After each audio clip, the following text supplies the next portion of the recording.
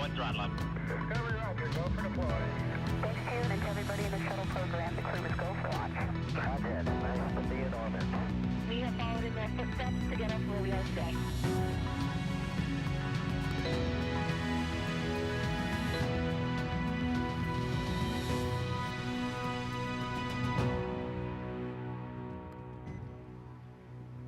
Welcome to America's Spaceport, the Kennedy Space Center in Florida, where in just about 4 hours from now, that Dragon spacecraft sitting on top of a SpaceX Falcon 9 rocket that you see right there will launch Crew 7 to the International Space Station and will carry all the action streaming in 4K.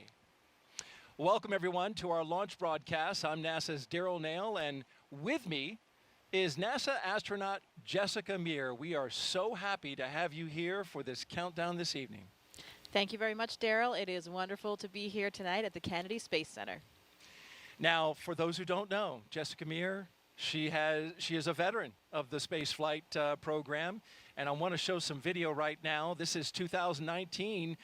This was the 221st spacewalk for Space Station Assembly, but it was the first to be conducted entirely by women. And Jessica Meir is one of those women that you see there in space. She partnered with fellow astronaut Christina Cook. They replaced a battery charge discharge unit, but it was a huge milestone for NASA. 2 years later, here she is in a lower profile role, the astronaut support person for Crew 2. There she is, number 38. She's in the SpaceX Ninja suit. And she was not only in the suit-up room, but she also traveled out to the launch pad with the astronaut, made sure she took all her pictures, right? Making sure she's documenting everything right there. There you see her at the top of the launch tower as Crew 2 astronauts Shane Kimbrough and Megan MacArthur made their way into the capsule. And of course, you helped facilitate a lot of things right there. Nice view that you see there. She's with us today, and you bring a lot of experience to the table, Jessica, and we hope to learn from you, not only your experience as an astronaut in space, but also in what you did during the suit up for Crew 2. Yeah, thank you, Daryl. Those are some really nice memories, so it's nice to see a little bit of footage of that. This view from the suit room that you're seeing now of the current crew, Anne McLean is the astronaut support person, the ASP, that's in the role for our office, just like I did back in that previous video for Crew 2. So we are part of that team of the SpaceX Ninjas, helping the crews with those last preparations, getting into their suits, doing all the pressure checks, making sure that everything is proceeding nominally towards our launch. And it's nice because all of those other ninjas down there in those black suits, those are all SpaceX personnel. But the key is that we wanted to have some member from our NASA astronaut office there as well to still be supporting the crew for anything that they need. So that's why we have one NASA astronaut integrated with the team there.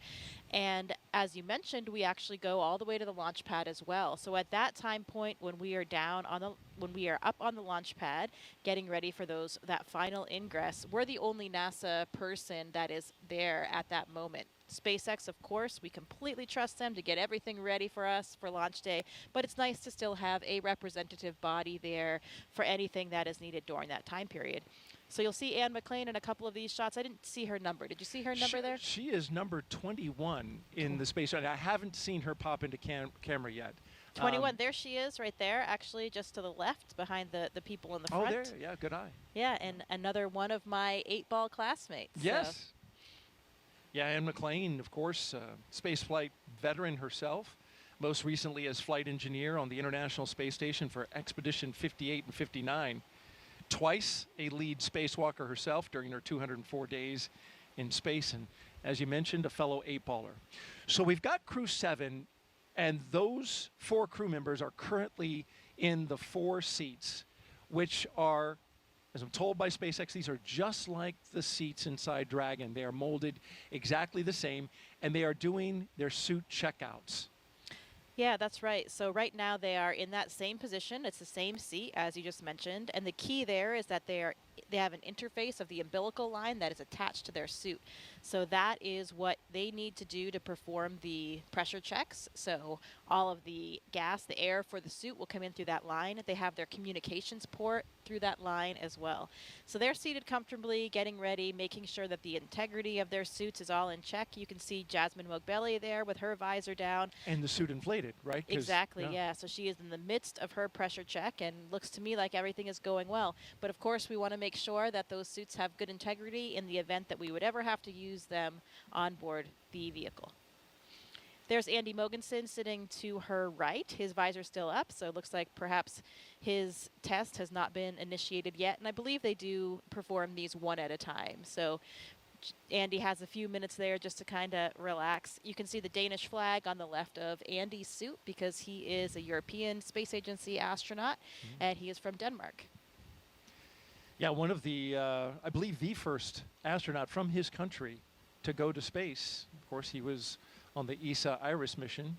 And we'd like to tell you more about these astronauts. But first, of course, we want to tell you that a lot of preparations have brought us to this point, including a dry dress rehearsal and a static fire of the rocket earlier this week, for those of you who are following along. You also know we stood down from yesterday's launch attempt for additional data reviews. But for now, all systems are looking good for launch. So we mentioned Andy, the Danish astronaut. He did have a flight previously. I think you just mentioned that, the Iris mission. It was a 10-day mission on board the ISS. So this is really exciting for him because this will be his first long-duration mission. And let's roll through the astronauts right now and our one cosmonaut and introduce you to the crew. We'll start off with Lieutenant Colonel Jasmin Moghbeli. There she is. She hails from Long Island, New York, and earned a bachelor's degree in aerospace engineering from the Massachusetts Institute of Technology. She also has a master's degree in aerospace engineering from the Naval Postgraduate School. Graduated with honors from the U.S. Naval Test Pilot School, and as an AH-1W Super Cobra pilot and Marine Corps test pilot, she's flown more than 150 combat missions. In all, she accrued 2,000 hours of flight time in more than 25 different aircraft. At the time of her selection as an astronaut, Moghbeli was testing H-1 helicopters and serving as the quality assurance and avionics officer for VMX-1. She is also the proud mom of twin girls. And she goes by the call sign Jaws, right? Yes, she does. Most people in her office do refer to her as Jaws, and those girls are extremely adorable. So I'm sure that they are getting very excited to see their mother lift off to space. In fact, she's taking 2 stuffed dragons with her up into space as part of her personal flight kit. We'll talk a little bit more about that in a bit, but each dragon for each twin girl. And now you're looking at Andreas Mogensen. This is pilot Andreas Mogensen's second trip to the space station. His first was as the flight engineer for the ESA Iris mission in 2015. Mogensen has logged 9 days, 20 hours, and 9 minutes in space. As Jessica mentioned, he was born in Copenhagen, Denmark, and graduated with an international baccalaureate from the Copenhagen International School, a master's degree as well in aeronautical engineering from Imperial College London, and a doctorate in aerospace engineering from the University of Texas at Austin. In 2015, Mogensen became the first Danish person, as we mentioned, to go to space and is currently serving as the European Astronaut Liaison Officer to NASA's Johnson Space Center in Houston. So Andy actually goes by the nickname Hollish sometimes. Hollish. Yeah, he played rugby. He's a big rugby fan. He played rugby at UT Austin, and his crewmates gave him this nickname because of all the confusion among Americans between Denmark and Holland. So Hollish was the name there. You know, you have the Danish and the Dutch, so that's confusing for a lot of people. So they birthed that name Hollish. They gave him one word, yeah. And now you're looking at mission specialist Satoshi Furukawa giving us a big wave and a big smile and the thumbs up. His interest in space began when he was just 5 years old and saw the Apollo 11 moon landing on TV. He was also a fan of the Japanese TV space hero Ultra 7. His professional career, though, began as a medical doctor. It's always good to have a medical doctor on board. Absolutely. But after seeing a news report about Japan auditioning for new astronauts to do science experiments on the ISS, he decided that he would apply. And he was selected by the National Space Development Agency of Japan to be an astronaut candidate in Core on countdown 1999. at T-minus 3 hours and 46 minutes. Suit donning and checkouts are complete on schedule. All right, so they got the suits and they're all checked out. Finish up with Satoshi. His first mission to the ISS was as a flight engineer for Expedition 29 that launched from the Baikonur Cosmodrome in 2011. You know, Daryl, I also hear that Satoshi is a ramen master. So perhaps he'll have some culinary expertise up on the ISS. Well, I'm sure as someone who has spent time in the ISS, that would be greatly appreciated by the fellow astronauts. Oh, absolutely. A little bit of variety to the food system is always appreciated. And each agency And actually core on sends up some of countdown. their own Advanced foods. team is in the white room on schedule. So they may have some Japanese treats. I'm sure they have some Japanese treats packed away for this mission. I flew with Italian astronaut Luca Parmitano, so we had an Italian meal one night with the entire crew. And those kinds of things are really great for crew morale, you know, bringing everybody together, the entire crew on board the space station, and having a meal together just like you would with your family or friends back home.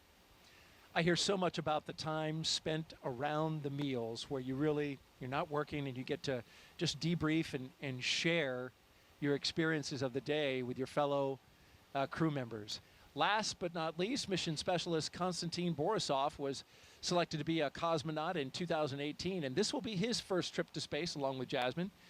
He has a Bachelor of Economics from the Russian Academy of Economics, a Master of Science in Operations Research and Systems Analyst from Warwick University in Coventry, UK, and a Master in Aircraft Life Support Systems from the Moscow Aviation Institute. He has worked for companies such as Volvo and the Boston Consulting Group. He is also an experienced freediving instructor and an international freediving judge. You know, he even had a training session with Jas and also her classmate Laurel Hera, who will be launching on the Soyuz in September and joining them all up there.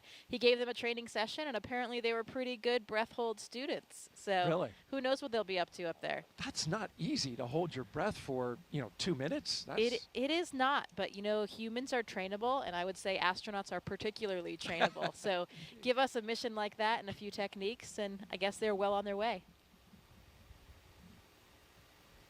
As you're listening to all this great information and insight from Jessica, we want to invite you, the audience out there, to participate. If you'd like to ask Jessica a question over the next 3 hours, jump on X, Facebook, YouTube, or Twitch, and send your question with the hashtag AskNASA. We look forward to hearing your questions, and Jessica looks forward to answering them tonight. She is a wealth of information.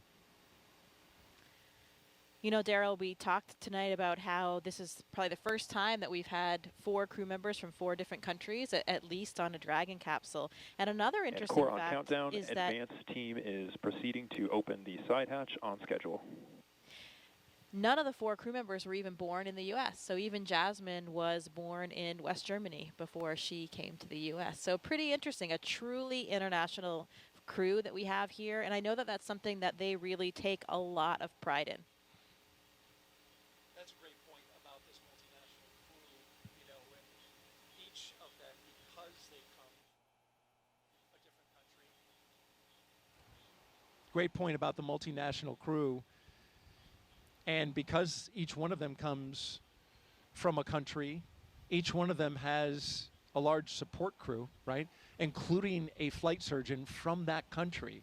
So for the launch and recovery director, that's a this is the largest total number of crew, not just for the actual Crew Dragon, but we're talking about for the support systems, both on the boat that goes out to recover them, as well as the emergency operations that are standing by to support in case anything happened. Yeah, that's a great point. Of course, we rely heavily on all the people on the ground. You know, we're the faces that you see up there and the ones that get to wear the suits and go to space, but it truly takes a huge team of all the individuals that support every aspect of our space flight. And as astronauts, we never forget that. And this crew probably has an incredibly extensive network all over the world as well. You know, we talked about how international they are. And Kostya, Konstantin, he's lived in 4 different countries. Andy's lived in at least 8 countries. Wow. So a lot of people that they've touched, I'm sure, along the way. I love the story. You know, Andy actually worked in the oil industry in Congo and Angola after he studied aerospace engineering. And it was about the same time that the movie Armageddon was coming out. So at least for him, he was doing this kind of obscure job. But finally, you know, he had this movie where he could help explain to people that there truly was a connection between his current job and his dream to be an astronaut one day.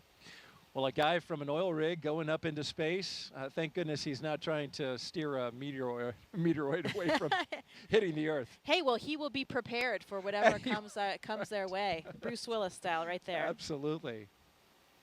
And hey, Jessica, we got a question already teed up. Let's go ahead and take that from our social channels. At Savannah Brainery asks, are there any pre-launch rituals for crews?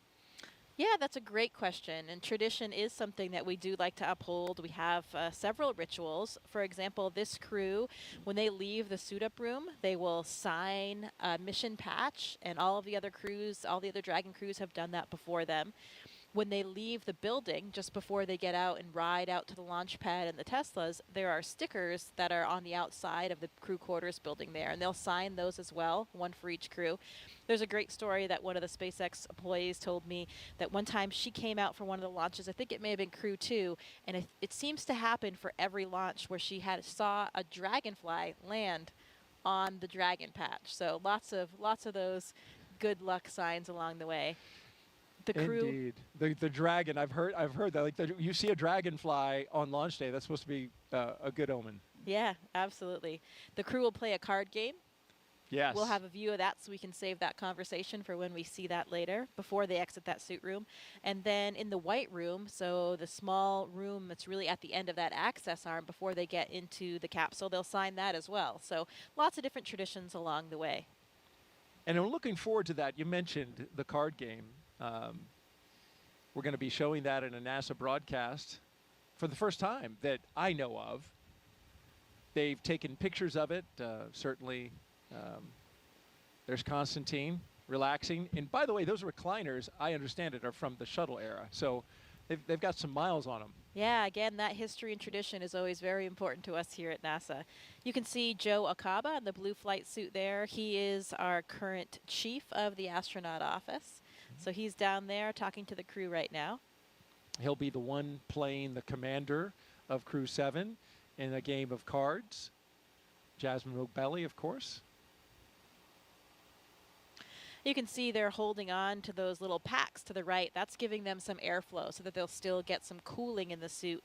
You know, once you get into that garment, it can get warm in there in that pressure suit. So they're carrying their little ventilation system to help them stay cool. It looks like they're going over there now toward that card game table. It sure does. We have some fists on the table. Looks like they're ready to play. Yeah, so Daryl, the tradition for this card game is that they will play until the commander loses. And the idea there is that they want Jasmin, the commander, to finally lose that card game and get all that bad luck out of the way before the mission.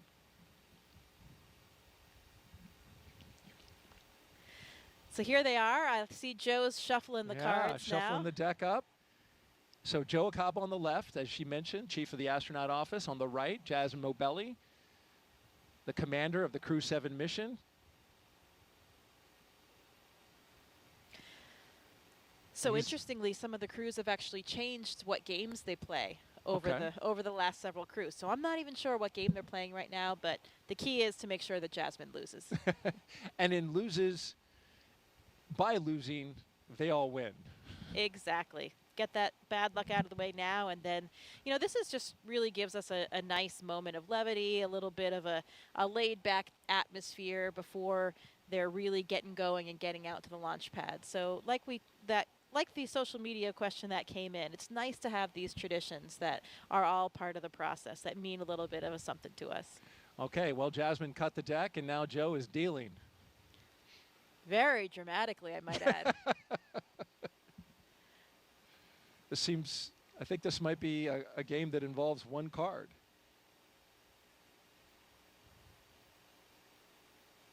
Oh, she lost already, Right it looks off like to the me. bat.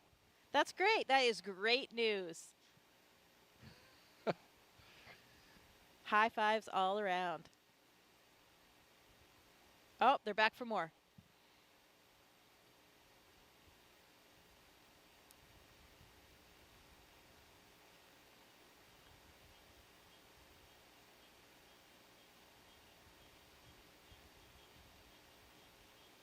Looks like these guys are ready to launch today. I love the smiles on their faces. A lot of enthusiasm, like you said. It gives that, moment of levity. Space flight is serious business, so it's good when you can join around the table with your crew and those who are supporting you and share a moment like this. Yeah, I can tell you the camaraderie in that room right now is really palpable. You know, that SpaceX team that they have been training with and working with for so long now, preparing them for the flight. All of the different managers like Joe, Norm Knight we saw there in the previous frame.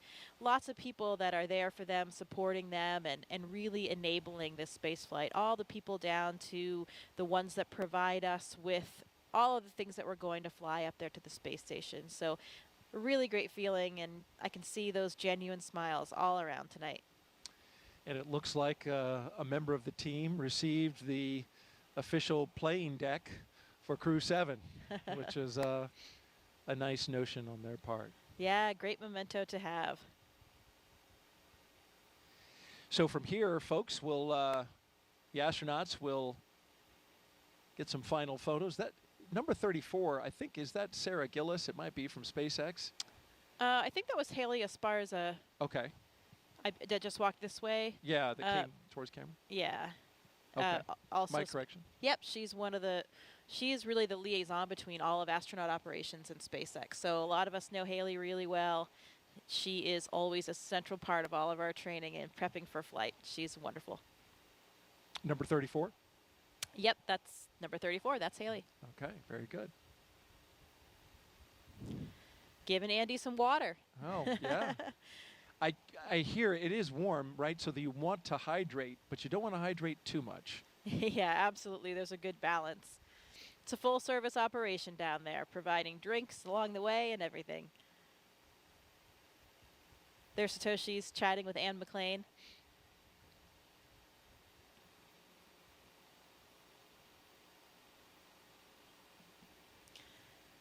And of course, this is all very, very choreographed for the timeline. They will exit that room at exactly that prescribed second and get down, do their signing, and get into the elevator. Right, and they are not scheduled to depart the suit-up room until T-minus 3 hours and 24 minutes, so they have a fair amount of time in here.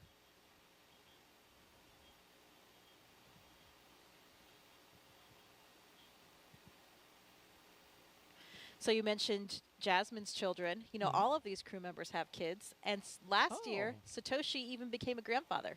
Oh, congratulations to him. Yeah, pretty exciting. So I'm sure they have lots of family members watching right now and getting ready for this flight.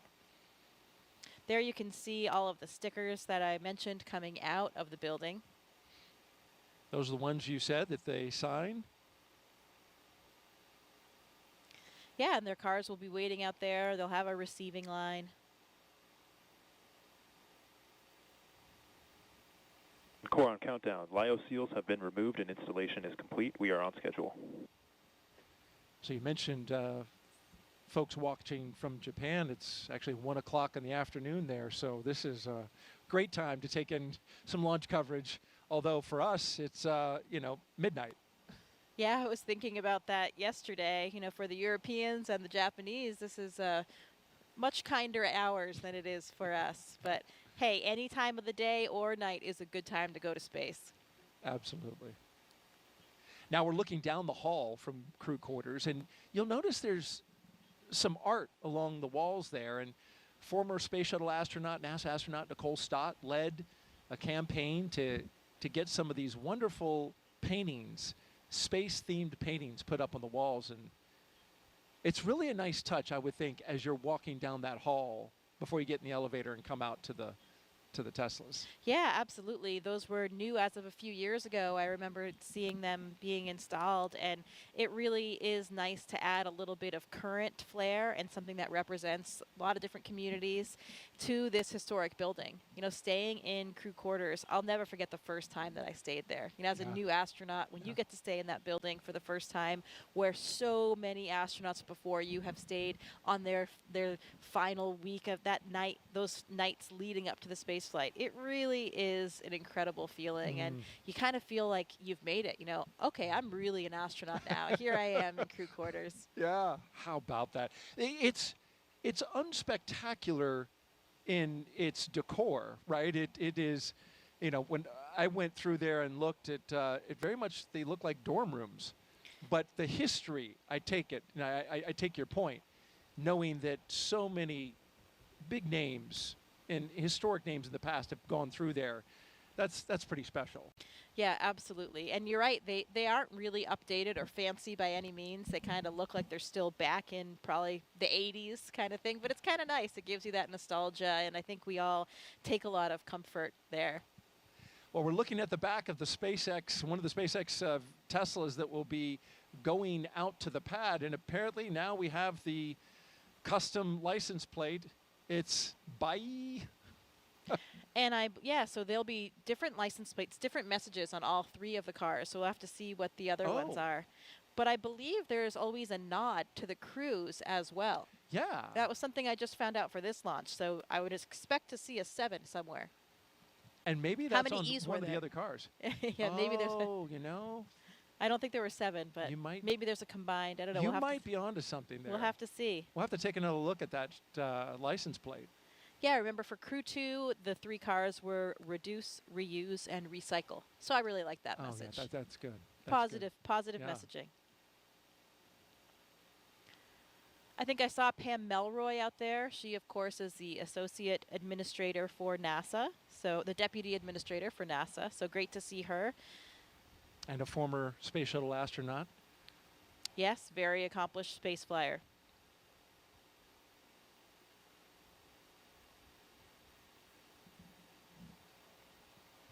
You mentioned crew quarters.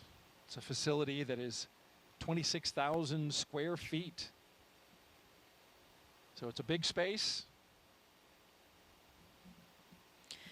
Yeah, we've got a full kitchen in there. They make us some delicious meals. You know, that's one of the things that happens with the crew on the lead up. I think we talked a little bit about their schedule the day of. You know, they have various meetings and a weather meeting and that kind of thing. But that day before, they also have what we call the ultimate meal. So you get to make a request of whatever it is that you want to eat for that meal the day before you launch. And I'm actually not sure.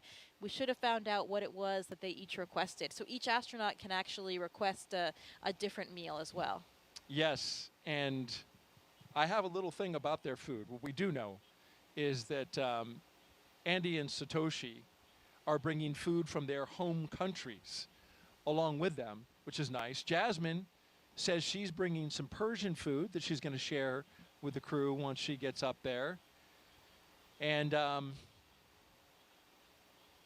Yeah, like we talked about, those meal times are incredibly meaningful for us. So it's a great opportunity for everybody to come together.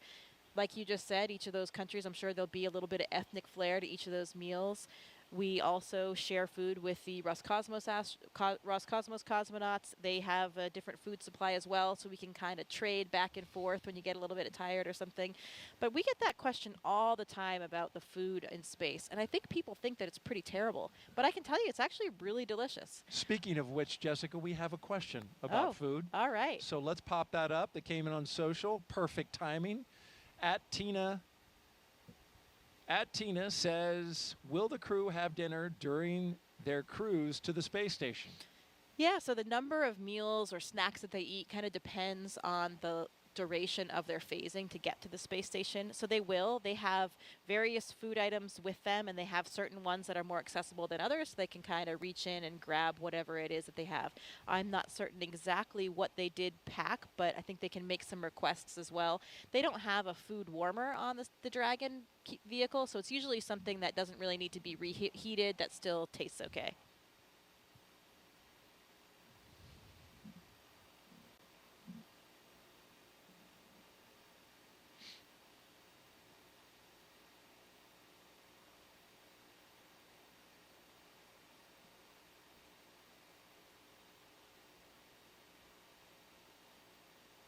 And our social participant who asked that question, she is actually here participating in a NASA social at Kennedy Space Center, which is an event we do for launches, invite various influencers and social media account holders to come out and participate in activities in and around the Space Center, as well as take in a launch. So she was right there, watching the coverage, presumably, I guess, on her phone when she asked that question. Yeah, it's nice to be able to help share in the mission, help share the mission with everybody. And through social media, so many people are communicating that way today that it's great that we have all of these people that can help spread our NASA message and share in the excitement of this exploration. Absolutely. So we're T-minus 3 hours and 26 minutes. You're watching NASA's coverage of the Crew 7 launch to the International Space Station. I had their patch on the other day. I think that's what it was. Well, hey, Crew 6 is eagerly awaiting their arrival. Indeed they are. And in about 7 days, we'll be coming back down to Earth. But today we're focused on Crew 7, getting up to the International Space Station. You're looking outside of astronaut crew quarters here at the Kennedy Space Center, where we are awaiting the walkout of the astronauts on their way to the International Space Station. Here are the doors to crew quarters that Jessica mentioned earlier, and you see the patches around the doors and up there around the meatball.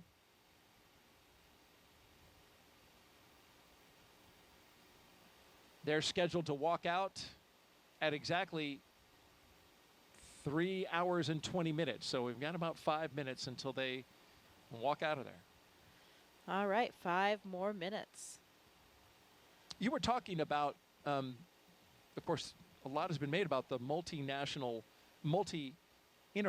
crew here, which is impressive. This is the first time in a Crew Dragon has had one person from a separate country. But I did some research, got a hold of the historian at Johnson Space Center, and she was telling me that if you go back to the space shuttle program, there was actually a space shuttle launch that was more diverse for nationalities, and it was STS-84. And the reason is that flight included C. Michael Foale, a British American, Elena Kondakova, a Russian, Jean-Francois Clairvoy, French, and the remainder of the crew were Americans. However, Carlos Noriega was born in Peru. So you've got 5 nationalities on STS-84.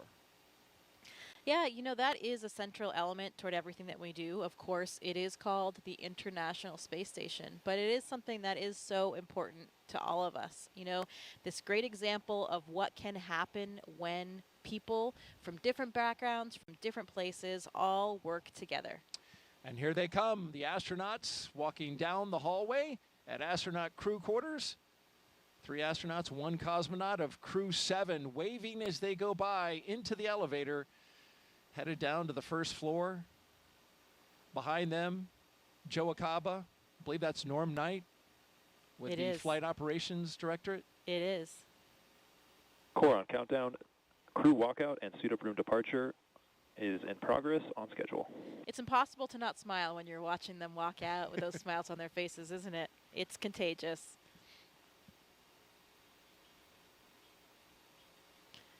We talk about that international element, and another fun fact for you. Did you know that Jasmin was actually stateless until the 2nd grade? She Really? became a U.S. citizen in the 2nd grade, and until then, she was considered stateless.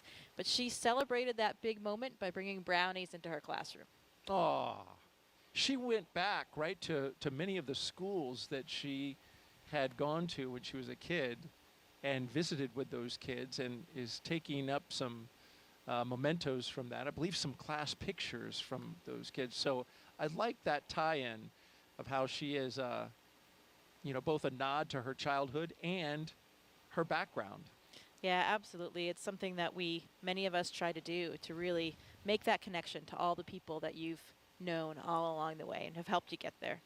You mentioned the traditions, Jessica. Let's take a look at one of them. Here's the crew signing that mission patch inside crew quarters at the Neil Armstrong Operations and Checkout Building there, putting it on the wall, and Jasmin putting her John Hancock on there, and Each crew member signing away.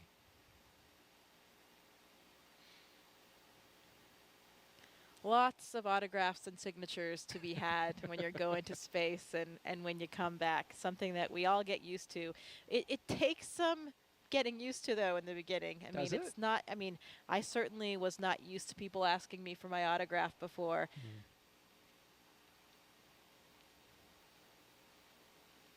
Getting closer to walkout. Now just about 90 seconds away from them walking out of astronaut crew quarters. The Teslas are queued up. The security escort is ready. Now, were they black Teslas last time? I know They for were- crew 2 they were white. Right. They were black for crew 6, and then they were white for demo 2 through crew 5. Okay. They changed up the color. SpaceX said, just adding some vehicles to their fleet. And I bet they've got their playlists all lined up as well. They do indeed, and I'm glad you asked about that. Yeah, another one of the traditions. You got to be listening to some loud jamming beats when you're headed out, and it's such Why a cool. is that? It's such a cool feeling. It really helps get you psyched up. I know I love music and certainly thrive off it. Since I was the astronaut support person for Crew 2, I did actually ride out in the Teslas with the crew, and it is such a cool feeling. You have lights and sirens kind of blaring with your escorts. You've got the music going loud. It was night just like this, and you're going out to this impressively lit launch pad. It really gets the excitement flowing and gets you pumped up. I'm getting pumped up just listening to you because the picture you just painted, wow. I can only imagine. Yeah, again, it's hard to not feel the excitement.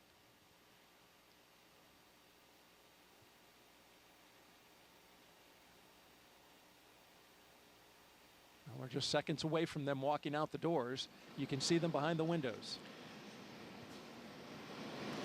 And here they come. Crew 7 taking their first steps outside before their journey to space. Again, look at those genuine smiles. You really can't hide the excitement. From left to right, we have Konstantin Borisov, Andreas Mogensen, Jasmin Moghbeli, and Satoshi Furukawa.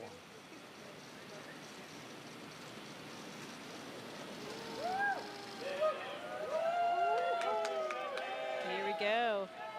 You can see some of the NASA administrator there, Bill Nelson, Bob Cabana's there, the associate administrator. We mentioned Pam Melroy already. Everybody's there to cheer them on, send them on their way. Let's listen in a little bit. We've got a microphone down there.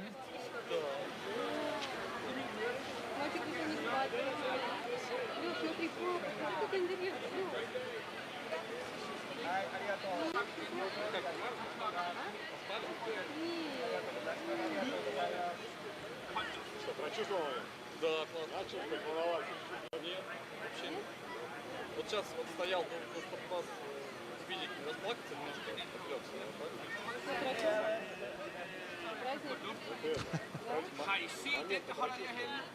Сейчас подожди, мы еще.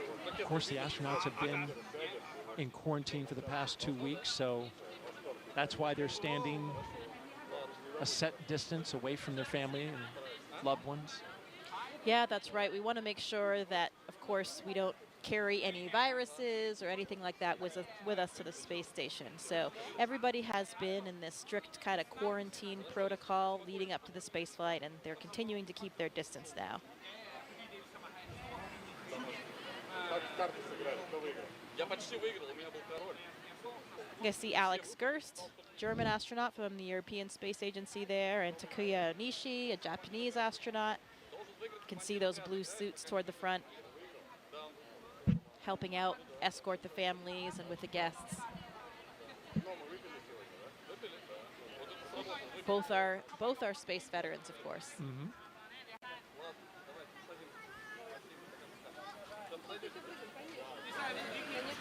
Red for right here. Red for right here. You see here. A double kiss from Jasmine, probably to her 2 girls. Yeah, and I heard Andy speaking Danish to his family. Yeah, you speak, you're fluent, right, in Russian and Swedish, right? I do, yes. I speak Swedish, pretty similar to Danish, so sometimes I can understand what Andy and his family are saying. Did you catch anything? I did. He said, "We see us, we'll see you." Yeah, Oh, I did catch okay. what he said at the end there. But Andy's family actually lives just a street away from me, so I see Oh, them how quite about often. that? Yeah. Well, that's nice. Here they go. Doors are closing. Well, this is a good time to talk about the playlist. Jasmine is going to be queuing up some Stevie Wonder, Whitney Houston, some hip hop. She's a big hip hop fan. And apparently so is Andreas, so that works well for the commander and the pilot, who will be in the O1 Tesla. Satoshi says he'll crank some 80s Japanese pop music. And I put that on my own music app just to hear a little bit. Unsurprisingly, a lot of synthesizer, just like 80s in America. And then Konstantin says he's going to crank some System of a Down, Pink Floyd. Look at that. I see Jaws twin girls. They're wearing little mini SpaceX suits. Oh, I have one of those for my daughter as well. They are adorable. They look exactly like the real thing. no kidding. You can see them just over at the window right Oh, now, I see, looking in at Mom, riding on Dad.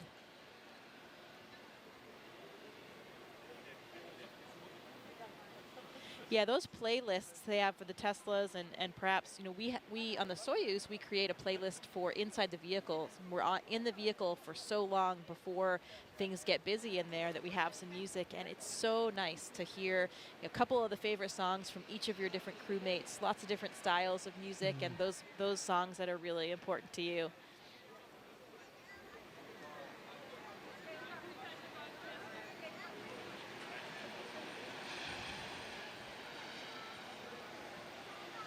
We got a social question. If you have one, send it to us. Hashtag AskNASA on YouTube, Twitch.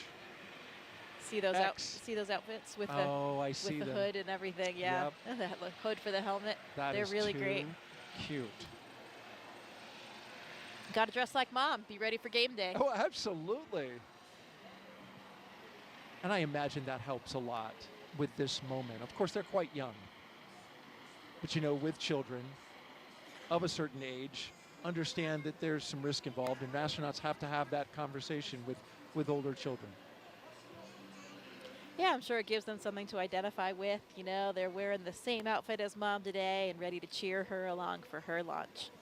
So in the first Tesla, we've got the closeout lead and 2 suit technicians. In the second, the commander and pilot. And the third, the mission specialist, 1 and 2. And bye, they go. Bye, bye. I think you need a longer bye. You nailed it. Thank you. Thank you. There they go. And so as the crew departs the Neil Armstrong Operations and Checkout Building, this begins the 20-minute drive with a full security escort across NASA's Kennedy Space Center to Launch Pad 39A. So let's learn more about the crew in their own words. This may be Jasmin Moghbeli's first space flight, but the Crew 7 commander's resume is more than... Space in this international way is because it's a human thing to explore. Humans have always wanted to push the boundaries. We're curious beings. We want to know what is out there.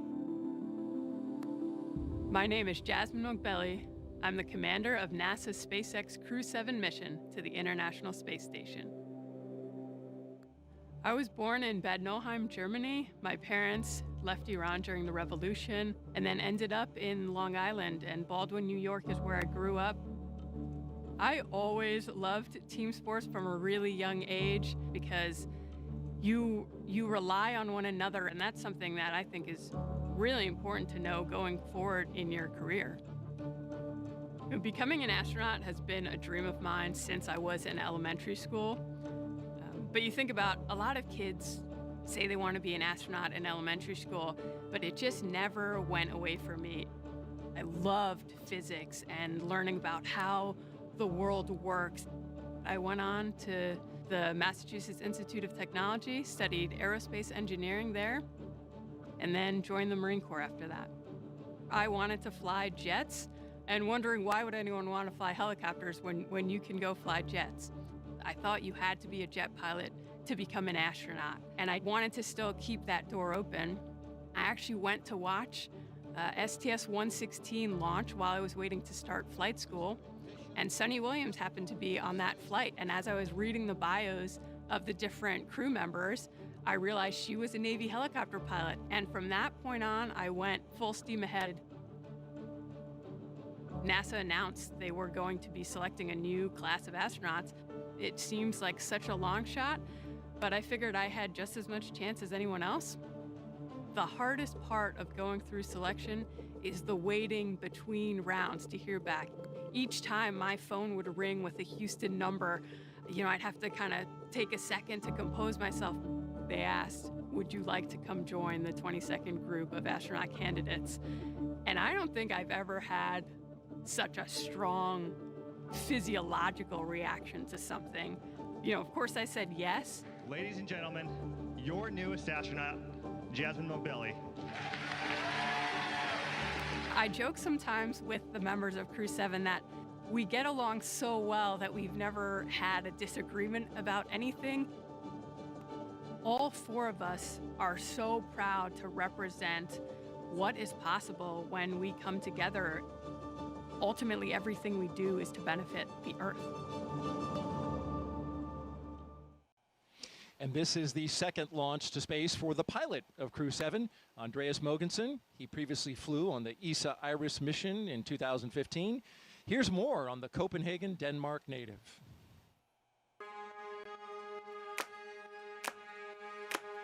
We explore the world not just physically, but also mentally by doing experiments that increase our knowledge of the world and the universe. And that comes from a need to understand the world that we're part of and a basic curiosity that I think all humans are born with. My name's Andreas Mogensen, and I'm the pilot of NASA's SpaceX Crew 7 mission to the International Space Station. I was born in Copenhagen, Denmark, but I spent 3 years in Thailand, 2 years in Singapore, 5 years in California. When I moved to California as a kid, I started learning about NASA and the space shuttle program and of course the Apollo missions to the moon. And I was fascinated and hooked immediately. I knew that that was my dream, to become an astronaut.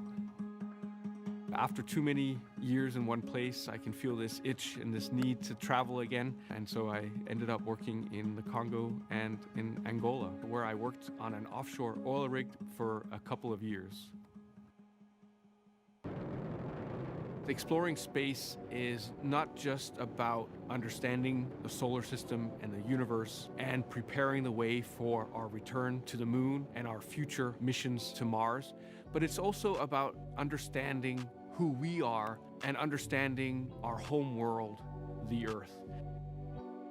It's difficult to describe Crew 7 in a few words, I think, because we gel so well together. We seem to have very similar personalities, very easygoing, very laid back. It's almost as if we've known each other for years and years and years and have lots of experience flying in space together. I did have moments to myself during my 10-day mission in 2015 where I spent time in the cupola looking down at our beautiful Earth, but also out at the night sky. When you look out at the night sky from this space station, you see billions and billions of stars, and it's very, very impressive. And it also gives you a sense of how large the universe is, how infinitely large it is. And it very quickly puts things in perspective. You very quickly realize how small and almost insignificant the Earth is, and how small and insignificant we all are in relation to what's out there, simply because the universe is so large.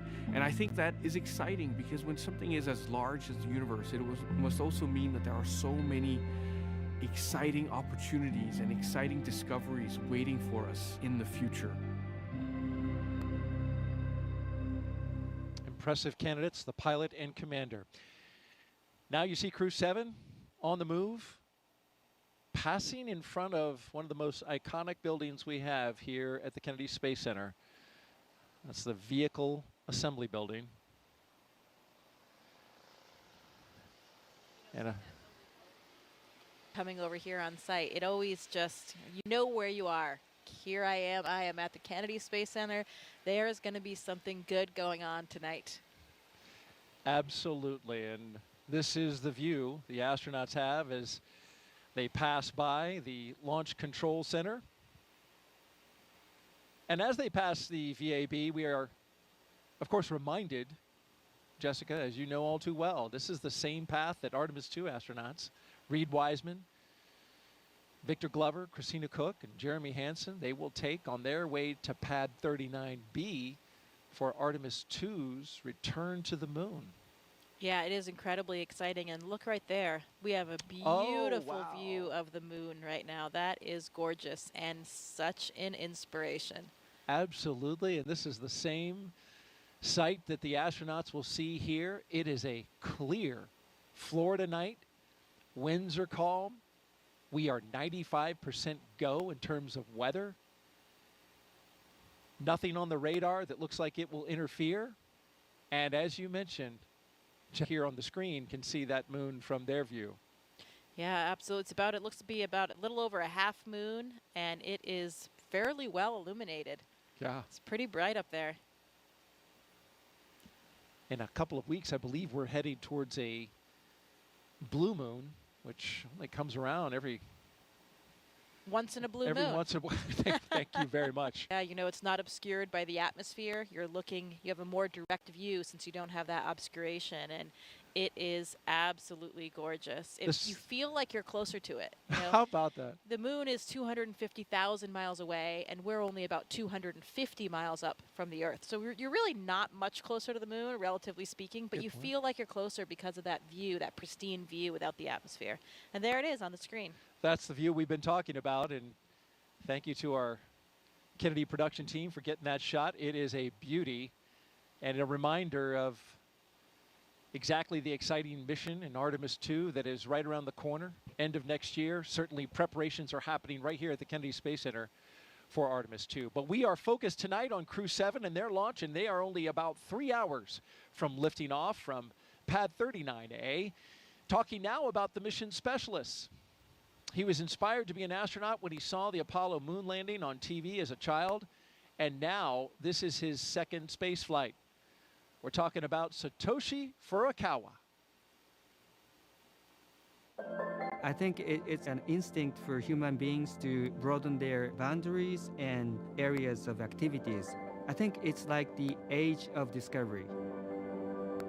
My name is Satoshi Furukawa. I am a mission specialist for NASA SpaceX Crew 7 mission to the International Space Station. I was born in Yokohama, Kanagawa, which is right south of Tokyo. I was a very active kid. There were many mountain areas around the area I grew up, and so I love outdoor life. I played all day in the mountains from sunrise to sunset. The first human landing on the moon when I was 5 years old. I thought it was a great moment for humankind. I had a longing for space from my childhood. I wanted to be an engineer or an astronomer until my high school life.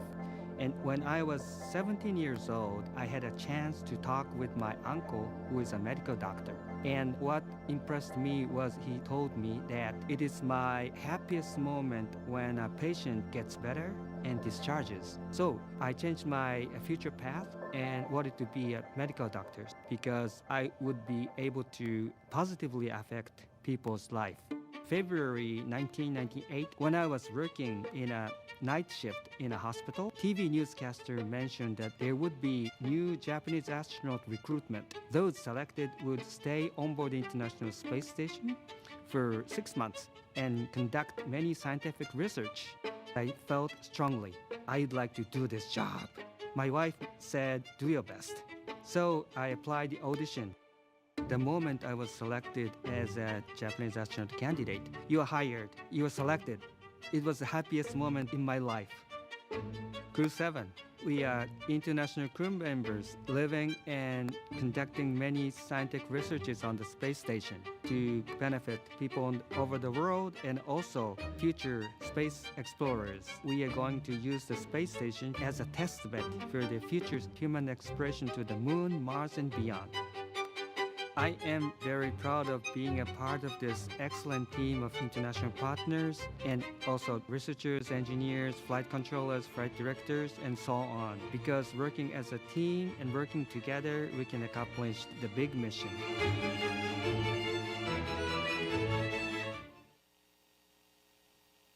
And here's a great shot, Jessica, rolling up to the rocket where you can see it right out your window. Yeah, that's a great moment. They're arriving there on the pad, and once they get out of the cars and come around, they'll get that first unobscured view outside of the vehicles of their rocket. What a sight to behold, just kind of realizing that you are about to get up in that elevator and get on board, and then you will be literally leaving the planet. There they are side by side, the rocket on the right and the launch tower on the left. And that's just, you know, a sight that a special few get to see. The hope is, with the continued progress of the Commercial Crew program and NASA's efforts to commercialize low Earth orbit, and hopefully more and more people will get to share that view. And in fact, the Axiom missions and many of these other private space flights has made that possible for more than just NASA astronauts. Yeah, I would say we are at an incredibly exciting time. You know, there are more and more ways to get to space for more and more people, and no matter how you look at it, that is a good thing, I think, for all of human civilization. It's really exciting. Core on countdown. The crew have arrived at the pad on schedule. At T-minus roughly 3 hours and counting, we got the confirmation that the crew is on the pad, and we want to talk now about our last mission specialist, cosmonaut Konstantin Borisov. He has a master's in aircraft life support systems and is a freediving instructor. It's a very natural thing for any human to explore. We want to see what's behind that hill, we want to see what's behind that sea, we want to see what's behind that planet. My name is Konstantin Borisov, and I'm a mission specialist for NASA's SpaceX Crew 7 mission to the International Space Station. I was born in Smolensk, Russia, but when I was 1 year old, the whole family moved to Zhukovsky. It's a small city not far from Moscow. I was always attracted to water. Water is my comfort place. I found out that there is such a sport called freediving, in which we are switching our mammalian dive responses and we can actually do breath hold diving and stay there for long. I did a course and something clicked. It was like the day which changed your life to before and after. I realized that there are so many things we don't know about ourselves. People think that they cannot hold their breath for longer than 30 seconds. But when I did my first freediving course, I showed myself I can do over 2 minutes. And that's crazy because you understand that your brain tells you have limits, but when those limits are off, your brain is like, wow, maybe there are more things. So it expands the way you see yourself and the way you see the world and the way you see how free you are. It was actually part of my preparation process to become a cosmonaut. But the preparation process, I enjoyed it. It's a lot of travel, it's a lot of new knowledge, and there is a big adventure waiting for you, and I'm very excited about that. For those who ask what a spaceflight is, I would say that we have 3 big jobs on the space station. First job is experiments. Second job is take care of the station, doing the maintenance, repair what's broken, storing things, restoring things, cleaning up. And the third big topic is actually taking care of your body, because in weightlessness you cannot help but train.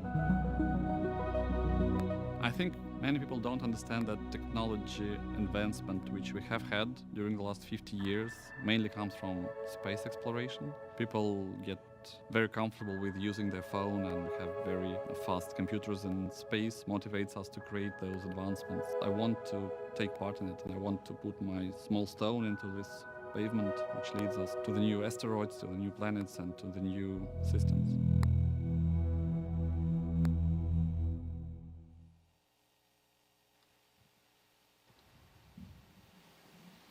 If you just joined us, we are T-minus 2 hours and 56 minutes until liftoff of NASA and SpaceX's Crew 7, a journey to the International Space Station for our 7th rotational flight. 4 new crew members coming aboard, and then about a week afterwards, Crew 6 and their 4 crew members will come back. You're looking at the top of the Falcon 9 rocket. You see the Dragon at the very top. And in just a little bit, we'll see the astronauts walk across that crew access arm and into the Dragon.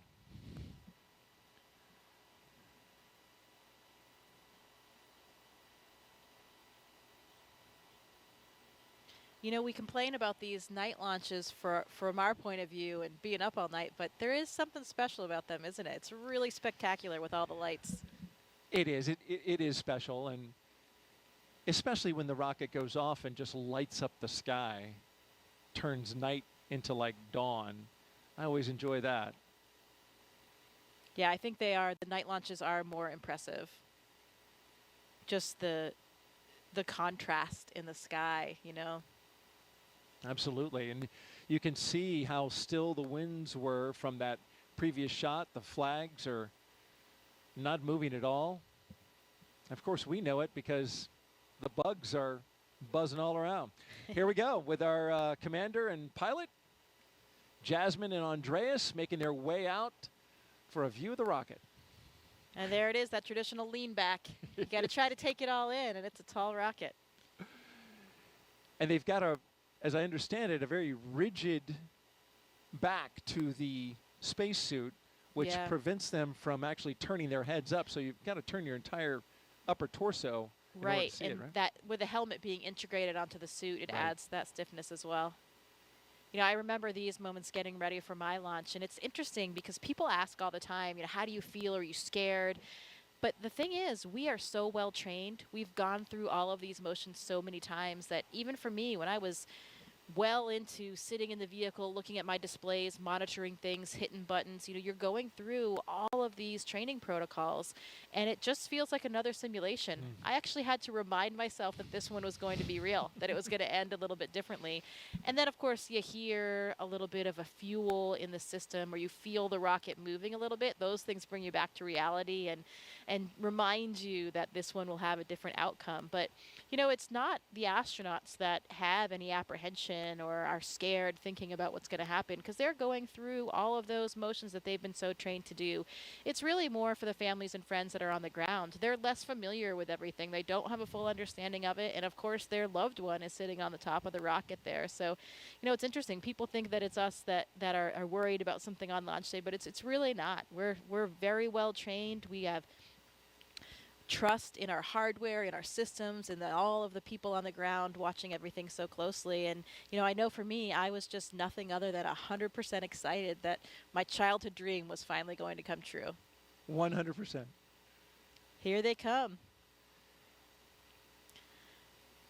And I believe Anne McLean was in this group. Yeah, there she is by the phone. There's a telephone there on the corner, and that's one of the roles of the astronaut support person, since it's a little bit difficult to dial things on a telephone when you're in a spacesuit. Yeah, there she is. Yeah, she actually has phone numbers of whomever the astronaut or cosmonaut is going to call, their spouse, family members, whomever, and they will have an opportunity to speak with them before they board the rocket. You see the chevrons, of course. Those lead to the slide wire baskets in the case of a launch pad emergency egress. If it were cloudy or smoke-filled, those white chevrons would lead the way. So they go opposite of the chevrons to go up, but they point on the way out to the slide wire baskets. And also note that you see the graded floor. In the case of emergency egress, there would be a lot of water coming down. The sprinkler systems would activate and be just a deluge of water, and that water needs to drain off. So to keep the floor from being slippery, all that water drains off through the grate. Another aspect of our training, we are so well trained on all those procedures that, you know we would be able to execute those procedures and get everyone to safety in the event that they had to. You can see, looks like Andy hooked up to a little bit more cooling there again. It is a warm night here tonight, especially if you're wearing one of those suits. 80 degrees out here in the east central coast of Florida, right here on the Cape.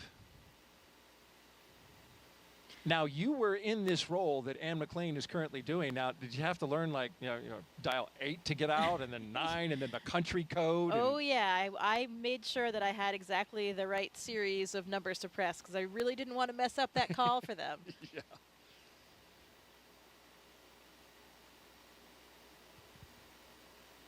Is it, I mean, you must hear the phone call, right? You're standing right there. No, I mean, they will be talking. It's a little bit difficult for them because they have the helmet in and they're trying to get the phone handle in there. It's not a small cell phone. This is an old school real landline, kind of like a payphone. Looks like if you remember those, Daryl. Oh, I mean, we remember those, but some people watching might not remember those. I do remember. Oh, look, he's waving. He's waving on the cameras as well. I'm sure he's waving to his wife and 3 children. This is the first time for an ESA astronaut to be in the pilot position in a Dragon. So Andreas making a little bit of history here on tonight's flight. Jasmin taking a look over the rail. That must be a sight out there. It is. It's beautiful. So as the astronaut support person, once they finish with the phone calls and they get everybody in the vehicles, you're kind of just standing there. So you have a great view. All right, there are 2 mission specialists, Konstantin Borisov and Satoshi Furukawa. Taking it in. They're getting a lot of looks. Yeah. Big wave, thumbs up. It's interesting about that elevator when they go in. If they were to ask, which floor would you like? There's actually a button that says space. Yeah. They changed the 255-foot level to space. Which floor? Space, please. Oh, yep, right away. Let me punch that up for you. Always the best button that you want to press. But only the 4 of them will be making that final step to space. Everybody else has to come back down the elevator. That's right. And there's Jasmin Moghbeli, the commander, and Andreas Mogensen, our pilot, making their way across the crew access arm into the White Room. They'll get into the spacecraft, but first, Core on countdown. Crew have arrived at the White Room and are preparing for ingress. We are on schedule. Yeah, that other tradition that we talked about. There's the last signature that they'll have to dole out before they get all strapped in.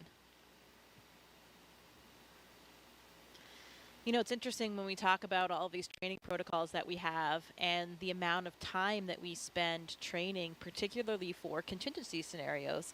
That's where we really want to make sure that our skills are sharp and we are ready for that in the event of any kind of emergency. We're ready to execute and get the job done. And most of our training for our ISS missions ends up being for launches and landing. And if you think about that, we're talking now about a 6-month mission on the space station, and that ride to space is only a few minutes and a number of hours before they get to space station, and coming down is usually even quicker depending on the profile. So it's really only a minuscule fraction of our entire mission, but because it is such a dynamic phase of getting to space and coming back, that's where a lot of our training is really focused. And as it should be, as you mentioned, the most dynamic part. There's a lot of energy that is required to get into space. Core on countdown. Crew ingress has started. And you got to get rid of a lot of energy when you come back. There go our pilot and commander carefully getting in. They don't want to mess up that seal, so you'll see him take a lot of time to crawl over that entryway, the side hatch.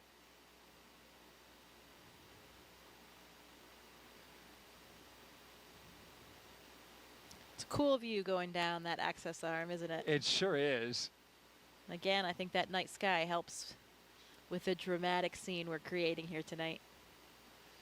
For sure, as we wait our 2 mission specialists to wrap up their phone calls, and then they'll be coming right down that crew access arm.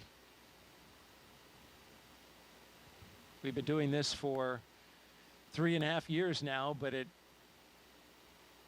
that crew access arm still looks futuristic.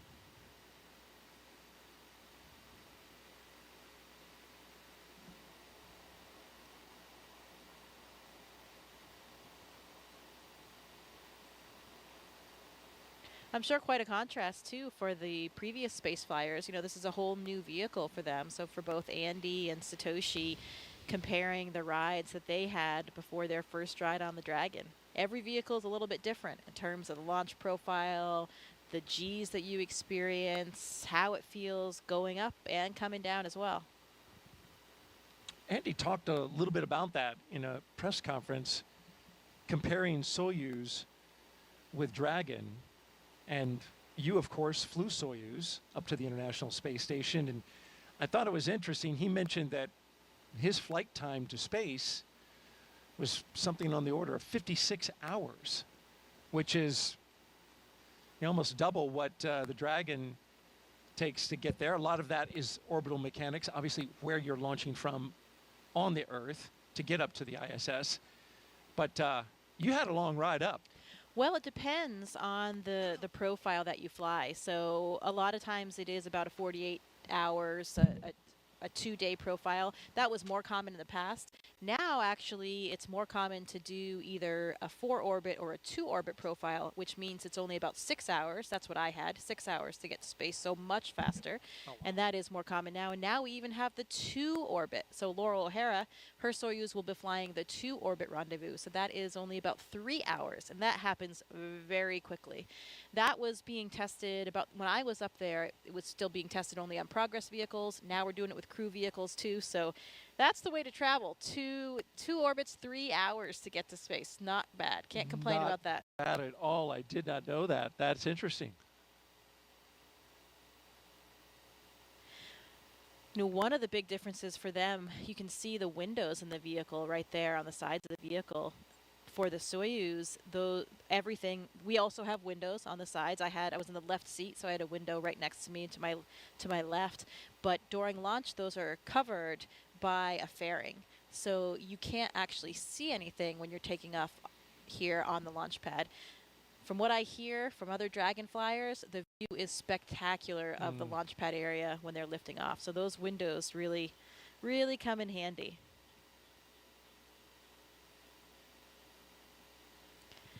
You know, Thomas Pesquet tells me those windows are also really useful for viewing the northern and southern lights, the aurora from space station. When the Dragon is docked, the orientation that you have looking out those windows, you can spot those aurora and see them coming from hundreds of miles away and get your cameras ready.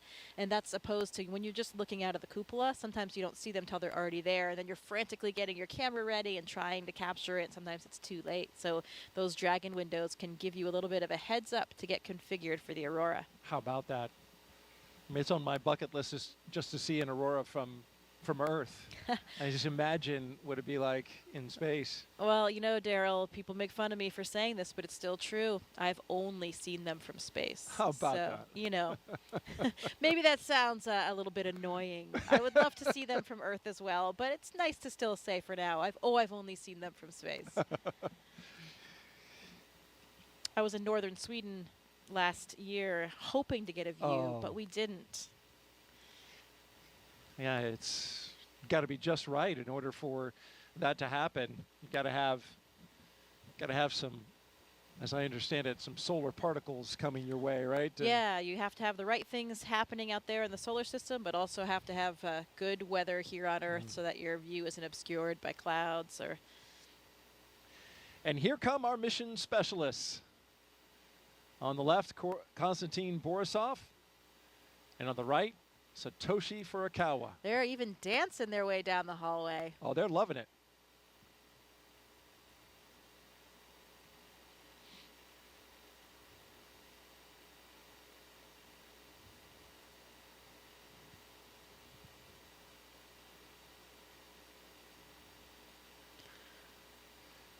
Oh, another tradition.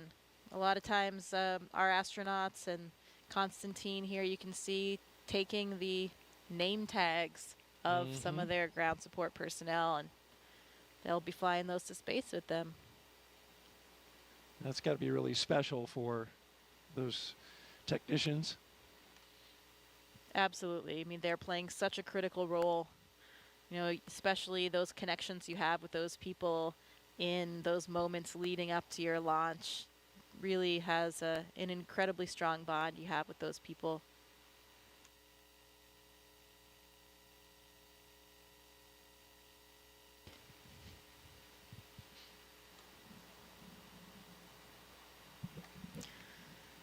Any good astronaut or cosmonaut always has a Sharpie with them. I don't think there's a Sharpie pocket on this suit, but the technicians are handing them Sharpies to get this job done. Yes, in fact, it's on the to-do list. Make sure that the Sharpie is in the white room. And you saw briefly Satoshi holding his arm up, and those zippers. They have zippers on each arm, zippers on the leg. Those got to be zipped up, nice and secure, so that that pressure suit functions exactly as needed. Yeah, there's actually 2 layers of zippers. That was probably just the external one, so there's a redundancy there. The main pressure is held by the lower set, the more internal set of zippers.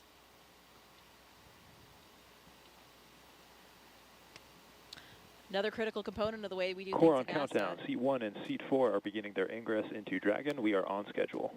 You know, safety always comes first. We always have a lot of built-in redundancy to each system, including the spacesuits, to make sure that we can keep everyone on board safe.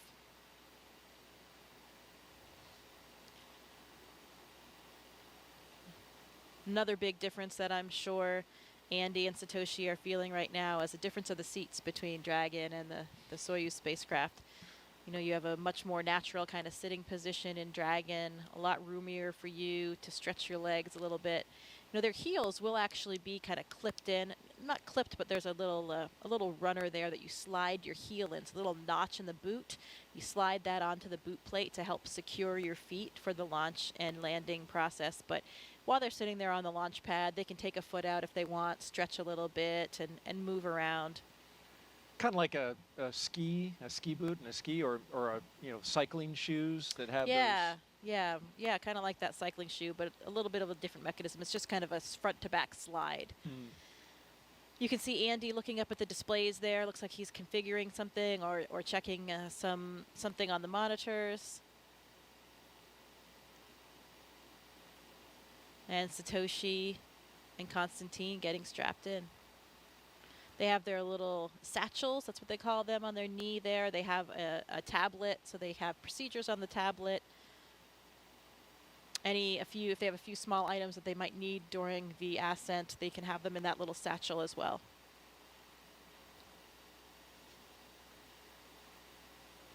If you're just joining us, you're watching live coverage of NASA's SpaceX's mission known as Crew 7.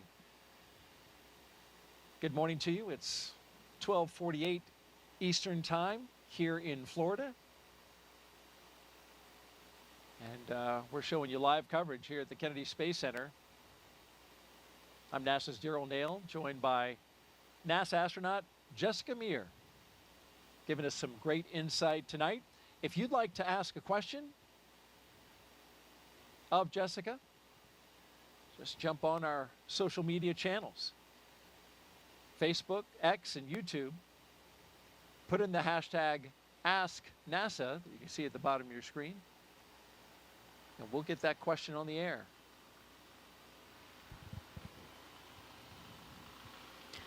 Here's some helicopters in the distance, maybe clearing the range, checking up on things, making sure that everything is good in the surrounding area.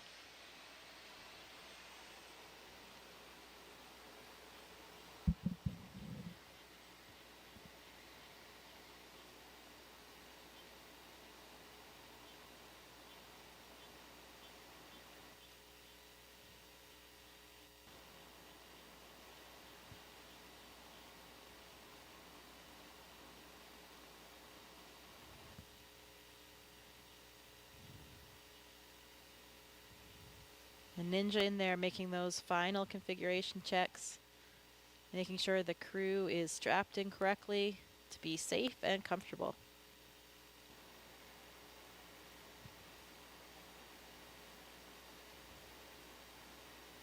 Another one of the key components on making their way into the Dragon is being aware of FOD, right? Foreign object debris. That's a big deal in space flight. They wear special pads on the bottom of their boots that come off once they go in.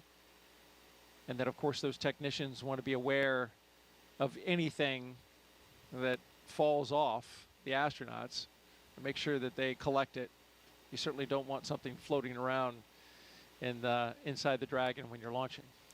Yeah, and it's true. Everything floats. I remember that when we made it to space, and you never forget that moment when you first experience weightlessness. But everything experiences weightlessness. So any little particles that were down on the ground that you don't even see, you don't even notice because they're on the floor, everything kind of starts lifting up and coming up. So you really want to avoid having anything else in there that can float up and get lodged somewhere in the hardware or get in your eyes or something like that. But stuff you never really think about, here on Earth. Those are the little things that make living and working in space more difficult, but, a lot more fun as well.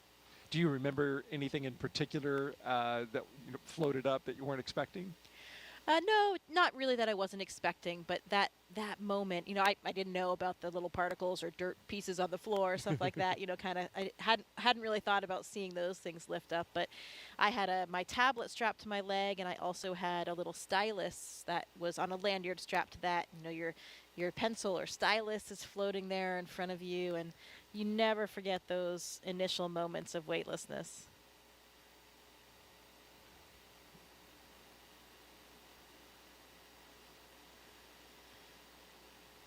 Pretty dramatic when you have that last engine cut off and suddenly you're in weightlessness and it's prolonged. Almost everybody has been on a parabolic flight at least before their mission. So you've had some periods of weightlessness, but those are usually only about 30-35 seconds. So you don't have that prolonged feeling. It's totally different. I felt like a bat hanging upside down, and because the blood is all rushing to your head. Yeah. Because, of course, gravity is not pulling it down to your feet like it's doing for us sitting down here on Earth. Like you're hanging off the monkey bars, that kind of feeling of all the blood rushing to your head, and then it just doesn't go away. You kind of get used to it, and your body adapts a bit and becomes accustomed to the feelings, and you have a little bit of a redistribution of your body fluid, so things change over time. But, yeah, I just felt like I was hanging upside down, and here you are. You notice that. I've noticed that when I'm watching interviews on the International Space Station, some astronauts will look fuller in the face, and that's got to be exactly what you're talking now. Their blood pressure and all the pressure of the fluids internally are now going to distribute differently in space, right? Yeah, you actually look different. Yeah, the pressure kind of remains the same, but you have a redistribution of where the fluids are. So Okay. yeah, exactly. You have this upward shift because we're not pulling things down with gravity. So yeah, some people have a much fuller face. Yeah. I thought it was great. It gets rid of those under eye bags and wrinkles.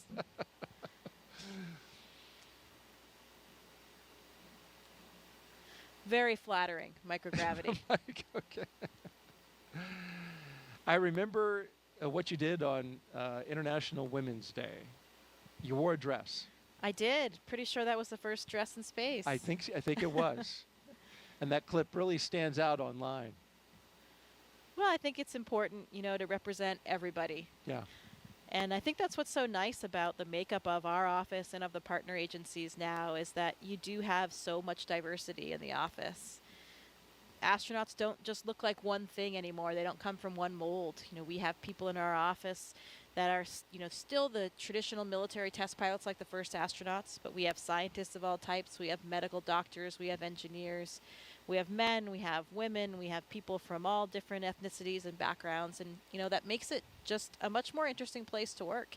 There are so many studies on the ground, right, that show that we have more successful, more productive teams, and we have that kind of diversity and actually much more job satisfaction as well. Mm. I believe we have a social question as the astronauts are getting comfortable in their seats, got their harnesses on.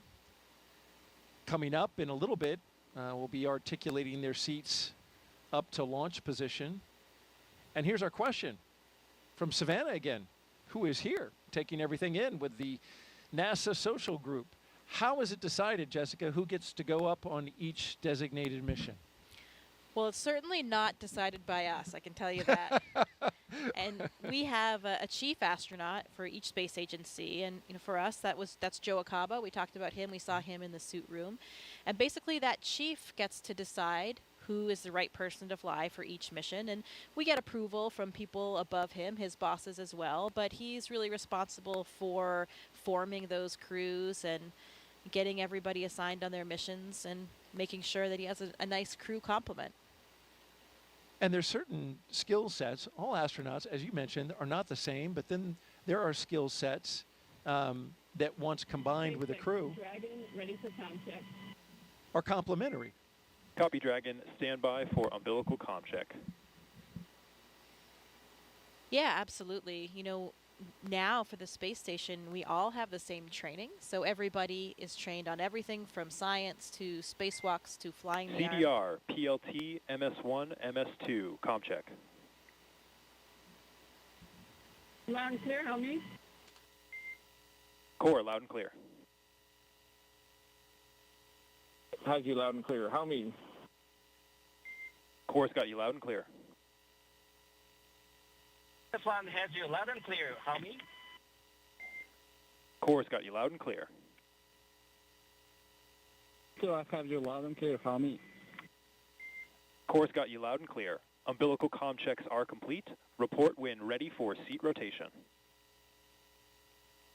SpaceX Dragon, roll go.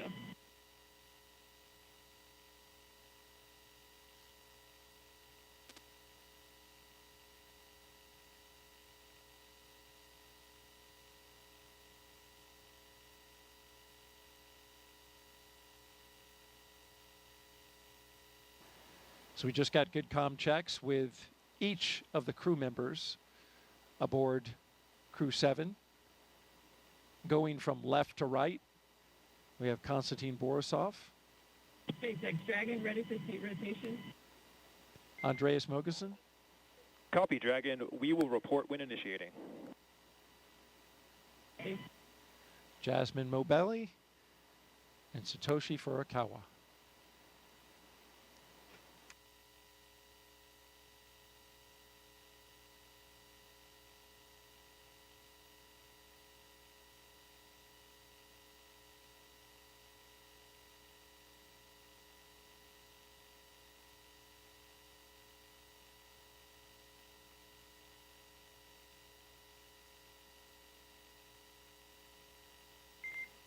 And Dragon SpaceX initiating seat rotation. Copy.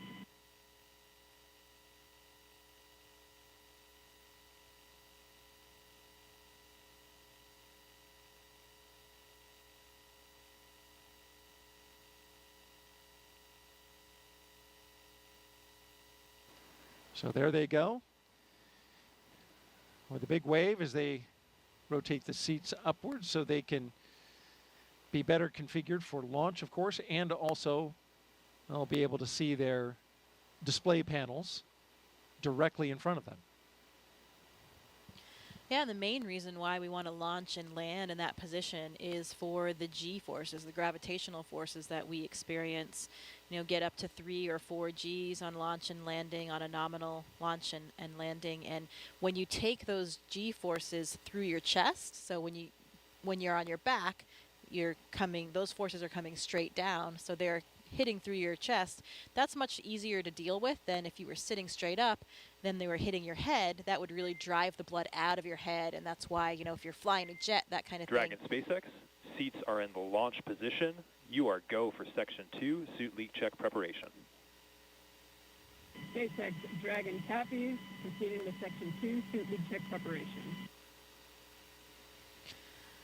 So yeah, if you're a pilot and you have those G-forces that you're experiencing while sitting up, the blood can drain from your head, and that's why you can get dizzy or lose consciousness, and you have a G-suit on, or maybe you do different maneuvers to help counter that. So it's much easier on the human body to take those G-forces through your chest. And we train in centrifuges as well so that we become accustomed to what those G-forces are, how they feel, and make sure that you can still feel comfortable, function with what you have to do. For me, for the Soyuz training, we did a lot of that in Star City with the centrifuge. We went up to 8 Gs. And we also did some landing profiles under the G, so you're in the centrifuge and you're controlling where your descent is to make sure, to see what that would really feel like for the real day. And actually, I was pretty surprised. Taking those Gs, as we said, through the chest is a lot easier to deal with. 8 Gs is a lot, though.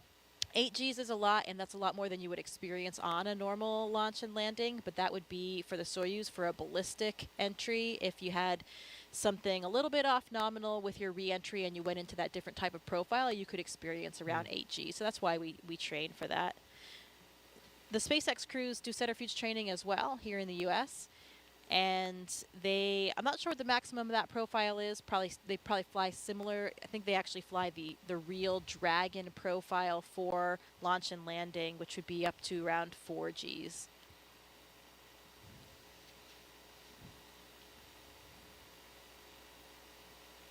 We're getting great stuff from NASA astronaut Jessica Meir as we count down to liftoff of Crew 7.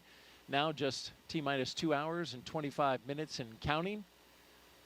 But hey, you don't have to be an astronaut to share in this experience, folks. Take a look now as our Crew 5 astronauts explain how you can get your virtual guest passport and be part of the excitement. Did you know there's been over 1 million registrations in NASA's virtual guest program since May 2020? From your neighbor to the Crew 5 astronauts, you might be surprised who is a NASA virtual guest.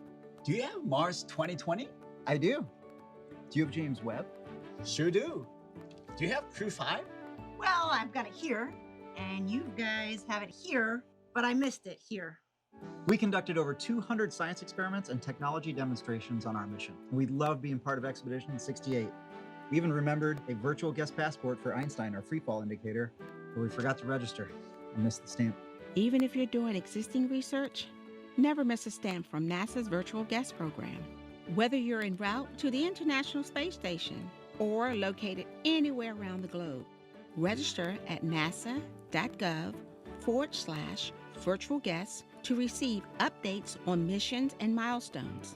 As a virtual guest, you will receive curated resources and a stamp for your passport following a successful launch. Remember, you only get the updates and stamp if you register. I joined. I won't miss it next time.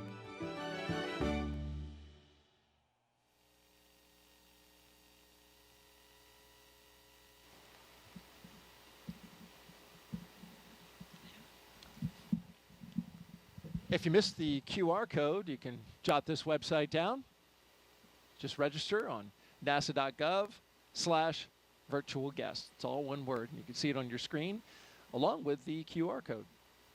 Be our guest. We want to have everybody here with us along with our mission. It's incredibly important to us. This isn't our mission, not as the astronauts or cosmonaut on board. This is everybody's mission. All of our agencies, all of our countries, really the entire planet and all of humankind. And we really do take that seriously. It's a lot of responsibility, but we want to be able to share it with everybody. It's an important part of the job.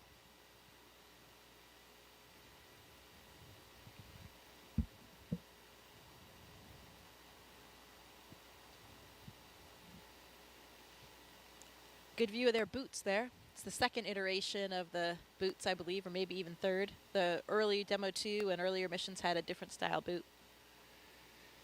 Yes, Andreas Mogensen's knees and boots are prominent in this particular shot. And once they test again, the pressure suits, we'll see those inflate and the crew members will kind of get a little bit of a zombie look to them. Arms will come up a little bit because, yeah, when your suit's pressurized, it's going to make you look a little inflated. Yeah, and working against that pressure, it's kind of like squeezing an exercise ball. All of your motions are a little bit more difficult to accomplish in that pressurized state. But of course, that pressurized state is really only there to protect us. If for some reason we had a depressurization in the capsule, At any time during the space flight, those suits would inflate and they would protect us, still provide us with the air that we need to breathe and protect all of the systems of our body. So that's why we wear them. Nominally, during the mission, you would never have it inflated at all, just during these pressure checks to make sure that it works. You would never wear this suit outside of the Dragon. This is just in case, something breaks the hull or somehow you lose your atmosphere inside the Dragon. Right, absolutely, that's correct. So the spacesuit that we wear to do spacewalks on the space station, the Extravehicular Mobility Unit, or the EMU, much different than these suits. Dragon, we copy and concur 4 good suit leak checks. Closeout team will be performing its final closeout steps. You are go to proceed to Section 4 and report when ready to close the side hatch. Dragon, also proceeding with Section 4 side hatch closure. Good news, 4 good checks. You can hear Jasmin speaking to the ground and getting ready for those next steps.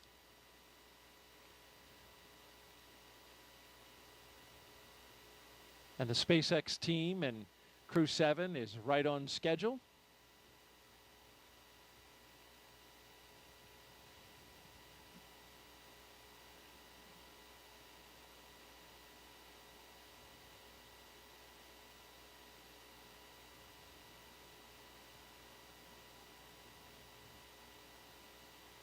We got a split view now. On the left, you're looking inside the Dragon spacecraft, Crew 7, and on the outside, technicians working to inspect the seal, both on the inside of Dragon and on the outside, before they close that side hatch.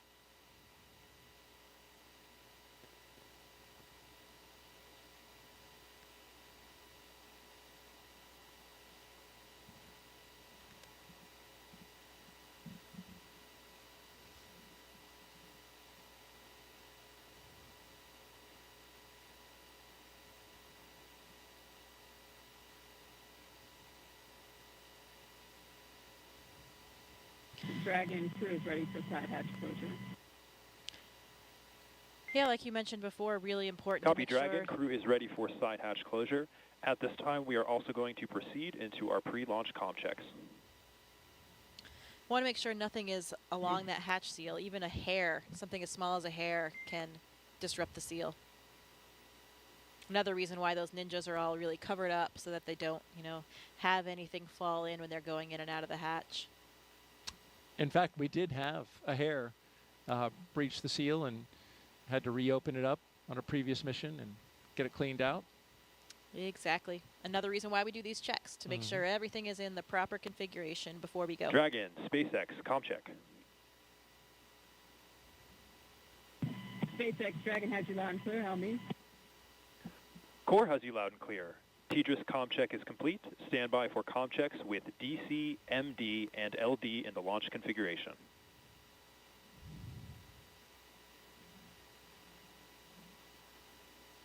Dragon, DC, on countdown 1, comm check. DC Dragon has you loud and clear. How me? DC, loud and clear. Stand by for comm checks with MD. Dragon, MD on countdown 1, comm check. MD, Dragon has you loud and clear. How me? MD, loud and clear. Stand by for comm check over Dragon to ground. Dragon, MD on Dragon to ground, comm check. MD, Dragon has you loud and clear. How me? MD, loud and clear. Stand by for comm checks with LD. Dragon, LD on countdown 1, comm check. LD, Dragon has you loud and clear. How me? LD, loud and clear. Stand by for comm check over Dragon to ground. And Dragon, LD on Dragon to ground, comm check. LD, Dragon has you loud and clear. How me? LD, loud and clear. Let's go fly. Let's do it.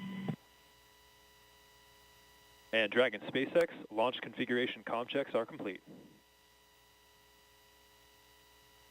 Dragon copies.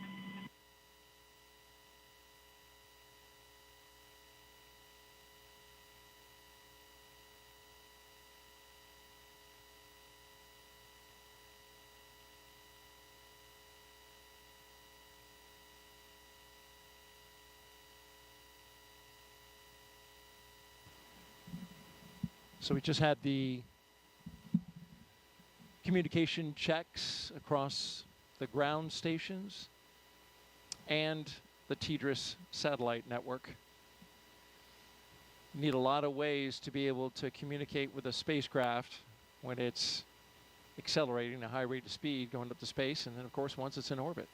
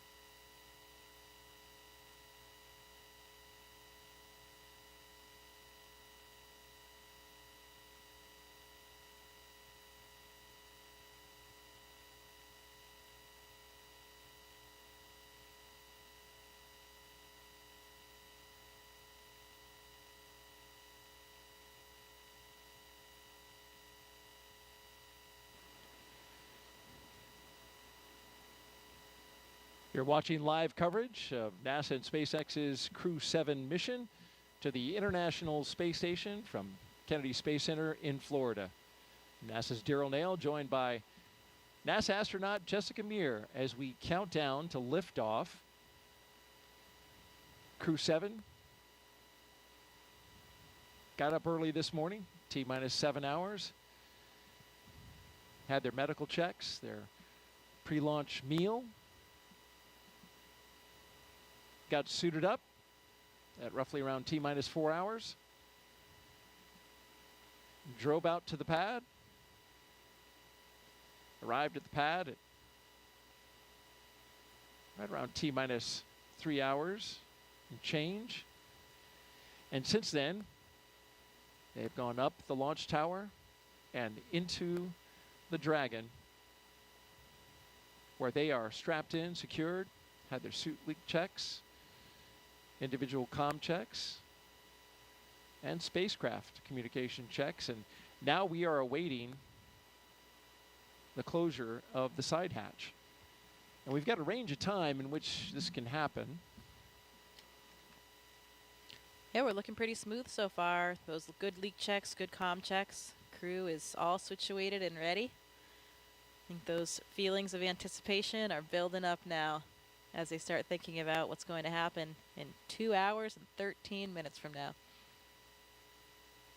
It will be exciting, and we will have all the best views. It certainly will be exciting, and we'll have all the best views as they go into space. If you're just joining us, you're watching live coverage of SpaceX and NASA's Crew 7 mission to the International Space Station from here at the Kennedy Space Center in Florida. We have beautiful weather for launch. We are 95% go. It doesn't get any better than that, Jessica. Wow, I don't think I've heard a number that high for a while. Yeah, sounds great. The 45th Space Wing started going to increments of 5 percentage points. They used to do just 10, but then they changed it to 5. Now the best you can get, it used to be 90%. Now it's 95%. All right. Can't ever get 100, though. It just has to be, 95. Well, we've got a lot of overachievers on board. That's probably difficult for a lot of people in our office not to get that 100%.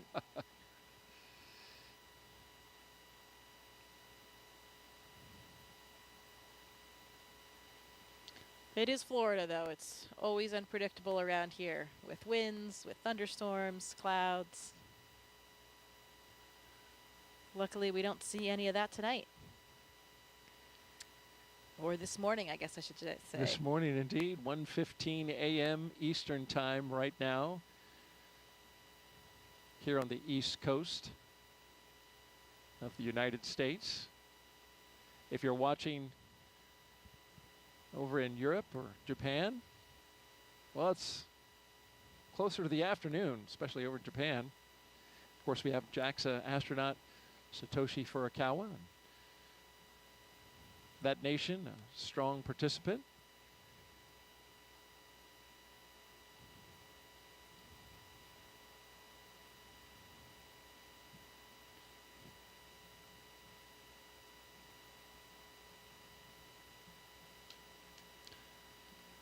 "7:16 a.m. in Copenhagen, so Andy's fans are probably waking up. What a great way to start their day over there in Denmark.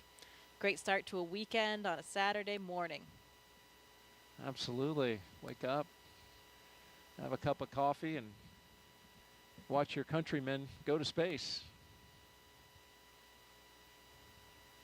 And once Andy, speaking of Andy, once he arrives at Space Station, he'll be able to take over as commander of the International Space Station. That's quite a responsibility. Yeah, it absolutely is, and it's a nice experience to be able to have some different representation in those roles. You know, he's not the commander of this vehicle, but he'll be the commander on board the ISS, and each of those carries a lot of different responsibilities. And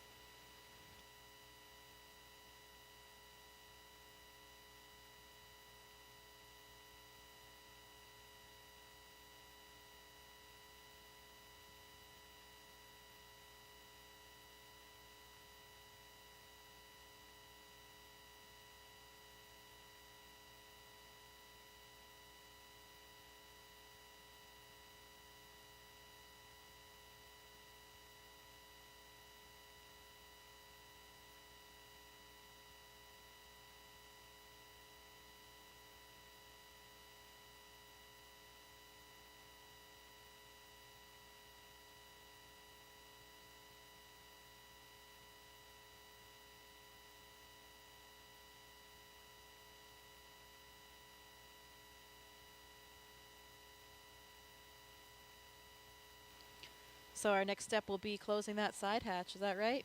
Waiting for that move? Yeah, that's right.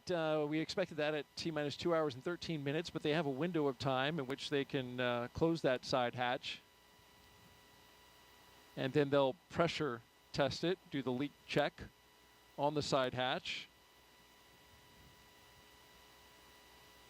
There's a lot of margin built in to the timeline.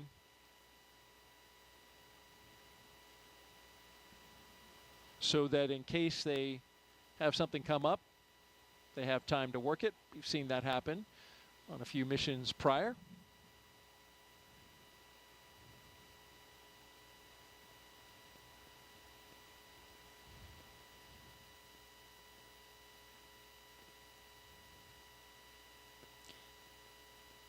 Getting some more thumbs up from the crew. More waves.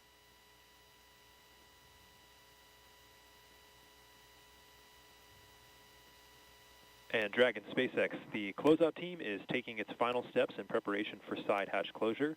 Stand by for transition to pad hatch closed. Ensure that all items are secure from now through launch. SpaceX Dragon copies. All items are secure.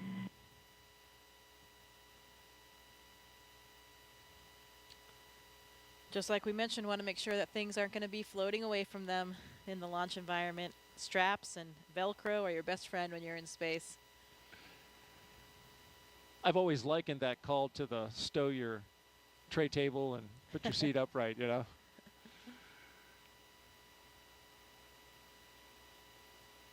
No in-flight service for them, but Like that question that was asked earlier, there will be water and snacks.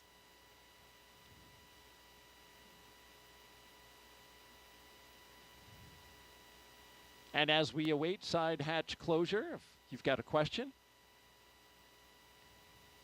for our own Jessica Meir, NASA astronaut, just punch up hashtag #AskNASA on the social sites, Facebook, X, and YouTube.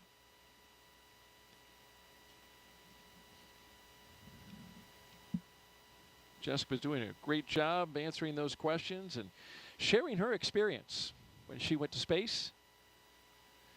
Here's a question at Spacecraft 2-7. What is the main purpose of Cruise 7's mission to the space station? The main purpose of Crew 7's mission is to support the International Space Station in all of its science and operations during their stay there. So what does that mean? You know, now that we are at assembly complete for the space station, which we reached back many years ago, 2011, I believe it was, assembly complete, we have much more time for doing what we call utilization. So any type of scientific experiment or something that is flying as a hardware demonstration, those are our most important objectives, that science that we are getting done. Of course, you have to do maintenance as well. You need to fix the toilet, change the light bulbs. We don't have those plumbers or electricians coming up to help us out, so we have to be able to do all the work ourselves. We do spacewalks. We have to do certain repairs outside the space station. All of those things are part of a nominal mission. Visiting vehicles will be coming to the space station with all of the cargo on board. We'll have to fly the robotic arm, capture those, and unload them. And we could talk a little bit about the science as well. You know, there are some interesting experiments that are on board with this crew. One of them is the crew themselves. We have a big physiology study called CIPHER. I think we're going to hear more about that later in the broadcast from some of the scientists involved, but that's a comprehensive physiological suite. It's about 14 different studies that are really targeted at comparing and contrasting different mission durations. So, you know, we have had short shuttle missions in the past. We have typically 6-month missions on the space station, and we have a few that were more around the year mark. We want to see if there are differences in different lengths so that we can try to forecast ahead toward our really long duration mission, which will be to Mars. You know, that mission right now with current methods and of Dragon technology will SpaceX, be about 3 years. we are commencing a health check for the launch escape system. Expect a momentary flight computer state change followed by a transition back to pad hatch closed. SpaceX Dragon copies. So when you go to Mars, it takes about 6 to 9 months to get there, 6 to 9 months to get back. You want to spend a good amount of time there on the surface as well to make it worthwhile. So that's why we call it about a 3-year mission. And we want to understand the physiology involved in that kind of length of a mission. So that's really what this CIPHER study is designed to get at. Try to understand the differences between these short and longer. You know, what happens between 6 months and a year? Is there just a plateau that is reached? Do things stop changing? Or do we have a linear increase in certain parameters or that kind of thing? We want to understand more about those experiments. There's a sleep in orbit experiment that sounds pretty interesting. I think Andy will be a subject for that one. I'm not sure, maybe someone else as well. That uses an earbud EEG, an electroencephalogram, to measure brain waves, look at brain activity during sleep. So pretty cool EEG on board. You know, I speculated that it would be so cool to have an EEG on board crew members to see what's happening to the brain when you first go up in microgravity for the first time, because you are navigating in this 3-dimensional environment for the first time. You know, sitting here, of course we're in 3D, but we're not really using things above our head, in the ceiling, on a ceiling, and that kind of thing. On the space station, we use all of the planes. We use the floor, the ceiling, all of the walls, all equally. And so you're navigating in this different way, and these different pathways are really forming in your brain in order to accommodate for that.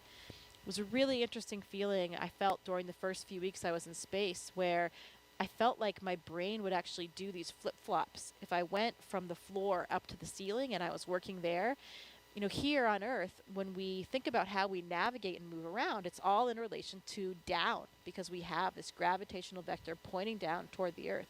When you don't have that in space, you know, suddenly there's no right or left. And if I'm up on the ceiling working, my brain would kind of reinterpret that as being the floor or the deck, as we call it on the space station. So then when I, lifted my head up, I didn't know which way to turn because, I was on the ceiling, but my body felt like it was on the floor. And that takes a couple of weeks for your body to get used to. And I think these new neural pathways are forming. And such an interesting thing for me as a physiologist because I felt like I could really feel that happening. And Dragon SpaceX for post-ingress briefing.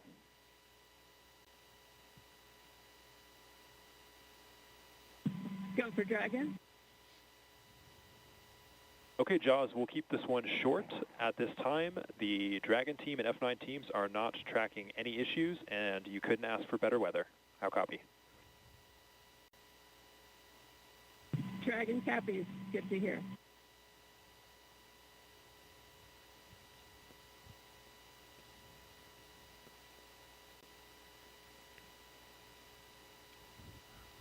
So you feel that up in space. You feel the difference of how your brain has this remarkable plasticity. Your brain can adapt in this new way. And after a couple weeks, I didn't feel that anymore. You're saying you actually felt? Yeah, you could sort of feel this flip-flop. It's a strange thing to kind of describe, but you could sense it almost. And then a few weeks later, that feeling was gone, and I was, more effortless in terms of navigating around the space station. You become really graceful in your movements. Just the tip of a finger can push you off toward one direction. So it's really interesting to see how the brain and the body are so moldable and adaptable and ready to just, take on whatever new environment it comes across. Wow. And that Cypher study that you mentioned, that in dual components there, right? Not only physical, but also psychological. Yes. That's exactly what you're talking about. Yeah, absolutely. And both of those factors are involved in that study. So should be pretty comprehensive and give us a lot of data that will be really critical toward those future missions. We'll learn more about that study coming up in our show inside of T-minus 1 hour. So stay tuned for that. In the meantime, we are 2 hours out. You're watching coverage of NASA and SpaceX's Crew 7 mission to the International Space Station from the Kennedy Space Center in Florida. We're looking down at the Dragon and the Falcon 9 rocket out at pad 39A.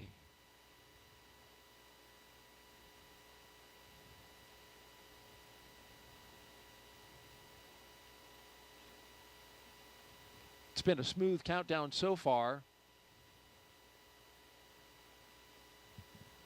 Countdown proceeding nominally. Onboard Dragon spacecraft endurance. We've heard the communication checks between the Dragon team and the crew. We saw the astronaut seats. They were also rotated into flight position. We got the suit leak checks successfully completed. The closeout lead verified the cabin environments were good. We got the side hatch closed.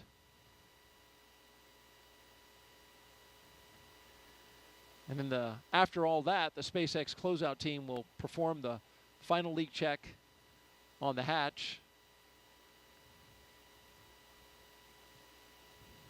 Closeout team will actually depart the pad at T-minus 1 hour. And you are the ASP, the astronaut support person for Crew 2. You're still there, right? Yeah.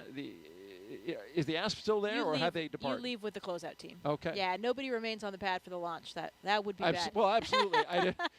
I was wondering if they had already left, but no. it's at right all now leave they're together. still there. Yeah, that's right. So Anne is still there, probably hanging out somewhere around that phone area, and then she will leave with the closeout team. Anne McLean, she's talking about, spaceflight veteran, NASA astronaut. And there she is. There she is, yeah.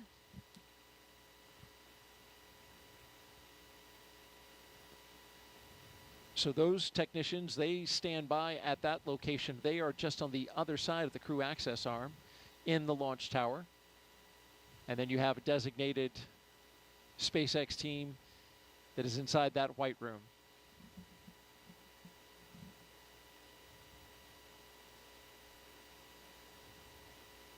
And as they continue to check that side hatch,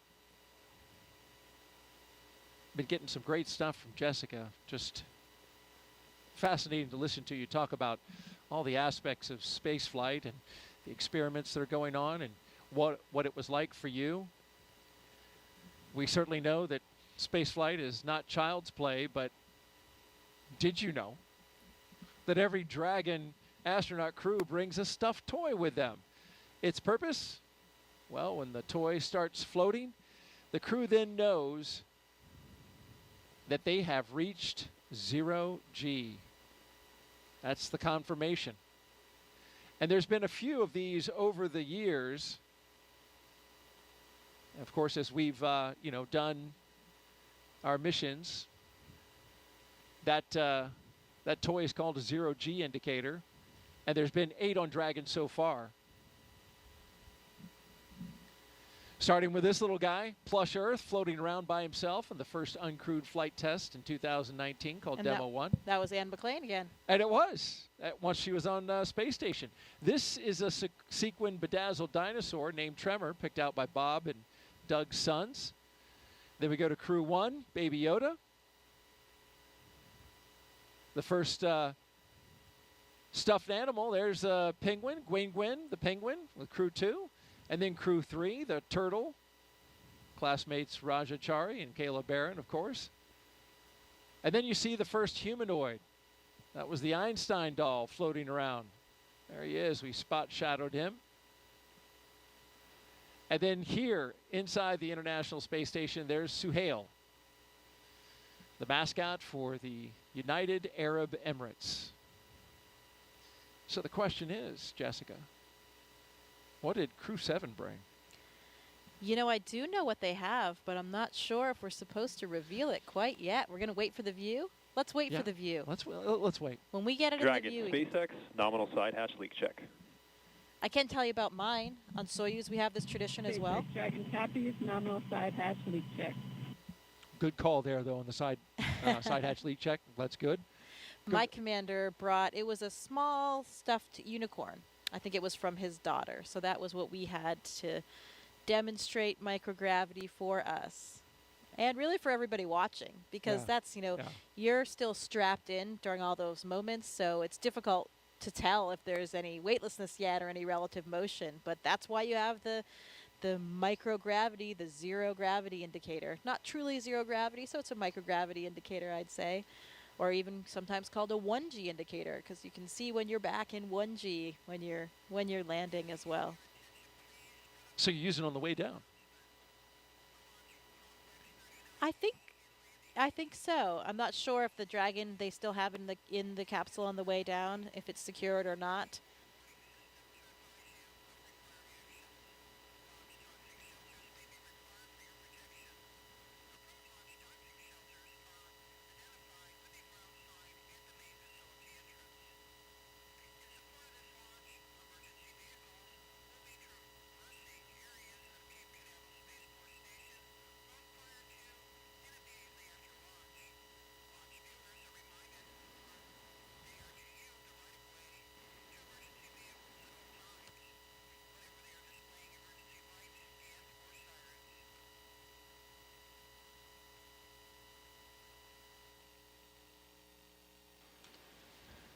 Yeah, it's a fun tradition, though, and it's, a group activity, or at least usually up to the discretion of the commander. Who's going to choose it? Maybe it's your first space flight. Children are often involved, so everybody gets to play along and have a role and see that microgravity indicator launching.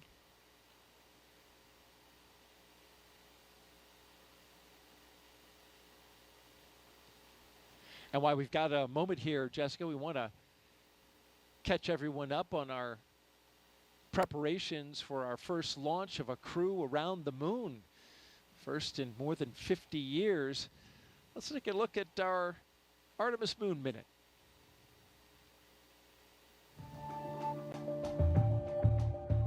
For the first time, Artemis 2 astronauts got an up-close look at the Orion spacecraft that will fly them around the moon. Astronauts Reed Wiseman, Victor Glover, Christina Cook, and Jeremy Hansen visited Orion at the Kennedy Space Center in Florida. and it looks amazing. Their handiwork is gorgeous. I'm ready to take it for a spin.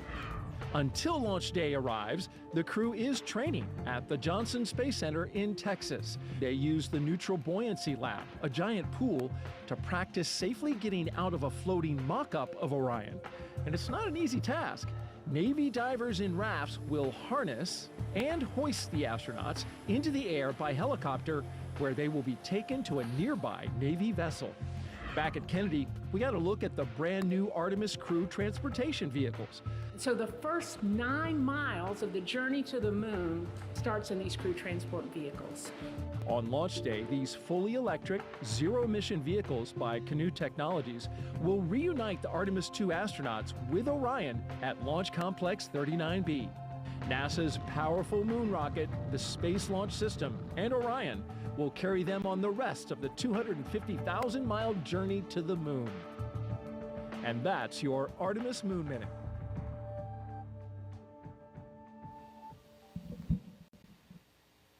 For Artemis updates, please see the QR code on your screen right now.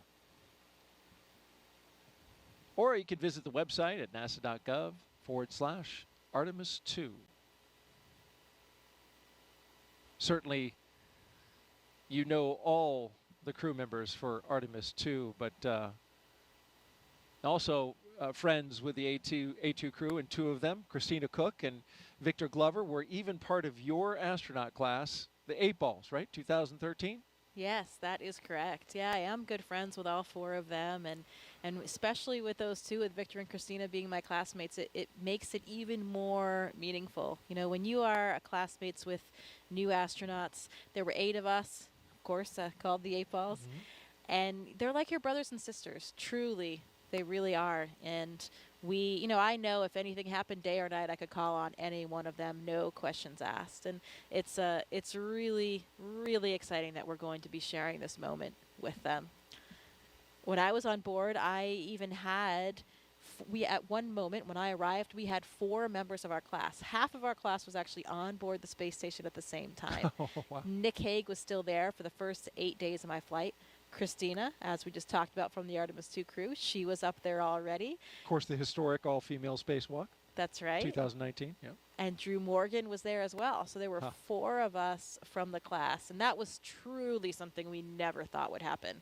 You know, a lot of times, especially in the past, you would see if a rookie astronaut flew their first time, often they were with more experienced people, so you didn't have a lot of rookies all at once, or 4 of your classmates at once. Yeah. And so in the end, that's how it happened for us, and we couldn't have been happier. You know, it's, again, you're flying with these people that you're already so close with and know each other so well. And of course, half that class was women, right? It was four men and 4 women. Yeah, that's right. That was the first time that we've ever had that 50-50 ratio. You know, we still don't have a 50-50 ratio in the office, but we're trending in the right direction. I think we have about maybe 35% women right now, but heading in the right direction, really like all the STEM fields. And that's why it's such an exciting time when we are starting to have more equity from different backgrounds in everything that we do. As we look at the launch pad there, pad 39A here at the Kennedy Space Center, the Falcon 9 rocket, and the Dragon spacecraft on top. We're counting down towards the next few milestones, and we're waiting for the closeout team to leave the White Room and then eventually drive away. That'll be at T-minus 1 hour and 44 minutes, and then a few minutes after that, they'll drive away from the tower. There you see them by the elevators, wrapping up their work on the launch tower. And of course, taking a lot of that equipment with them that was being used to cool off the astronauts. And so while they finish their work, let's learn more about what the astronauts are going to do once they arrive at the International Space Station. Let's take a look at their mission overview.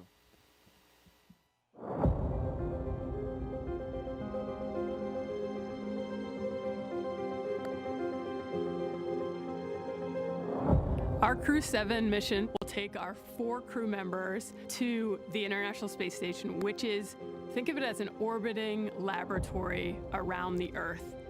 In the broadest sense, Crew 7 and Expedition 70 is about the exploration of space, because a lot of the science and technology development that we do on board the space station not only benefits future missions to the Moon and Mars, but it also benefits humanity and it benefits the Earth. The main topic of our work is always science, so we have numerous scientific projects and scientific experiments which we are part of.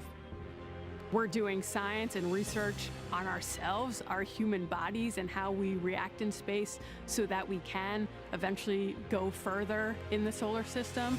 Using the long-lasting microgravity environment on board the International Space Station, which we cannot obtain on the ground, we can perform many scientific research that makes our life on Earth better.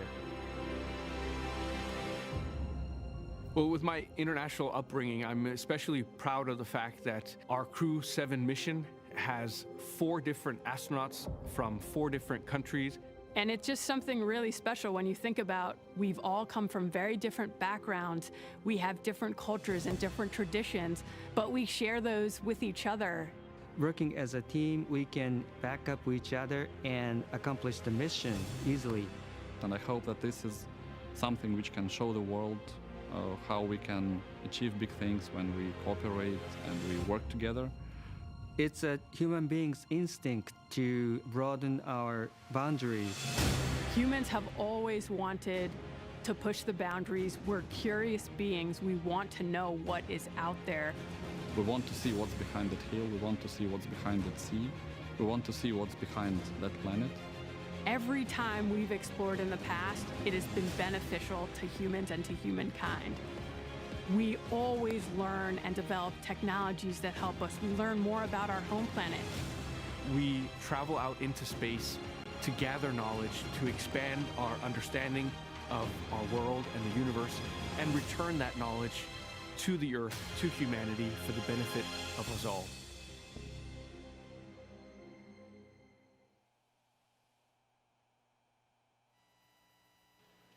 Welcome to the International Space Station Flight Control Room at NASA's Johnson Space Center in Houston, Texas, where teams work around the clock to monitor work and life aboard the orbital laboratory. Mission Control Houston is essentially the nerve center for operating the International Space Station, working in tandem with our partner agencies and providers around the globe. Together, we've ensured the station is ready to welcome Crew 7. Leading the team inside the room right now is Flight Director Chris Dobbins. He will lead the joint NASA-SpaceX Go, No-Go polls once we're in integrated operations with mission controls here in Houston and SpaceX in Hawthorne, working together to bring Crew 7 to its new home in space. Like many launches to the International Space Station, today's launch has an instantaneous launch window, meaning the crew must launch at exactly 3:27 a.m. Eastern Time to line up with this space station. Launching at that time puts us in an orbit where Dragon's thrusters, which don't have the same power as Falcon 9, can carry Crew 7 the rest of the way to the space station. When Crew 7 arrives at the space station, they will no longer be referred to as Crew 7, but rather as Expedition 69 flight engineers. They'll be declared Expedition 70 once the Soyuz MS-23 departs in a few weeks with NASA's Frank Rubio on board. He will land September 27th with the longest single spaceflight by a U.S. astronaut with 371 days in space. Once on board, Crew 7 will conduct a direct handover with Crew 6, and Crew 6 will remain on board the station until their scheduled undocking day. A direct handover also helps ensure a continuous U.S. presence on the space station, a record approaching 23 years in duration. After docking and hatch opening on Saturday, Crew 6 will give Crew 7 a safety briefing and orientation, which might be particularly helpful for the first-time space flyers on this flight, NASA's Jasmin Moghbeli and Roscosmos cosmonaut Konstantin Borisov. As the station is first and foremost a laboratory, the crew will jump right into conducting experiments with new research still to be delivered on upcoming cargo flights. For now, we'll send it back to you, Daryl. All right, thank you very much, Courtney. Back here at the Kennedy Space Center in Florida, looking at pad 39A, the rocket and the spacecraft that will go to that destination that Courtney just gave us an update on, the International Space Station, which of course is flown from Mission Control in Houston. Give you an update on what's happening out the pad. We've got the crew inside the Dragon spacecraft. They are buckled in, plugged in, ready to go, had their comm checks completed. And right now, the closeout crew is making their way, finishing up their work and making their way out of the launch tower. Dragon SpaceX closeout team has departed the crew arm. So that means they're out of the crew arm. You can see them going down the steps to the elevators and then back down to their vehicles to clear out of the blast danger area. There you see their vehicles awaiting them, the 3 Teslas that took the astronauts to the launch pad. They will take the closeout crew out of the perimeter of the launch area, and they will stand by at an area a good distance away from the launch pad. We're 1 hour and 41 minutes and counting until liftoff, and as we look at the pad and think about traveling to the International Space Station, we talked about the crew and how they'll be performing many groundbreaking science experiments. Let's take a closer look now at some of that science they'll be doing.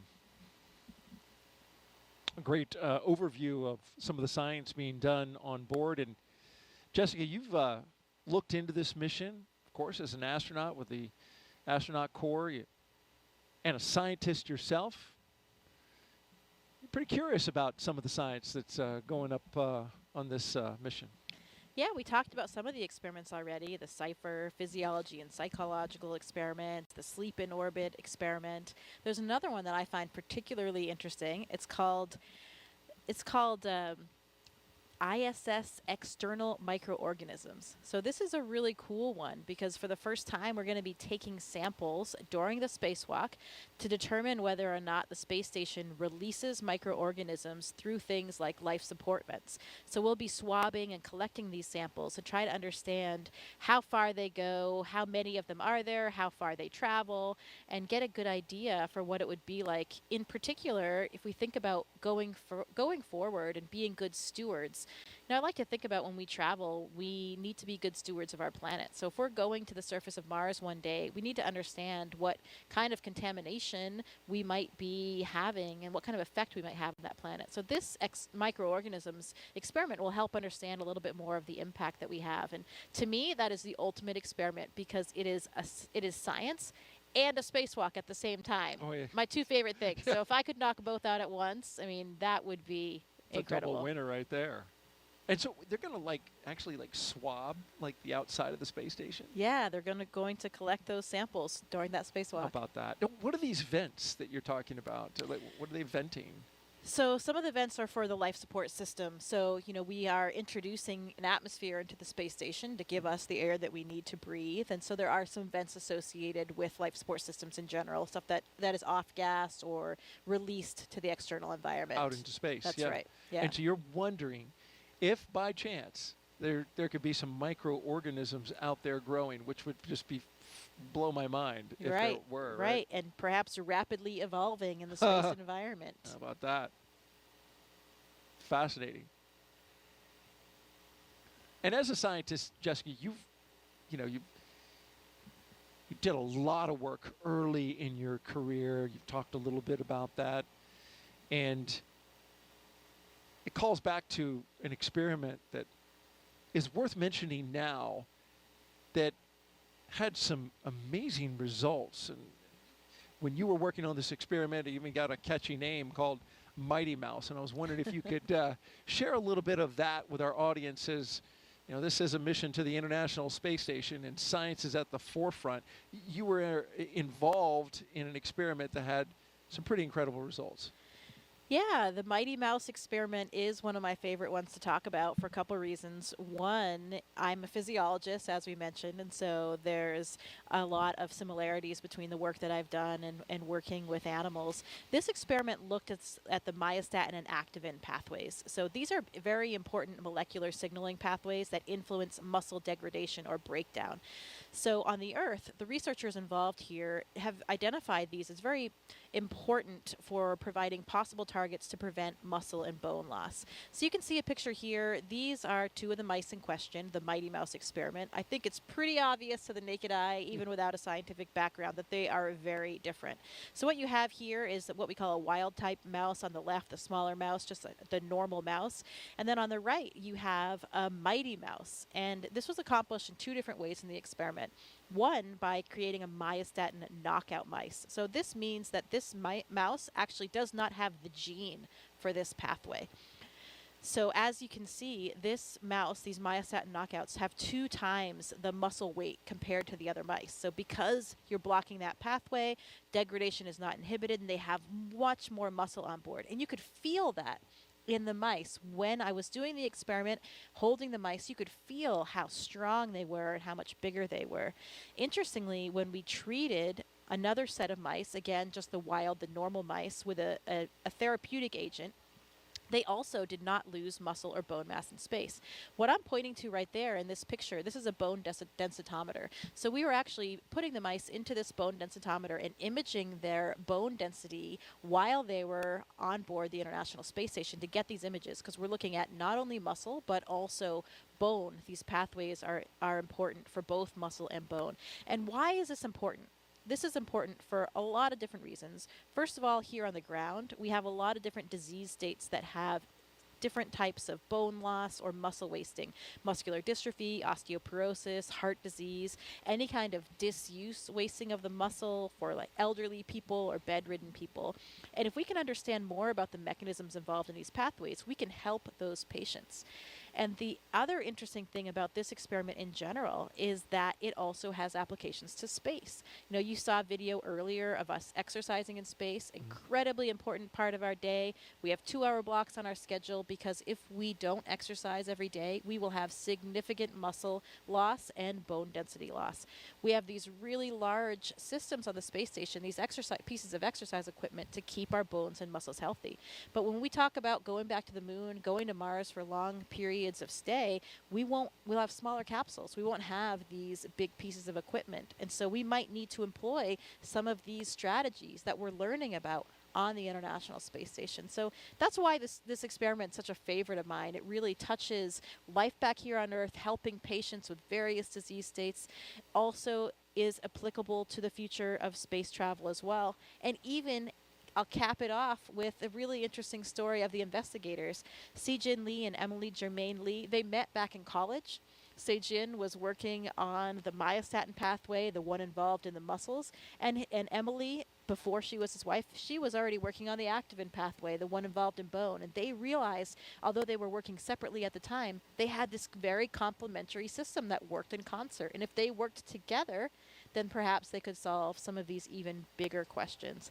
They were incredibly excited. They had always dreamed of having an experiment of theirs fly in space, and they had demonstrated these concepts on the ground. So it was really cool to be part of this team and watch that experiment come to fruition and to have such dramatic results. Again, those mice that were treated with this therapeutic agent did not lose muscle and bone density in space, while the ones that were not, just like us, had dramatic losses in both of these. So really interesting to see that these agents were successful in space and the applications it might have for the future. And amazing that it was, you know, an experiment. Yeah, the results, of course, incredible, and they obviously, you can see them in the photo of the mice and how it turned out. But I mean, this experiment was right in your wheelhouse, right? All of that came together, you know, both the scientists, you up on board the International Space Station as well. I remember reading, you know, I looked into the study a little bit in preparation for the show, and space was said as, you know, the ultimate bed rest, right? Yeah. Like, which is not good if you're trying to maintain that bone and muscle mass. Right. We need to make sure that we can bring astronauts back to be healthy. And when we think about going and walking around on the moon and Mars, we need to make sure that astronauts are healthy when they get there as well. My colleague Drew Morgan and I were super excited to be performing this experiment in space. He's a medical doctor by background, and me as a physiologist. We were utilizing our own backgrounds, and that was another one of the big contributions that we felt we made. And we even ended up on their scientific publication as well. How about that? Well, thank you very much, Jessica, for sharing that outstanding science.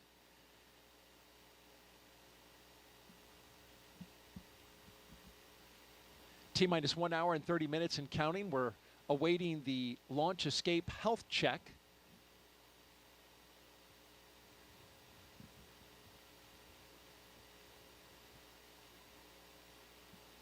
And then in a few more minutes, we'll get to our chief engineer technical poll. We won't hear that over the loops, but marching slowly to the T-minus 1 hour mark, and activity will really start picking up. Until then, let's take a social question. I've been getting them all night. Keep them coming in. Hashtag Ask NASA. Here we have at Indiana Jonas. Do you have a favorite item, Jessica, that you brought with you to space? Yeah, I think we'll actually have a chance coming up here to show some of the items of things that I brought to space. So I won't spoil the surprise quite yet of everything. But, you know, a lot of times astronauts will bring pictures of loved ones, whether it's a physical picture or just something that we can bring up, sent up on a computer or an iPad. And we like to bring things that represent our different backgrounds, for representing universities we went to, clubs that we belonged in, because, you know, we've talked about it a little bit already, but, you know, this is not just our mission. This is really for everybody, and we want to carry that enthusiasm and that excitement with everybody to show them that they are a part of it. So there are so many things. You wish you could bring more because our capacity is very limited, but, you know, we have to think long and hard about which items we'll bring up with us. Well, let's talk about that flight kit a little bit more. Each Crew 7 astronaut is allowed to bring a few personal items with them for their roughly 6-month stay in space. And we're holding your item as a surprise. Let's take that crew shot and we'll talk about what they're bringing up. You see all the way to the left, Konstantin Borisov. He's bringing up his son's first toy. Going left to right, next is Andreas Mogensen. He picked the 0G indicator along with his children, and he kept it a surprise. And so we're waiting to see that. We're going to see it float in space. We'll learn more about that in a bit. And then to his right is, of course, the commander, Jasmin Moghbeli. She brought 2 Dragon stuffed animals, one for each of her twin girls, and she's going to show them floating around in space to her girls. So we can take a little video, send that to them. It's a touching thing to do for your young kids. And then all the way on the right, Satoshi. He's bringing photos of his family and friends and photos of current students at the school he graduated from.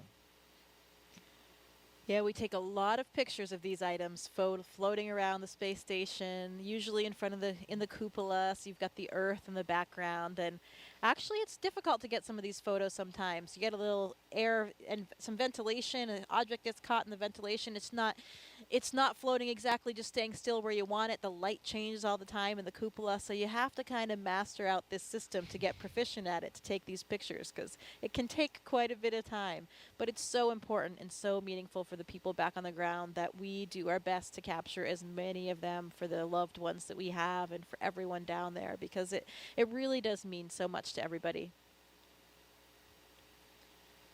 Wouldn't it be better to have video rather than a picture of something floating around? Yeah, we do video too. Okay.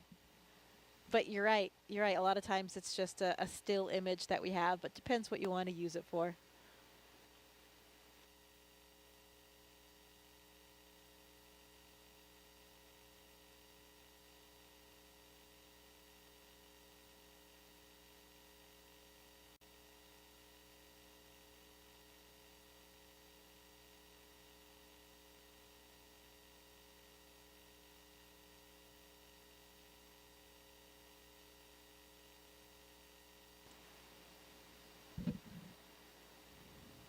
Great stuff there by Jessica Meir, NASA astronaut, with us on the broadcast. Thank you very much, Jessica. And continuing to count down 1 hour and 25 minutes and counting until liftoff of Crew 7. You're watching NASA's coverage.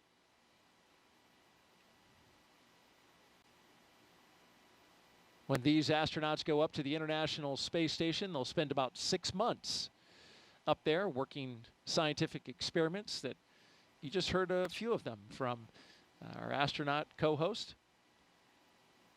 And then they'll come back down, and one of the traditions we've just started to see now is the astronauts coming back to the Kennedy Space Center to talk to the folks that help support the mission. And there's a lot of people here at the Kennedy Space Center working behind the scenes to make those launches a success.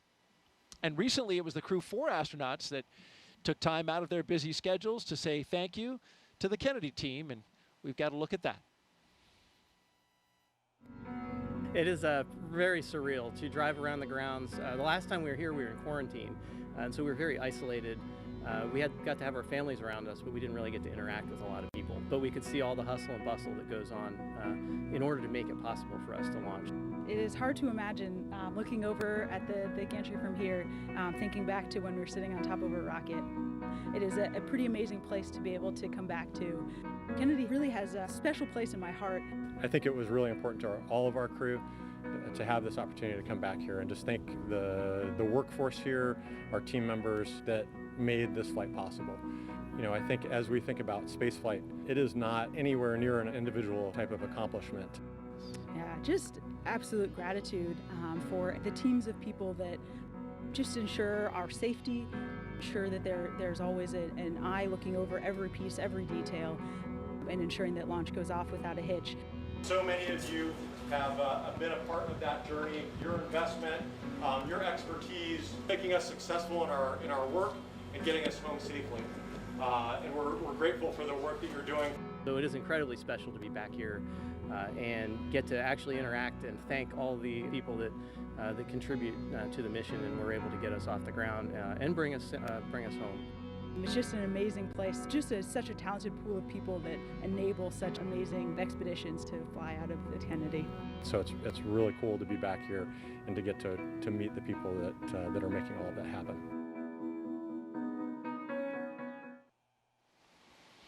You can really tell all those smiling faces just how much that meant for Crew 4 to come back and share their time and their words with the team here at the Kennedy Space Center. Well, you're looking live at Launch Pad 39A, the Falcon 9 rocket, and Dragon spacecraft. We'll start fueling up the Falcon 9 at T-minus 35 minutes and counting. But in between this time and that time, got a few more milestones to go, including arming the launch escape system, rotating that crew access arm away, and then, of course, having the pole for the readiness to tank the rocket. This view right here, you're looking at special guests that have gathered at the Banana Creek facility here on the Kennedy Space Center. Launch watchers. Got a big group here, which is impressive because it is 2 a.m. Eastern time, but it's always exciting to take in a crewed launch when you know that you've got astronauts going up on top of a rocket. And so they've all gathered pretty early in the morning here and pretty early in the countdown. An hour and 21 minutes to go. It's great to see the crowd out there at the Banana Creek viewing site. Got about 6,000 people who are at various viewing areas around the Kennedy Space Center. Banana Creek is one of them. Also got folks along a causeway that's just across the water, watching from those locations. Of course, we've got special guests up at a building we call the Operations and Support Building. We've got our own Jasmin Hopkins up there, who will be interviewing some special guests here in the final hour. And they're joined by several hundred VIPs who are taking in the site from the 5th floor up there on the balcony. It's a great view up there as well.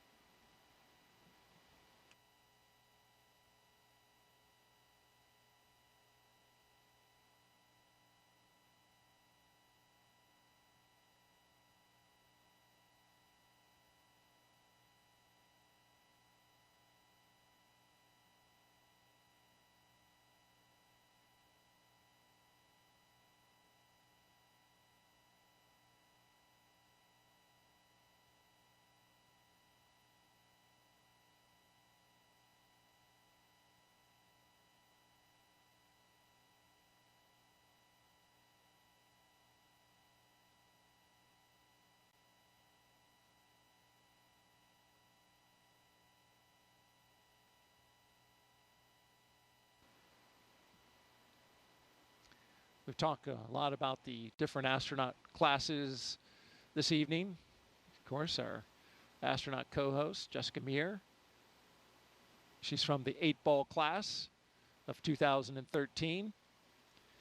Our crew tonight, the commander, Lieutenant Colonel Jasmin Moghbeli, is the only NASA astronaut going up on this flight. It's a multinational flight. But she is one in many and a highly accomplished group of astronauts selected in 2017 and nicknamed the Turtles. But I think for me what's really special is that we all just come from such a diverse set of backgrounds and experiences. We have scientists, engineers, people from all different walks of life. We're just really, really fortunate. The team that selected our class, I think, just did an amazing job at really looking at how personalities meld together. That's what I appreciate the most, is just the way that we're able to enable each other's strengths and lean on each other in ways that bring us together and bring us closer as a group. We all care so deeply about each other. We have such an amazing relationship across the entire class, and you know, just what an amazing group of people. We've been able to really lean on each other and our expertise in different moments where it's most applicable. Jasmin is an amazing person. Our class is incredibly close, and she is just an amazing leader, an incredible pilot, and a great choice to be the commander of Crew 7. And that's one of the biggest blessings of being up here for so long for me, is I'll have flown with pretty much half of my class. We now have a continuous turtle presence in space, which started with Crew 3 when Kayla and Raja launched, which we look forward to Jasmin carrying forward. So the Turtles class, an amazing class. They were the class that was selected just after my class of the 8 balls, and pretty cool that they have this kind of run of the space station right now. I remember when we were saying that about the 8 balls, but Jasmin will be joining her classmates Frank Rubio and Woody Hoberg on board. They are already up there awaiting for her. And then Laurel O'Hara will be joining from her Soyuz launch in the middle of September. So pretty exciting to have all of those turtles up there at once. And I know that's how it felt for me. Daryl and I were talking earlier about when I arrived on the space station and we had 4 members of our class all up there at the same time. And in thinking about it, I think I've talked about all 7 of my classmates during this broadcast. You've seen photos of most of them in the previous coverage. And it just shows how we really do become like a family here at NASA in the astronaut office, especially with those classmates. We talked about my classmate Anne McLean. You saw her as the astronaut support person on the pad, helping the crew with all of those final preparations. We saw Christina from the spacewalk footage from the spacewalks. Actually, we did 3 spacewalks together, Christina and myself, during our mission. And you saw Victor and Christina in those Artemis images as well, as they are now in training for the incredibly exciting Artemis 2 mission. You saw some footage of Nicole Mann and Josh Cassida from their recent mission on board the space station. They were on Crew 5, so again, carrying that legacy with them. We talked a little bit about Nick Hague earlier as well. Nick was there on the space station when I arrived. And I talked about Drew Morgan just recently with the Mighty Mouse experiment. Drew was the astronaut that I was up there. Actually, I didn't spend a day in space without Drew. He was there for the entire 7 months of my mission. I was up there for 205 days, so almost 7 months. He was there already when I arrived, so he was up there even longer. He had about a 9-month mission. So there you have it, all members of the class. We've been represented in this broadcast, but it's not about us today. It's about those turtles. So more about them. We are so excited to see Jaws on her way, headed to join her classmates, Frank and Woody, up there. You know, we have right now on the space station the 4 crew members that flew up on Crew 6, of course. That's Woody Hoberg, Steve Bowen, Sultan Al-Nayati, an astronaut from the United Arab Emirates, and also Andrei Fadayev. They arrived on the Crew 6 vehicle, so they'll be departing about 5, 6, 7 days after Crew 7 arrives. They'll have a handover period so they can really get accustomed to everything that's going on, hand over whatever information they need, and then they'll depart. And then we have Frank Rubio and cosmonauts Sergei Prokopiev and Dmitry Petelin. So this crew will be joining the 7 crew members that are already up there until that handover period ends, and then the 4 from Crew 6 will depart. The Soyuz crew is scheduled to land, I think, September 27th. So Frank will finally be returning home from space back here to the U.S. And his mission was extended, so he will have been up there for over a year when he lands. Finally, and he's going to break the record, right? Longest That's continuous stay in space. That's right. It has been an incredible mission for him, but of course everyone is very excited to have him back on the ground as well. And I'm sure he will be just as excited to be back on Earth and be able to visit his friends and family and take a hot shower. Showers are always very welcome when you come back. You know, you do get surprisingly, you feel very clean on board. I was surprised by it, but it's kind of like a sponge bath that we get up there, but you really do feel clean. And part of the reason why is you just don't feel as dirty as in space. You know, not even your clothes are really resting against you when you're in microgravity. Everything's kind of floating. You don't go outside and get sweaty in the hot Florida humidity like us sitting here in these chairs getting a bit hot. You just don't experience that because you're never sitting down. You know, you don't. But you are perspiring, right? That you're losing water through the skin. Sure. But it's not sitting there, right? Absolutely. You still have all the same physiological mechanisms going on, but it's a temperature control environment, so you're not really sweating throughout the day aside from when you exercise, and then you do sweat quite a bit. Okay. And it's really cool to see because the water, it doesn't just fall down, doesn't fall off of you like it does here on Earth. It'll kind of accumulate until a force acts upon it. So you might have a ball of sweat kind of growing on your head, for example, if you're Victor Glover, you don't have any hair up there, or Luca Parmitano on my mission. And yeah, it behaves differently until it'll come off in a with a once you have motion imparted onto it.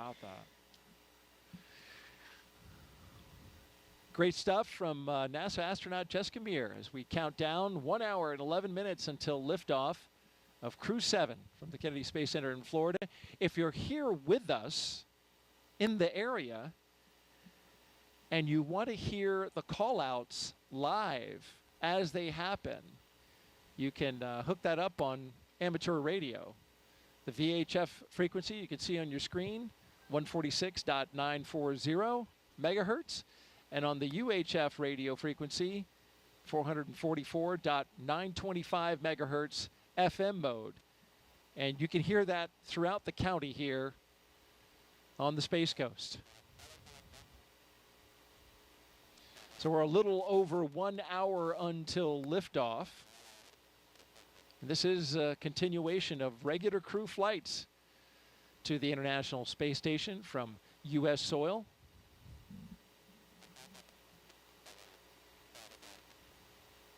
SpaceX's Crew 7 mission will be the company's 8th crewed spaceflight for NASA, following the crewed test flight Demo 2. It will also be SpaceX's 11th crewed spaceflight overall, including the private orbital mission Inspiration 4 and Axiom missions 1 and 2. Our crew at the very top in the spacecraft Endurance. It will be the third flight for that Dragon that you see right there on top of the rocket. The Falcon 9 booster, well, that's a brand new one. Booster 1081 M1D on its first flight. MVAC fuel bleed has started.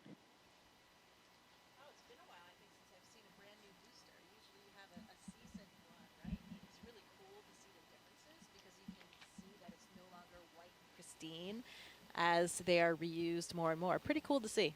Yeah, you were talking about the booster, how, you know, in the reuse booster, you've got that sooty exterior on it, and this is a brand new one. Of course, commercial crew program, they limit the number of boosters in terms of their reflight for use on crew to 5. The Endurance, its previous missions were Crew 3, Crew 5, and of course today, Crew 7. If you're just joining us now, we've had a great countdown so far. Weather is nearly perfect, 95% go. We've got a crowd of launch viewers on hand at our various locations around the Space Center. More than 6,000 people here in the local area, and of course, beyond that, outside the gate, even more.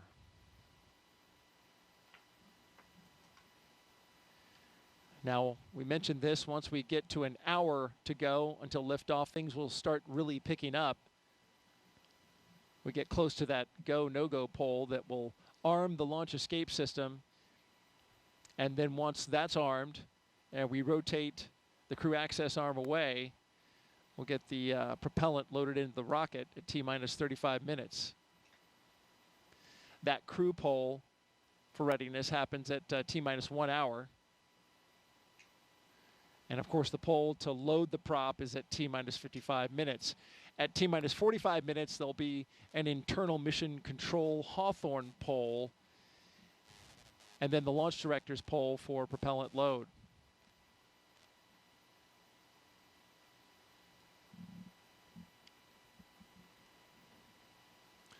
I mentioned the crew access arm. That'll retract when we get to T-minus 40 minutes. And the crew will get the call to close their visors and arm the launch escape system.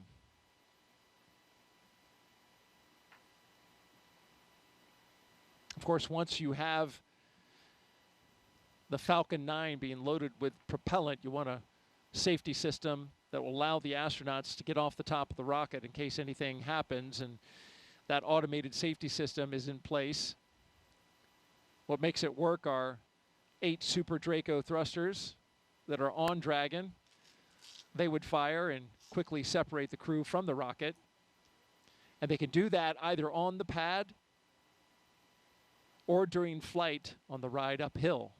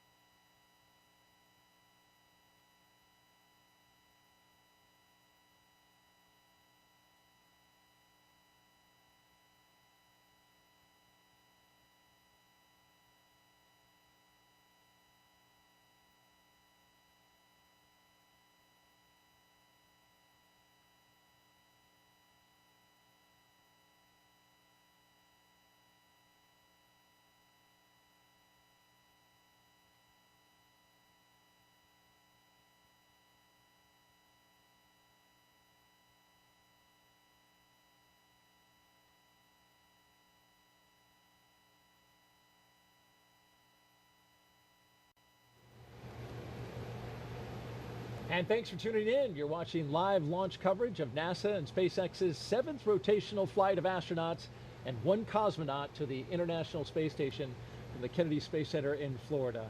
NASA astronaut Jessica Meir has been with us over the past 3 hours, talking about Crew 7 as they have prepared for launch. Also talked a lot about science and a phenomenal number of other fascinating topics. We really appreciate you being here. We're now closing in on T-minus 1 hour until liftoff, and your thoughts on how we've done so far? Things have been proceeding nominally, as we say in the space business. Things are looking good. The leak checks were good. Comm checks were good. The hatches closed. I think we're in good shape. And the weather, what did we say? A 95% favorable odds for weather. So looking good, and I'm feeling good about it tonight. What about you, Daryl? Oh, I am feeling fantastic, and it's good. We both got the positive vibes going. You mentioned the weather. It's nearly perfect. Liftoff time still holding for 3:27 a.m. Eastern time and 27 seconds if you're right down to the second. We're tracking no issues with the Falcon 9 or Dragon, as Jessica mentioned. The range is green. Weather, good to go. Over the past 3 hours, we want to review now what our crew's been doing, and there you see them. Jasmin Moghbeli, Andreas Mogensen, Satoshi Furukawa, and Konstantin Borisov. They have been getting ready to launch into space. Let's take a moment now to recap the overnight launch preparations. After waking up and having a meal, SpaceX helped the astronauts into their suits, as you can see right here at the historic quarters suit-up room. Then the crew, well, once they got their suits pressure tested, they walked right out of the same path that every NASA astronaut has done since Apollo 7, waving to family and loved ones after getting inside their Teslas with the gull-wing doors coming down. Valve cycle to equalize They joined a caravan led by Center Security on a 20-minute ride to Launch Complex 39A. Big smiles all around. All the way around. And then following their arrival to the pad, they got a look at their rocket, and in they went, walking across the crew access arm and right into their spacecraft. And those big smiles you mentioned, Jessica, we just saw them right there. Looks like the crew, they're good to go. They truly are contagious, those smiles. It is difficult not to be smiling and excited when you know you are about to leave the planet for the first time for some of these, for Jasmin and for Konstantin as well. Absolutely, and a lot of preparations have been brought to us at this point, including a dry dress. A lot of things have been going into this so to get everybody ready. Of course, we had a launch delay yesterday. We stood down for that attempt, but now we're good to go, and we expect to be launching at 3:27 and 27 seconds, our new T0. All systems good to go for launch. Now we want to have our Dragon, team. SpaceX, you are go for Section 5. When ready, report go for launch. Dragon copies, go for Section 5. Okay, and with that call out at this time, we're going to expand our coverage. We'd like to welcome in SpaceX and NASA commentators joining us live from Hawthorne, California, where the SpaceX mission team is located. Welcome to Jesse and Leah. Thanks, Daryl, and hello to everyone watching around the world. I'm Leah Cheshire with NASA Communications. And I'm Jesse Anderson, an Integration and Test Engineering Manager here at SpaceX. Leah and I are joining you today from SpaceX headquarters in Hawthorne, California, as we count down to liftoff of Crew 7 just under an hour from now. And of course, Crew 7 is our 7th operational mission with SpaceX, flying astronauts for long-duration missions to the International Space Station, but it also comes with an important first. Crew 7 is the first mission in which every seat in the spacecraft is filled with a crew member from a different international partner agency. Represented are NASA, ESA, the European Space Agency, JAXA, or the Japan Aerospace Exploration Agency, and Roscosmos.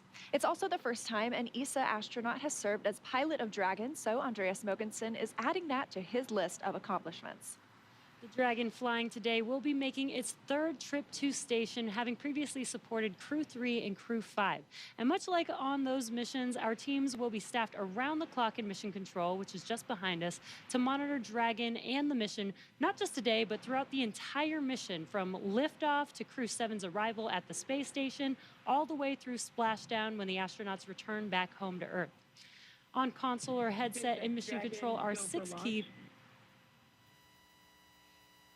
SpaceX Our copies. 6 Crew key 7 is positions. go for launch.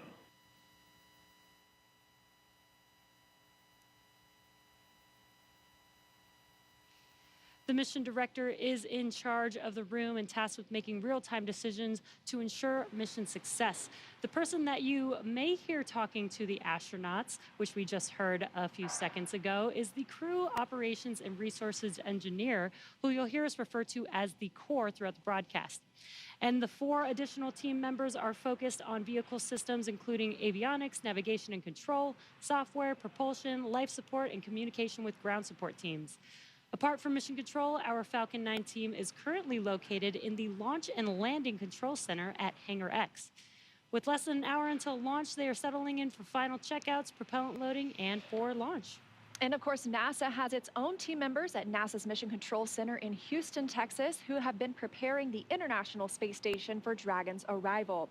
They recently gave their go for launch and confirmed the station is ready to receive Dragon and the new crew. Now, upon liftoff, today's flight to the space station will take almost 30 hours, with Dragon flying autonomously the entire way. And just like autopilot on a commercial aircraft, the crew always has the ability to take manual control of the spacecraft if needed. It continues to be a smooth countdown, and we're looking good for an on-time liftoff. Coming up at T-minus 45 minutes, the team will report their readiness for propellant load with a final go-no-go poll. In the meantime, NASA's Courtney Beasley is going to help us take a closer look at propellant load and launch go-no poll. Go-no-go polls open at 55.80, procedure 1.160. Thanks, Jesse. I'm here in the International Space Station Flight Control Room in Mission Control, Houston. What we have our sights set on today is low Earth orbit, which you'll sometimes hear us refer to as LEO. This is classified as orbits around Earth that are 1,200 miles or lower. There are a lot of satellites in this orbit, including the Hubble telescope, and of course today's destination, the International Space Station. The space station's orbit averages at 260 miles above Earth, but varies based on its apogee or perigee, the highest and lowest points of its orbit.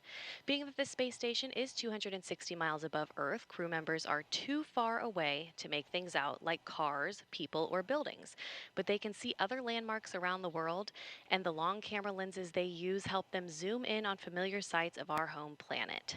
NASA astronaut Steve Bowen captured Cape Canaveral on Florida's Atlantic coast earlier this month, near Cape Canaveral Space Force Station and NASA's Kennedy Space Center, where Crew 7 is launching from today. The contrast of the colors between the Indian River and Atlantic Ocean become much more pronounced from space. And here's a beautiful nighttime shot of the city lights of Mecca in the desert valley of western Saudi Arabia, captured by NASA astronaut Woody Hoberg on July 26th. Human presence on Earth becomes much easier to see at night. And this final image was captured by NASA astronaut Frank Rubio of Vedima Lake, one of the largest in Argentina, on May 7th. Each of these images are taken from the vantage point of the International Space Station that orbits roughly 260 miles above Earth. Satellites collect imagery of Earth too, of course, but the International Space Station is unique in seeing these viewing opportunities because astronauts and cosmonauts can tell scientists on the ground what they're observing and what stands out in real time. We can't wait to see what Crew 7 captures, but for now, we'll send it back to Hawthorne. Jesse and Leah. SpaceX's ultimate mission is to make life multiplanetary. To get us there, we've been developing a fully and rapidly reusable transportation system called Starship, the most powerful launch vehicle system ever developed and designed to carry passengers and cargo to Earth orbit, the moon, and planetary destinations like Mars. In fact, earlier today, the team completed a successful static fire of our Super Heavy Booster 9, an exciting step towards our next Starship flight test. But you have to learn to walk before you can run, or should I say fly. And our learning started with Dragon, designed from the beginning to transport both people and cargo to space. The Dragon hanging from the ceiling behind us was initially flown to certify SpaceX for cargo missions to the space station. Dragon launched to space in December 2010 and became the first private spacecraft to return from orbit. 2 years later, Dragon became the first commercial spacecraft to deliver cargo to and from the space station, and in 2020, as we remember well, became the first private crewed spacecraft to reach the International Space Station. Altogether, the reusable Dragon spacecraft has completed 9 human spaceflight missions and visited the International Space Station 38 times. Dragon is capable of carrying up to 7 passengers to and from Earth orbit and beyond. And these days, we are very much focused on the beyond. Now, of course, we already have explorers on the Red Planet, paving the way for humans who will arrive in the future. NASA's Perseverance rover landed on Mars in 2021 after an almost 7-month journey. Its mission addresses high-priority science goals and also provides opportunities to gather knowledge and demonstrate technologies that address the challenges of future human expeditions to Mars. These include testing a method for producing oxygen from the Martian atmosphere, identifying other resources such as subsurface water, improving landing techniques, and characterizing weather, dust, and other potential environmental conditions that could affect future astronauts living and working on Mars. Now, of course, Perseverance also brought along another passenger named Ingenuity. This is the first helicopter ever flown on Mars. There's Ingenuity being deployed from Perseverance and those historic flights that we've seen so far. When the time comes for human explorers, they'll have to take everything with them for a surface mission. Building bases or even cities on Mars will require huge amounts of cargo and eventually crew. So we're designing Starship from the beginning to carry hundreds of tons of cargo into space and be able to be refueled in orbit. Before Mars, Starship will play a key role in the exploration of the moon. SpaceX is providing the lunar lander, which will return astronauts to the lunar surface for the first time in 50 years under NASA's Artemis missions. With the ability to deliver cargo and people to the lunar surface, we'll be ready to help humanity build a sustainable presence on the moon and learn how to live off-world before the next step to Mars. Today, however, we are going a little closer to home, and the work we're doing on the space station also paves the way to Mars, but it takes place in low Earth orbit. As Courtney mentioned, the area includes any spacecraft that orbits at or less than 1,200 miles from our home planet. That's pretty close in comparison to our moon, which is almost 240,000 miles away and is referred to as deep space. Deep space missions like future missions to Mars will challenge us like no spaceflight journey has before when we start looking to send humans millions of miles away from home. Long-duration missions on the space station, just like Crew 7, directly inform how we'll plan to support the first humans bound for the Red Planet on missions that could last months or even years. So we really look forward to those human missions to Mars. And right now we're paving the way with today's exciting mission, plus through Artemis launches to the moon. For now, I'll send it back to Daryl and Jessica at KSC. Thank you very much, Leah and Jesse. And to keep our astronauts safe while on missions to the moon and Mars, NASA is working to understand the long-term effects of living in space. Earlier, NASA's Jasmin Hopkins caught up with NASA's Chief Deputy Science Officer for our Human Research Program. One of the investigations launching on Crew 7 is nicknamed CIPHER, and it will study the physiological and psychological changes in up to 30 astronauts. Joining us now to talk more about it is Kristen Faub from Johnson Space Center. So Kristen, tell me about your title and the 14 different investigations that make up CIPHER. Yes, I am the Deputy Chief Scientist at the Human Research Program, and 14 research studies, all wrapped into one research complement called CIPHER. What we want to do is study the impact of microgravity on bone, exercise, vision, behavioral health, and not only as individual elements, but how they all interconnect together. And not only do we want to study that, but we also want to understand the impact duration has on the human body and microgravity. This is going to be really important information for us for the Artemis missions and for Mars. Right, Kristen, and on that note, we have been studying in low Earth orbit for over 20 years now. So how is CIPHER adding into that? Yes, 20 years, and we've learned a lot about the changes that happens in the human body in space. Plus, we also have learned a lot about the twin study that happened a few years back. So CIPHER is just a build on top of all of that knowledge that we've gained so far, plus all of the technology that we have today and data analysis. It's a great time to start CIPHER. It really is. And after the launch of Crew 7, how soon can we expect to get the data back from CIPHER? Well, once we start getting data, we'll start processing it, and then when we start to understand some of these observations and findings over hopefully these 30 crew, it's going to take time because 30 crew is going to be a lot of information. But once we start to find some interesting observations, we'll let you know. Absolutely. It will be well worth the wait. Thank you so much for being here tonight, Kristen. It's my pleasure. Back to you. All right, thank you, Jasmine and Kristen. We're going to turn it over now to Hawthorne, California, and check in with our team at SpaceX headquarters for an update on the launch progression. How are we doing? Thanks, Daryl. I'm Ronnie Foreman, a commercial sales manager here at SpaceX. We are coming up on just about 46 minutes until launch, and our teams are carefully moving through the process to lift off. A lot of preparations have brought us to this point today, including a dry dress rehearsal and static fire earlier this week.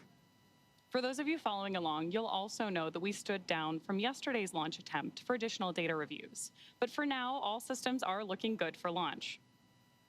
So next up, our launch director will check in with the team for readiness, both for prop load and for launch.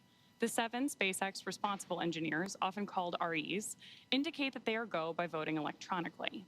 The launch director will also check in with the Dragon mission director, or MD, on the nets, and NASA launch manager to make sure that they are ready to move forward as well. And as Jesse mentioned earlier, the Falcon and Dragon launch teams, as well as key NASA launch members, are in the Launch and Landing Control Center at Hangar X in Florida. On screen, you have that incredible view of the Dragon spacecraft with the crew access arm still in the service position. The crew right now is on board Dragon, waiting to get the green light to stow the crew arm for launch and arm the launch escape system. Great shot of our astronauts there. Once the launch director gives the go-ahead, we should get a good view of the access arm as it swings away from the capsule. The range continues to be go for launch, monitoring the clearance area surrounding our launch pad, as well as the air and sea space along the flight corridor. And at Kennedy Space Center, weather is looking good for launch. If you're joining us on the ground in Florida, you know it's just about 82 degrees outside with light ground winds. Overall, we are looking good for launch in just about 45 minutes with a 5% chance of weather violation.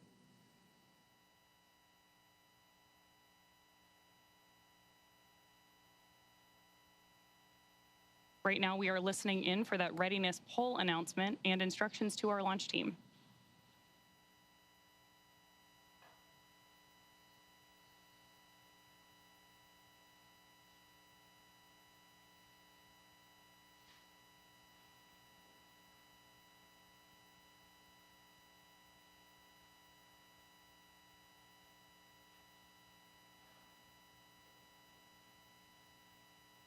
Again, this poll is going to be the go or no-go to move forward with propellant loading for today.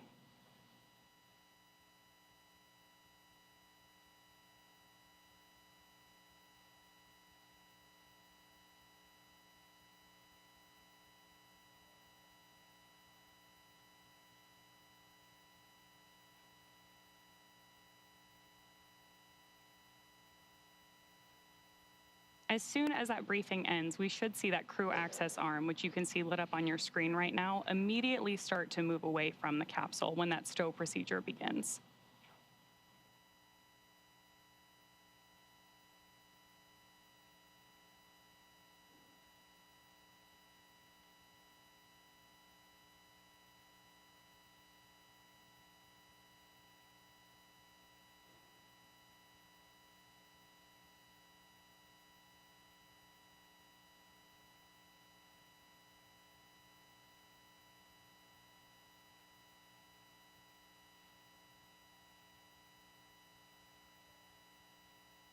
Coming up on just 43 minutes to launch.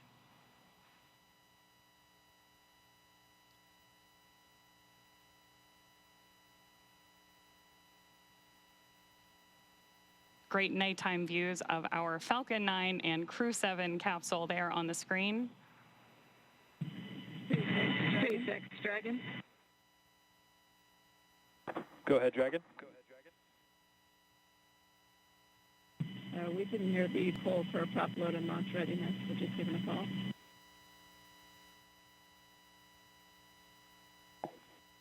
And sorry, Dragon, I just missed the last of your sentence there. Can you please repeat? Yeah, from Dragon, we just polling is hear complete. the poll for The prop joint NASA and SpaceX teams have polled go for LES arm, propellant load, and launch.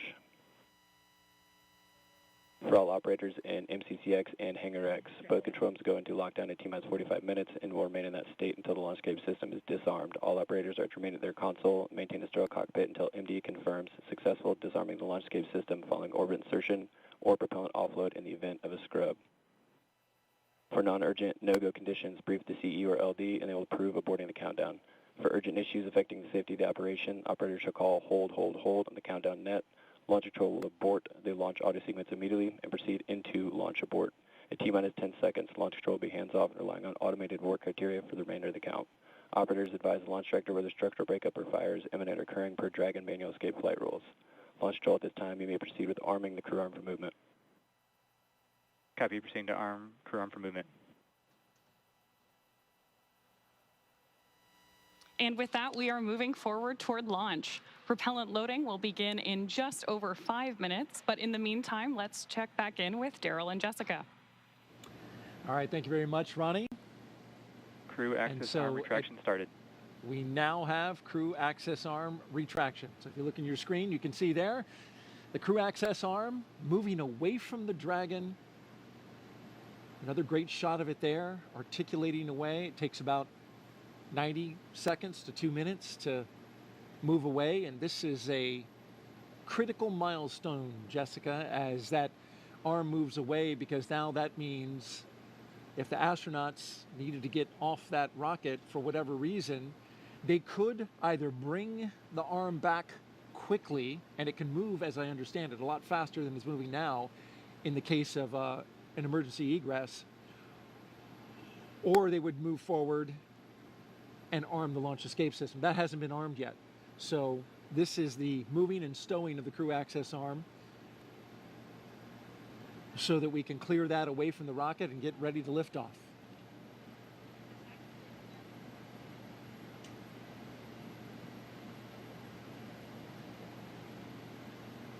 After that, crew access arm retraction complete. We're now waiting to hear that Dragon is go for Section 7, closing the visors and arming Dragon, the launch SpaceX, escape system. You are go for Section 6, close visors and arm launch escape system. Well, they changed the number, but it's the same. Dragon, copies, go for Section 6, launch escape system arming. Same milestone. I hear from previous crews that this system arms the very loud thump, so they can actually hear that on board. Which makes sense. You've got those engines, those Super Dracos, which are Dragon visors closed, arming launch escape system. right there next to their heads, right? You know, because Copy, your go. Right, and sounds like that was Jasmin saying she was ready to arm, and that command can be sent from either the ground or the crew, and the crew is sending that command now to arm that system. And that launch escape system is, of course, the system that will propel us away from the rocket, the crew capsule itself with the crew inside, in the event of any type of emergency with the rocket.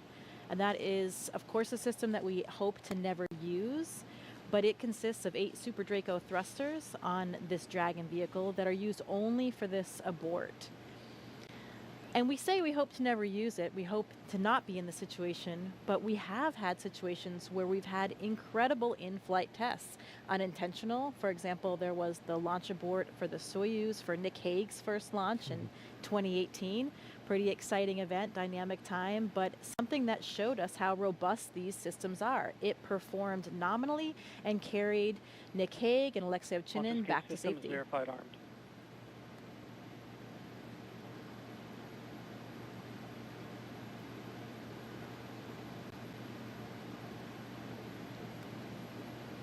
we got the verification of the launch escape system now armed. You mentioned Nick Hague. As I understand it, he counts himself having gone to space twice. That's right, or at least 1.5. But this system is now active. They do that 2 minutes before loading of the prop, since that, of course, then does present a more risky situation with that prop on board, and it will stay armed all the way through orbital insertion.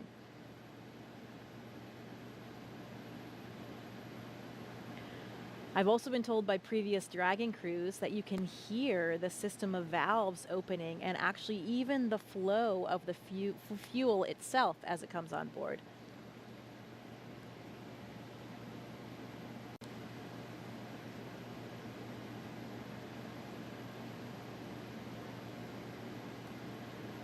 The scenarios in which the launch escape system would be used. F9 tanks venting for prop load in 10 seconds. Expect loud venting. There they are warning them about that, exactly what you just mentioned, giving them a heads up that they'll be hearing those sounds. Yeah, Victor Glover was telling me it's a very noticeable process. You can hear the opening and closing of the valves, and there are these low hums and kind of a fluttering sound as that super cold liquid oxygen and kerosene fill those large propellant tanks, first on the first stage and then on the second stage. Must be pretty exciting to be hearing those noises, knowing what that means and how much closer you're getting to liftoff. This is pretty unique in the launch industry, right? Where the astronauts are inside the Dragon, inside their spacecraft, as it's being loaded with propellants.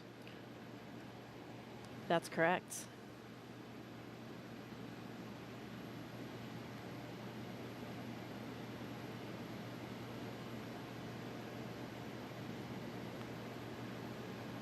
That launch escape system you're talking about, if it were needed, it can get the crew several miles offshore out into the Atlantic Ocean. It's those Super Draco engines capable of moving Dragon half a mile in just 7.5 seconds. So that's equivalent to a peak velocity of 436 miles per hour. So it really moves. It can also get it off the top of a moving rocket as well. So Right. it's got to have that kind of power. Right, at all those different phases, all the way until they're in orbit. And that's one of the things that we protect for here as well when we look at the weather forecast. It's not just for the actual launch itself, but to protect for any of those contingency landing scenarios in the various areas where they would splash down in that event.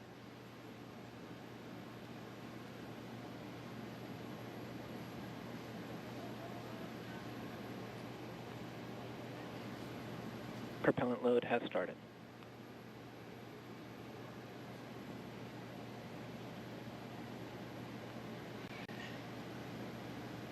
And so now the propellants are flowing into the Falcon 9 rocket. RP1, refined kerosene, and liquid oxygen, the oxidizer. That part we can see externally because as the liquid oxygen levels rise inside the Falcon 9, it is of course super chilled liquid oxygen, highly densified, and it will super chill the skin as well of the rocket, and it'll condense the air around it. And there's been well over 200 Falcon 9 launches, so if you've seen one before, you're familiar with the sight. The rocket condensing that air, that warm, humid Florida air, which we have been enjoying this evening, at least with a light breeze. That's right. I think it's cooler than Houston anyway, so I'm enjoying my time here. Good, good. All right, for another update, let's send it out to Hawthorne, California, an update from SpaceX. Thanks, Daryl and Jessica. Now, before we send them to space, let's get to know our Crew 7 astronauts a little better. We'll start off with none other than the commander herself, NASA astronaut Jasmin Moghbeli, making her debut spaceflight. My name is Jasmin Moghbeli. I'm the commander of NASA's SpaceX Crew 7 mission to the International Space Station. Baldwin, New York is where I grew up. I always loved team sports from a really young age because you rely on one another, and that's something that I think is really important to know going forward in your career. I joined the Marine Corps. Sure, I wanted to fly jets. I thought you had to be a jet pilot to become an astronaut. I actually went to watch STS-116 launch while I was waiting to start flight school, and Sunny Williams happened to be on that flight. I realized she was a Navy helicopter pilot, and from that point on, I went full steam ahead. All four of us are so proud to represent what is possible when we come together. Ultimately, everything we do is to benefit the Earth.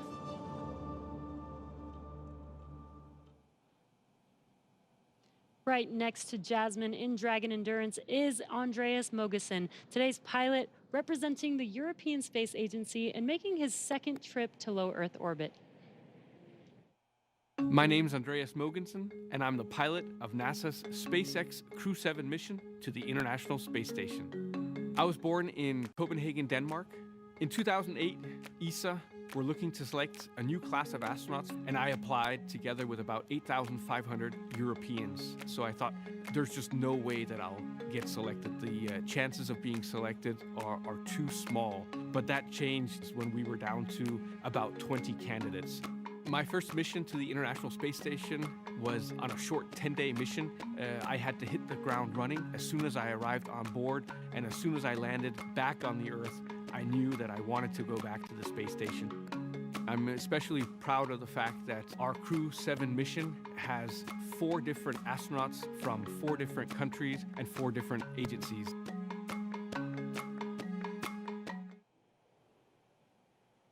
Next up, mission specialist Satoshi Furukawa.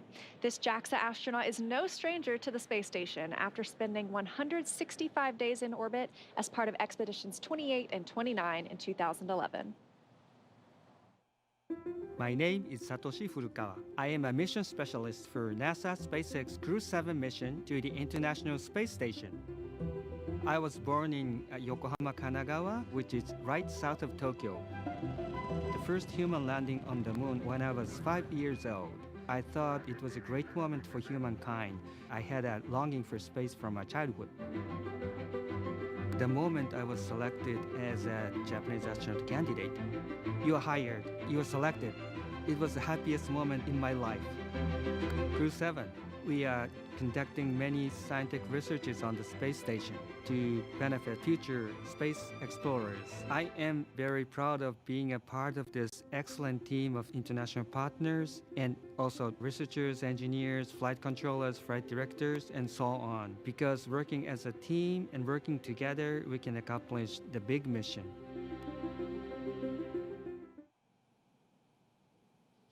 Rounding out our fully international crew is Roscosmos cosmonaut Konstantin Borisov.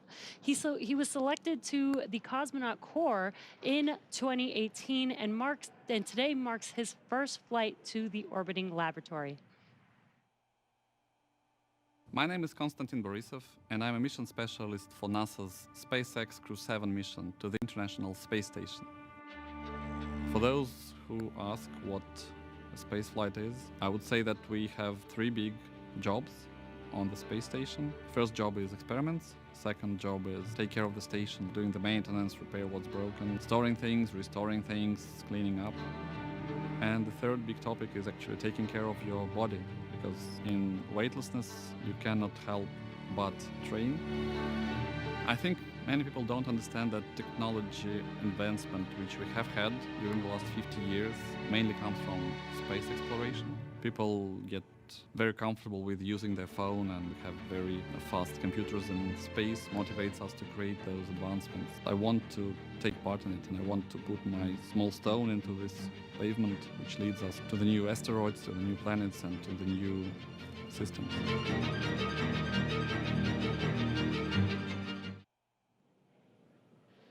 Now, as we see with all of our crews, these 4 crew members who make up Crew 7 have a mission patch they worked together to design. The first thing that you notice is the white dragon on top of the Earth, its neck craned into the number 7 for Crew 7. Its tail curves upwards towards a golden star, and they say that symbolizes our ascent towards the stars and the pioneering spirit needed to propel us further into space. The blue, white, and red on the tail are the common colors in the flags of all 4 nations flying on this mission. Now we are less than 30 minutes to launch, so let's check back in with Daryl and Jessica at KSC, where the countdown continues. All right, thank you very much. Everything going well with the countdown so far. A little over a mile and a half from the launch pad we're going from today, this morning, 39A, is 39B, where the mobile launcher is back out on the pad right now, going through testing for the Artemis II crewed mission to the moon late next year. Here's more about Artemis in our Moon Minute.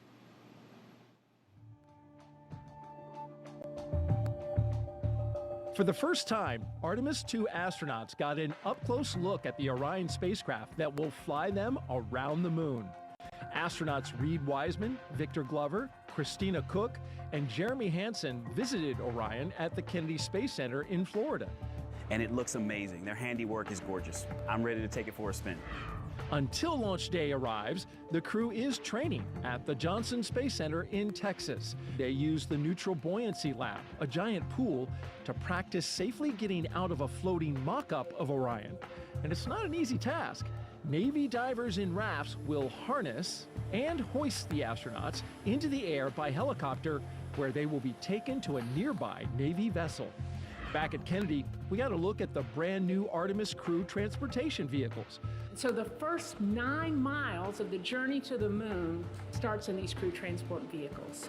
On launch day, these fully electric, zero-emission vehicles by Canoe Technologies will reunite the Artemis II astronauts with Orion at Launch Complex 39B. NASA's powerful moon rocket, the Space Launch System, and Orion will carry them on the rest of the 250,000-mile journey to the moon. And that's your Artemis Moon Minute.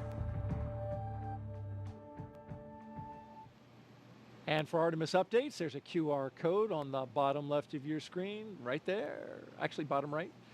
You can visit, you can use your cell phone to scan it, or you can visit the website at nasa.gov/Artemis2. Earlier this evening, our own NASA's Jasmin Hopkins caught up with NASA Administrator Bill Nelson, who is here watching the launch from SpaceX's firing room.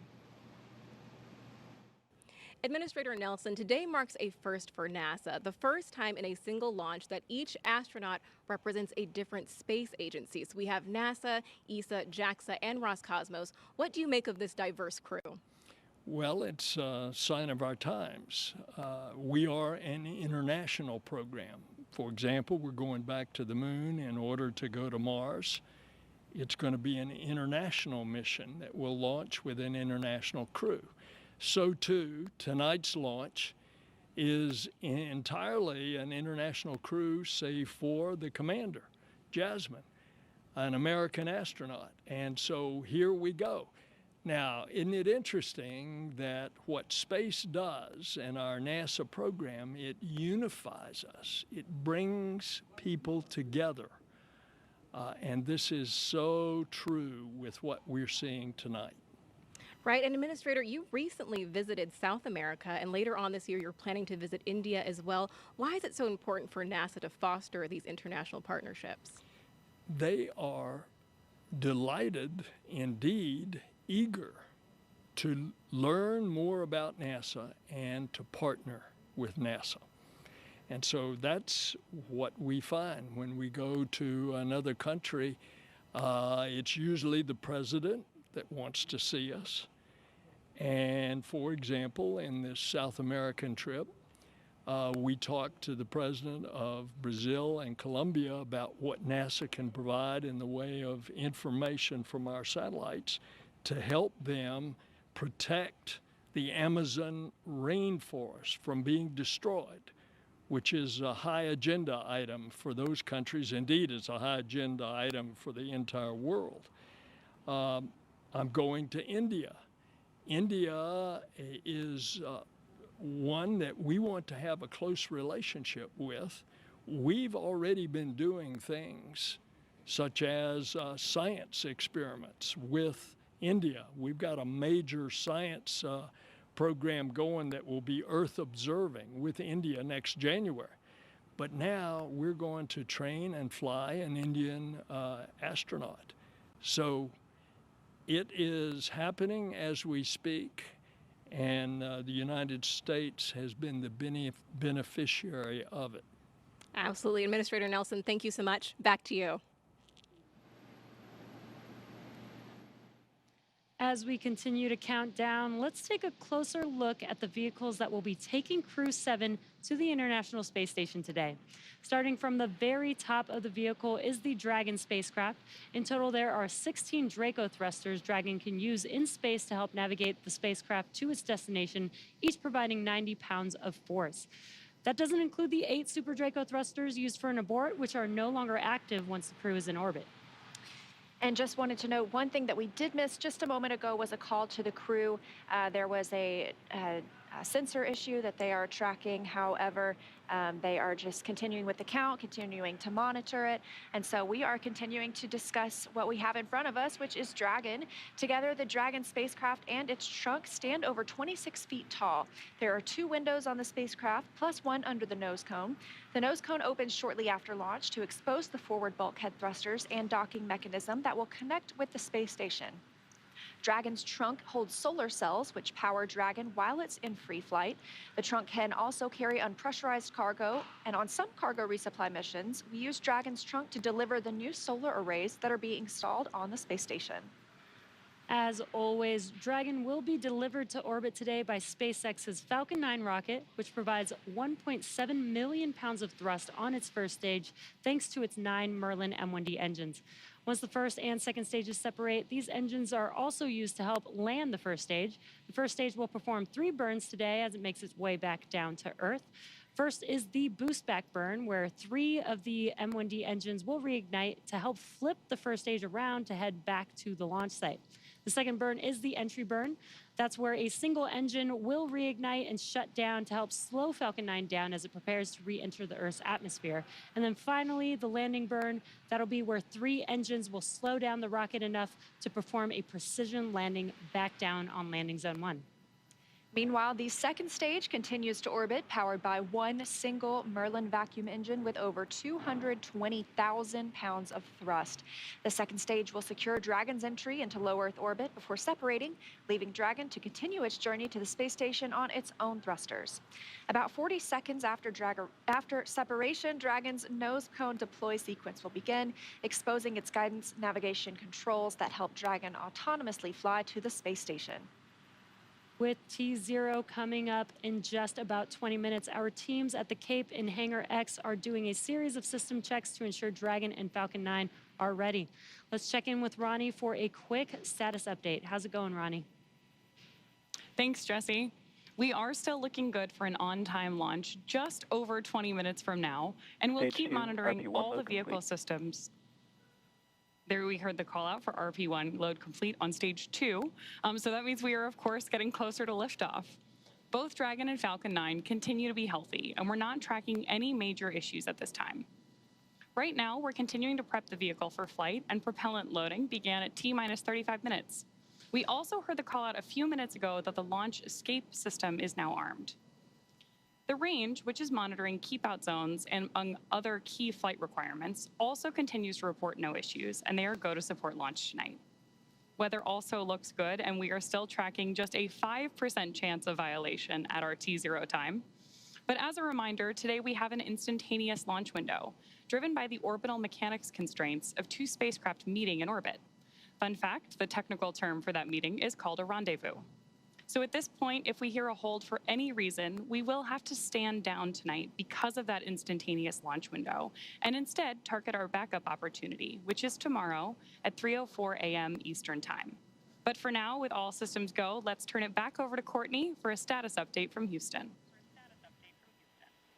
Thanks, Ronnie. The flight controllers here in Mission Control Houston are ensuring that the space station is ready to receive Dragon. They're also checking all communication links between the station, Dragon, and the ground are working properly, and right now everything is proceeding as planned. Teams here in Mission Control Houston, the team in Hawthorne, and the astronauts aboard the station will monitor the autonomous docking of Dragon tomorrow when they enter joint operations, which happens when the spacecraft enters the approach ellipsoid, which is an invisible boundary that helps us monitor spacecraft arriving and departing. After docking, the crews will perform a series of leak checks, then work to open the hatches both on the Dragon side and inside the station's pressurized mating adapter.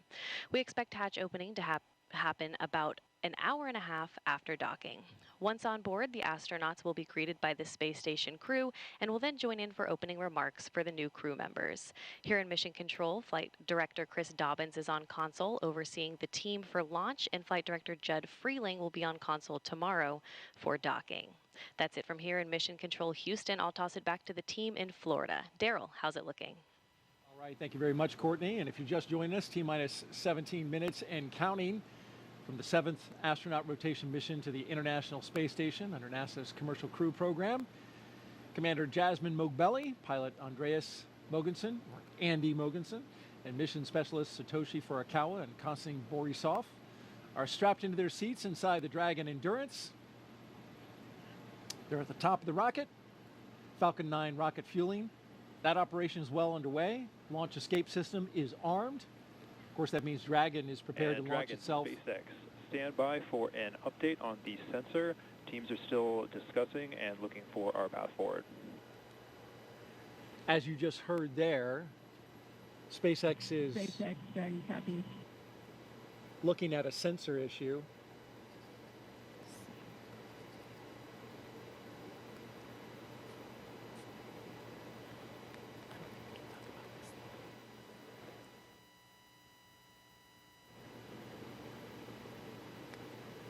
And so trying to determine if the sensor is giving good data, good reading, or if... Startup stage 2, locks loading.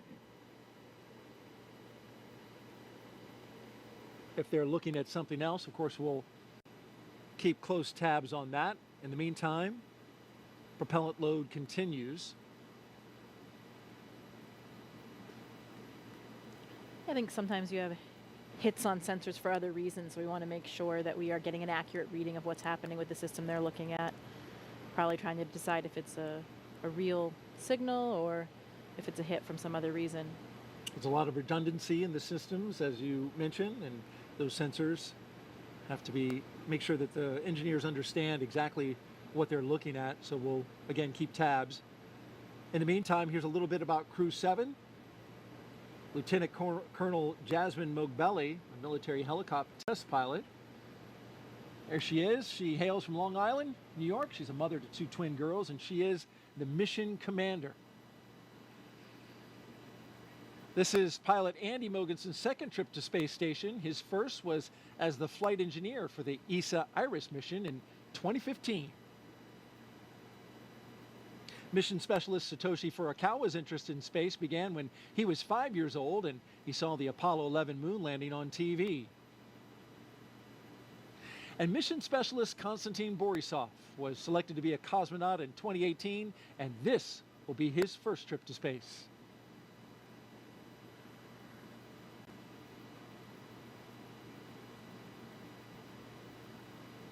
We've got more than 10,000 people all gathered, including these folks.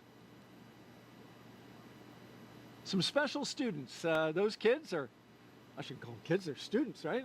College students. They're part of the First Nations launch, and they're giving us a big wave from the Banana Creek viewing location.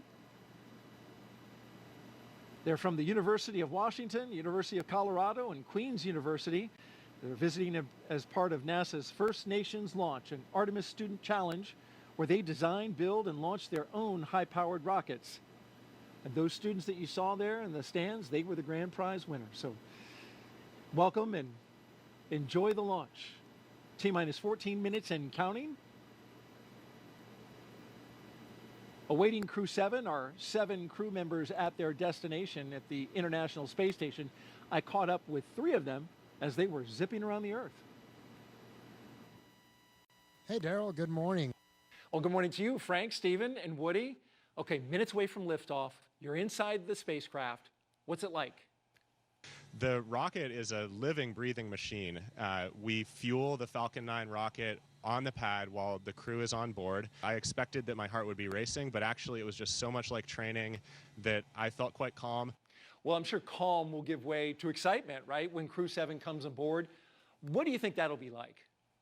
More than anything, it's your friends coming up to station, right? And so you get to hug and greet your friends that you haven't seen for several months. And it's always just a really fun reunion. You know, they're coming on board. They're going to live on board. It's really exciting to greet them as new friends and crewmates. Well, those new friends and crewmates, will you have any advice for them when they come on board, like things to do, things not to do?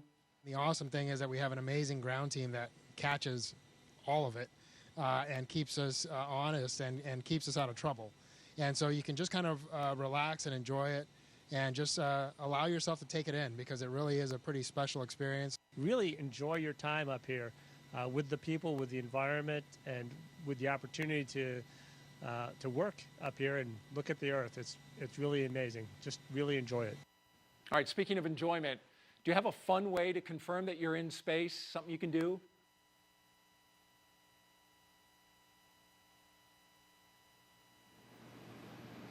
You want to give that move a score, Jessica? I don't know. It required assistance from 2 crew members, so I don't know. I'll give it an 8.5. Okay, that was very kind. All right, well, before the Crew 7 got into their spacecraft, they got a picture with the Falcon 9 booster that will take them up into space. There they are on the business end of those 9 Merlin engines. Once we leave planet Earth, these fine folks at Johnson Space Center will take over. Dragon This is mission SpaceX, control. We are still continuing to assess that sensor and proceeding with the count.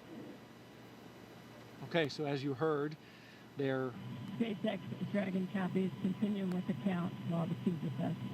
still working the sensor, but at the same time continuing to load the propellants on board Falcon.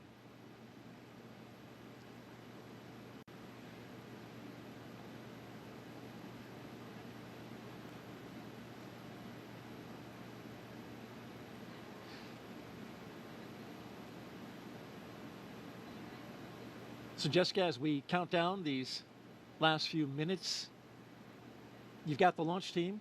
They're taking a look at a sensor and some of the readings there. At the same time, we're proceeding forward, and they're communicating with the astronauts inside.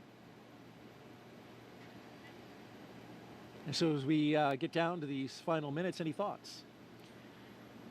This is an exciting time for the crew. You know, they're probably running through some checklists of their own right now. They may be pretty busy in there, going through those same things that they've done in their simulations so many times before. But I bet it's getting pretty real right now, and hearing those calls about the sensor probably raises a few questions as well, but I know the ground will keep them informed as we go. 10 minutes, it's getting very close.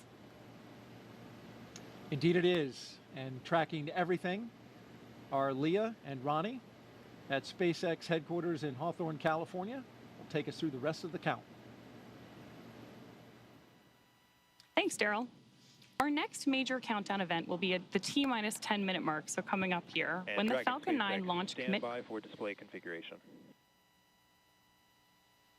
There we go ahead and have the Dragon astronauts are standing by for display configuration, which will let them know that we are even closer to liftoff. The launch commit criteria that we're waiting to hear that call out for are specific thresholds and pieces of information about the entire Falcon 9 system needed to make sure that the rocket is healthy. Of course, we do have many systems in place to ensure that the rocket and crew are both safe leading up to liftoff and during flight.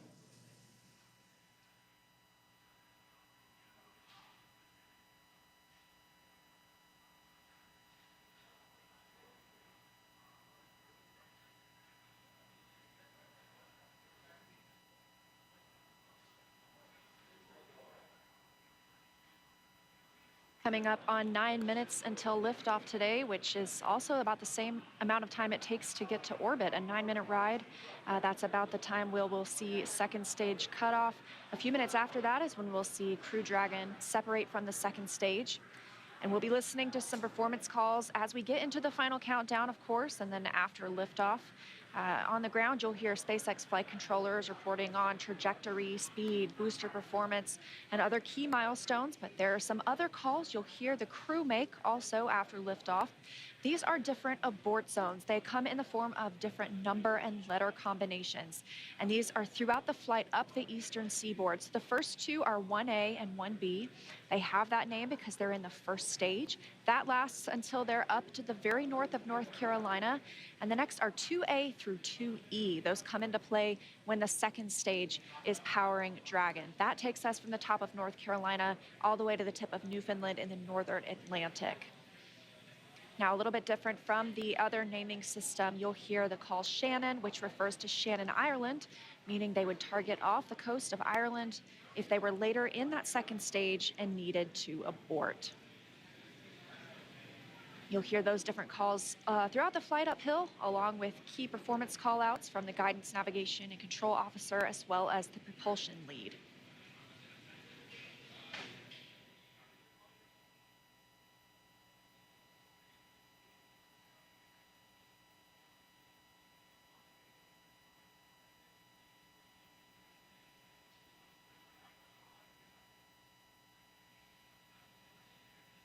One of the next callouts that we're listening for is the announcement that Stage 1 engine chill has started.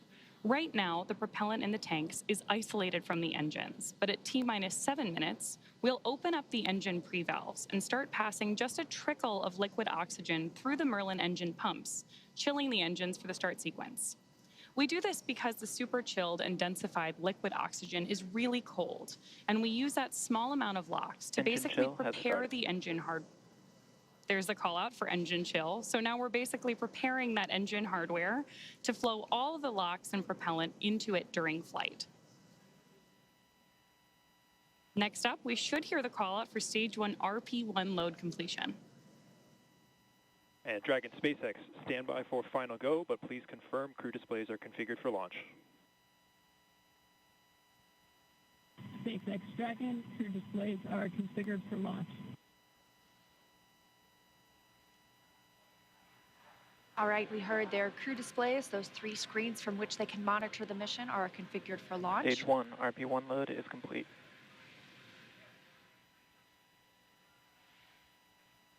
And confirmation that RP1, the densified kerosene or the rocket fuel that propels the crew into orbit, loading is complete on the first stage. We did hear the second stage was completed a short time ago as well. Now T-minus 6 minutes until launch. We are still loading liquid oxygen on the first and second stages. This is the oxidizer we need to combine with the densified kerosene that just finished loading. Coming up, we will hear the call for Dragon to configure for terminal count and then transition to internal power at about 5 minutes until launch. Then we'll hear the propellant tanks on Falcon 9 are getting ready to pressurize, adding some additional rigidity and structural support as we get ready for the strong back to retract. It'll move just a couple of degrees at first, and then we'll see it swing open completely at the moment of liftoff. That strong back provides access to Falcon 9's fueling lines and umbilicals for the prop load and the different gases being loaded on board. So we're continuing to check through a couple of more fueling milestones, including one around the 2-minute mark, where we will hear that the liquid oxygen is finished on board the second stage.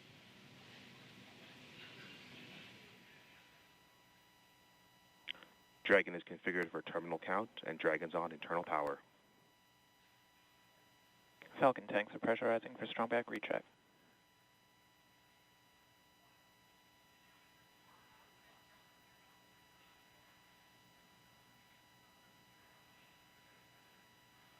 So there we heard the call out that we are preparing for strong back retract. And as Leah just mentioned, the strong back is that white truss structure that you see on the left side of Falcon 9. Got a better shot of it right there. Strong back is retracting. Just before lift. There we heard the call out from Mission Control that we are retracting the strong back now. The strong back is part of the transporter erector, which was used not only to roll Falcon 9 out to the launch pad, but also to raise it into its vertical position. It will retract just about 2 degrees first after those clamp arms open up around the base of Dragon's trunk, and then just before liftoff, we'll actually go all the way back to 45 degrees retracted to give Falcon 9 and Crew 7 room for liftoff.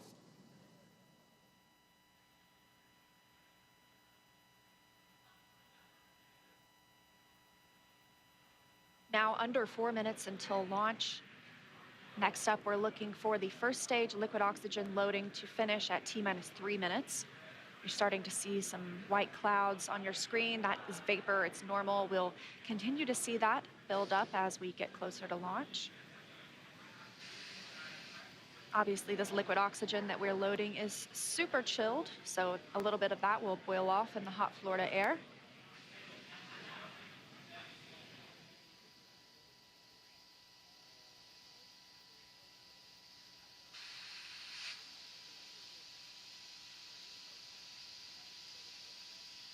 Stage 1 LOX loading is complete. Great view of Crew 7 there inside of the Dragon spacecraft, awaiting liftoff just under 3 minutes from now.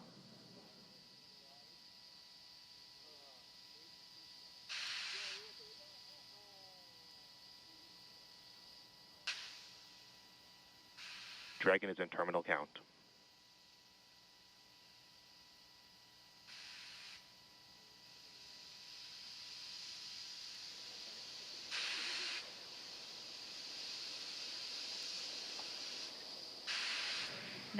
Now about 2 minutes and 30 seconds until launch. Next milestone, we're looking up for stage 2 LOX load to complete. Additionally, shortly after that, we'll hear gas closeout begin, isolating the feed lines from the different gas systems for the Falcon 9 rocket. Those will get vented overboard through the umbilicals and the strong back itself.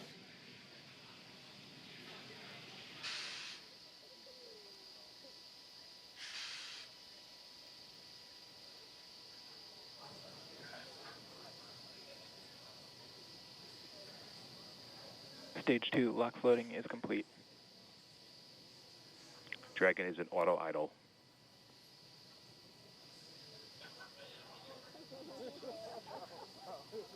Confirmation that stage 2 LOX load is complete. Dragon and Falcon 9 fully fueled. Gas closeout has started. Expect loud venting. There's the gas closeout call that we expected. Additionally, we will be in auto idle. This puts the rocket in a state the flight computers understand before it takes over, making sure the transition to final countdown is smooth. Coming up at T-minus 1 minute, we'll hear that Dragon is in countdown. Its computer will switch to countdown mode. We'll also hear that the flight termination system on Falcon 9 is armed. Falcon 9 is in startup. Dragon's in terminal count.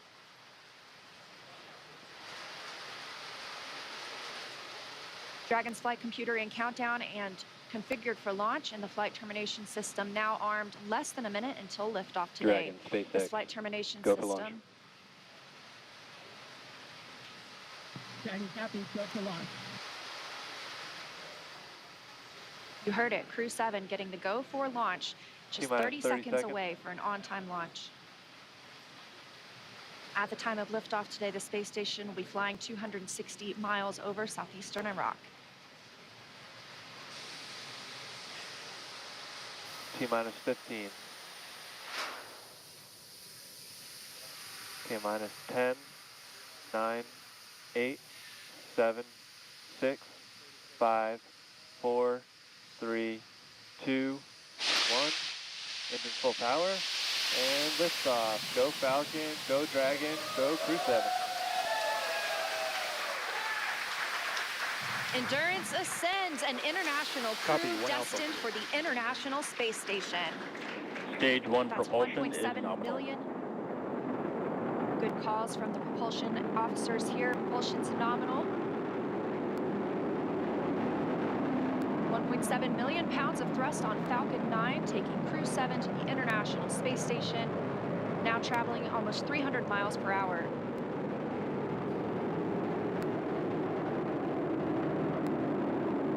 Nominal power and telemetry.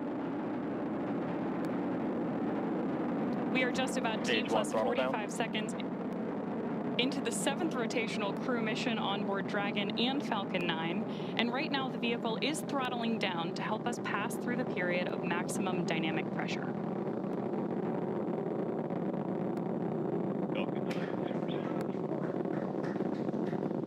There's the call out that Crew 7 is now moving faster than the speed of sound. Max Q. Stage 1 throttle up. Confirmation we have moved through max Q and are throttling back up.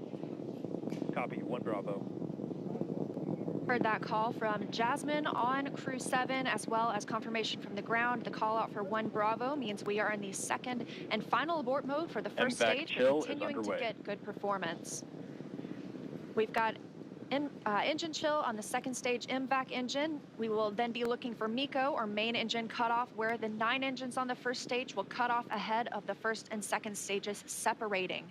Then the single Merlin vacuum engine on the second stage will ignite. We are now coming up on 2 minutes into the flight, the spacecraft traveling over 2,000 miles per hour. Really incredible nighttime views of Falcon 9 and Crew 7 on your screen right now. So as Leah just mentioned, we are keeping an eye on a couple of critical flight milestones coming up back to back here. Stage 1 throttle Those down. are going to be MECO, so main engine cutoff now that we're throttling down stage 1, followed by stage separation and second stage ignition. Main engine cutoff. Stage separation confirmed. Copy, 2 Alpha. MVAC ignition.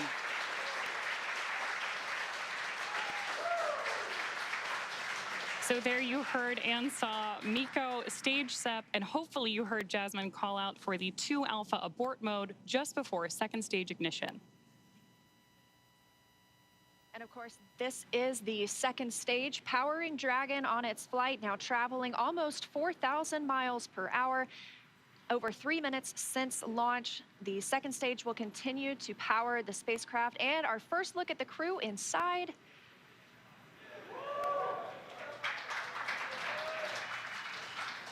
We'll be standing by for SECO. That's the next major milestone for this second stage engine. That comes shortly before 9 minutes into the flight, so we've still got some time on this engine. So right now, while Crew 7 makes its way to orbit, our first stage booster is making its way back to land. So you may hear the call-outs here on the net shortly that we are in the middle of our boost back burn.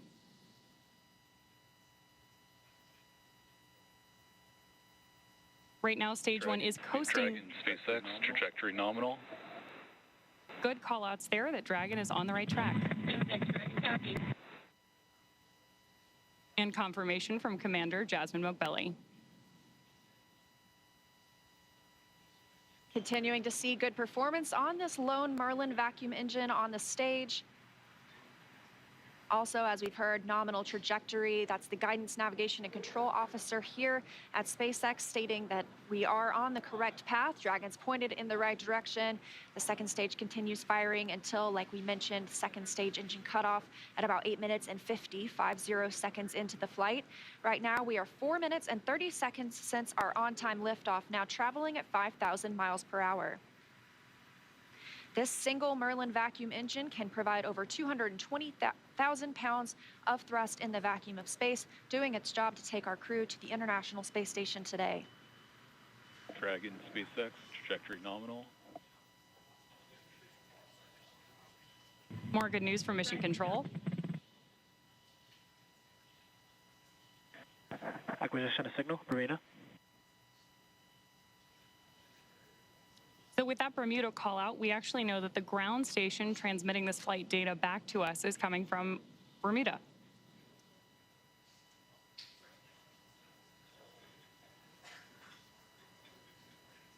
The crew is currently pulling a little more than 1 G as the second stage engine continues to propel their flight. Continuing to hear good calls to the crew, now 5 minutes and 30 seconds into the flight, traveling at 6,400 miles per hour. Again, we will continue to see the second stage fire for about 3 more minutes. Shortly after second stage engine cutoff, we will see it separate from Dragon, which will continue its journey.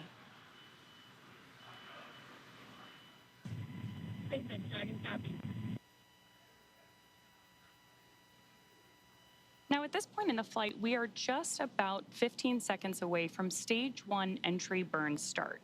At this point, the center engine on Falcon 9 will be lit for just about 10 seconds to help us slow the vehicle down as it re-enters the Earth's atmosphere. That's not the only thing helping us on re-entry, though. The first stage sees high drag on re-entry, which scrubs roughly 70% of the velocity by the time the landing burn begins, which you just had great views of on the left-hand side of your screen. Florida Space Coast beginning to come into view in the background. All while Crew 7, of course, on the right-hand side of your screen, lit up by that MVAC engine, continues on its way to orbit.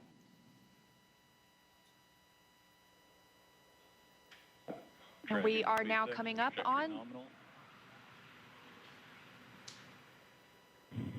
continuing to get good calls as we reach almost 7 minutes into the flight. Crew traveling at 9,400 miles per hour. Again, we still have about 1 minute, 45 seconds left with the second stage propelling the crew. And of course, we are also expecting that landing burn start from Falcon 9 any second now. Great views.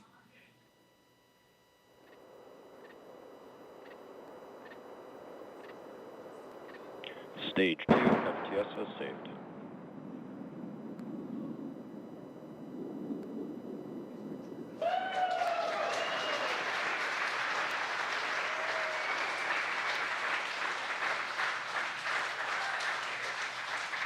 Great news there that Stage 1 has successfully landed back at Landing Zone 1 in Florida.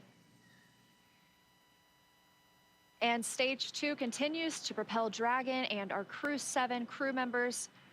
We now are coming up on SECO, second stage engine cutoff. Again, looking at that about 8 minutes and 50 seconds into the flight. Everything continues as planned today, now traveling over 13,000 miles per hour. Again, we're looking for eventually a good orbital insertion at which we'll be traveling. Good calls here at Mission Control in Hawthorne.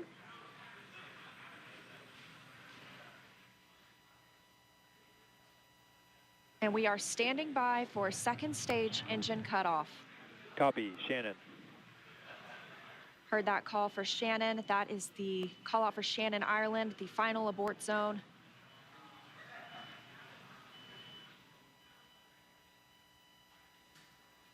MVAC shutdown. There's audio confirmation, and you can see on your screen that we have had successful second engine cutoff 1 of our MVAC engine. Dragon, SpaceX, nominal orbit insertion. Dragon. And good news there that Crew 7. Nominal orbital insertion. Dragon, SpaceX. Awesome to hear. Disarmed.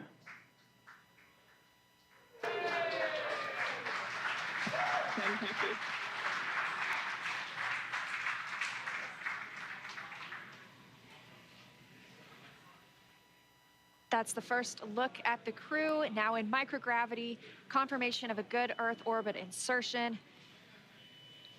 We are now coming up on 10 minutes into the flight. Of course, we saw second stage engine cutoff, and you're actually getting a look at their zero-G indicator there.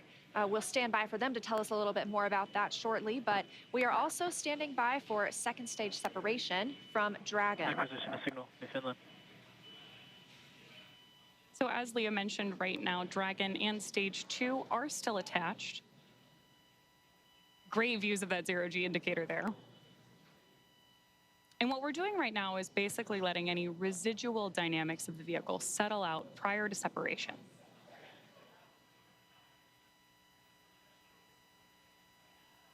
We are expecting that separation event in probably about 90 seconds.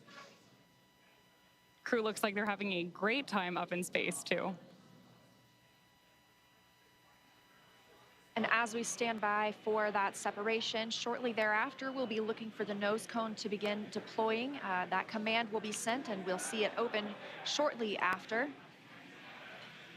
We'll need the nose cone to open to expose those forward bulkhead thrusters, as well as the docking mechanism with which they will use to link up with the International Space Station. After their ride, it's almost 30 hours long.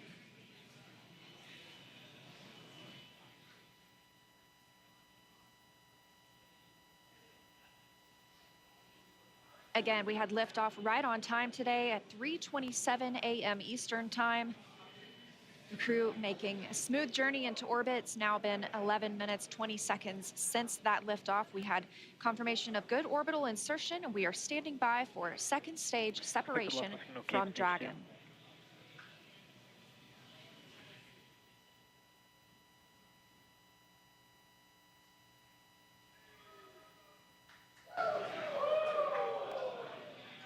Great views of Mission Control here in Hawthorne, California.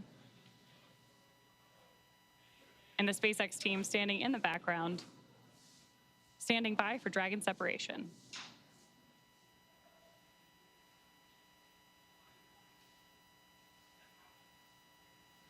Of course, you also have continued telemetry readouts from Dragon and Stage 2 in the bottom left-hand corner of your screen.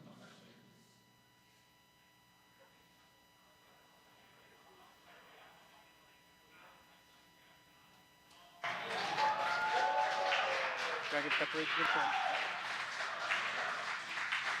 Crew 7, on behalf of the Falcon team, I'd like to welcome you to orbit, and we hope you enjoyed the ride on Falcon 9. Space travel is difficult, even though you make it look easy, so thank you for trusting us to get you up there. It's not a bad way to spend a day in the office. Stand by for words from the launch director.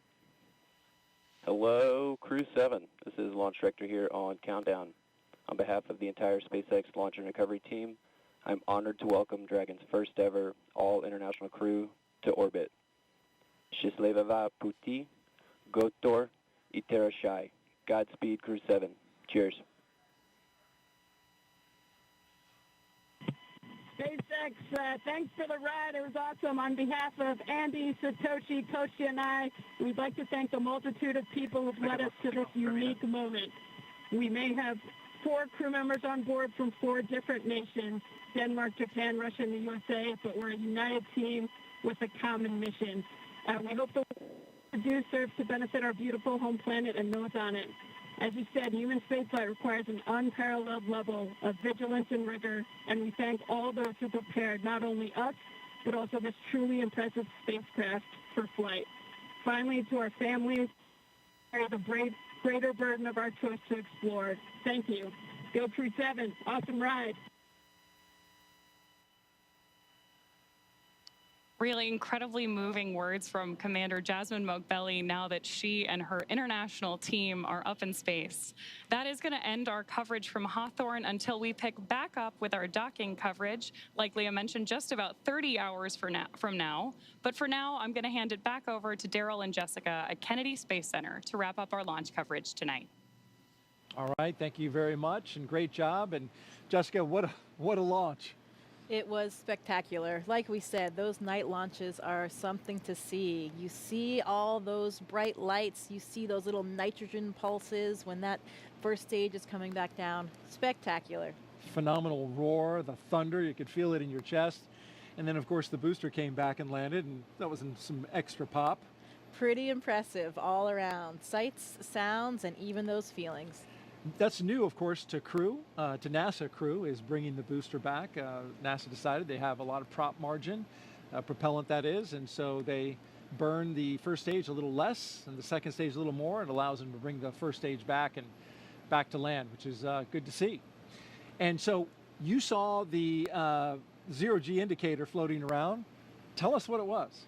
I did. Well, that, Daryl, was a 3-toed sloth. Important distinction, not a 2-toed sloth. Oh, really? Yeah, so apparently this is one of Andy's kids' favorite animals.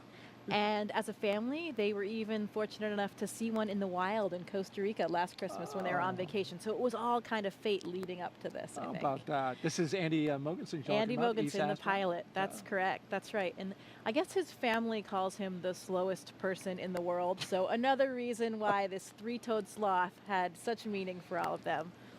Well, that actual sloth in the capsule looked like it was moving slow as well, but he's got an excuse. You know, we have a saying in space, and it's often true. Yeah. Slow is smooth, smooth is fast. And when you rush too much, especially in space, doing a spacewalk or anything that you're doing, you get in trouble. So slow is smooth, and smooth is fast. Wise words from our veteran space flyer, Jessica Meir, sorry. It's early. Hey, we got some social questions. Let's take a few. You do mind? Absolutely. All right.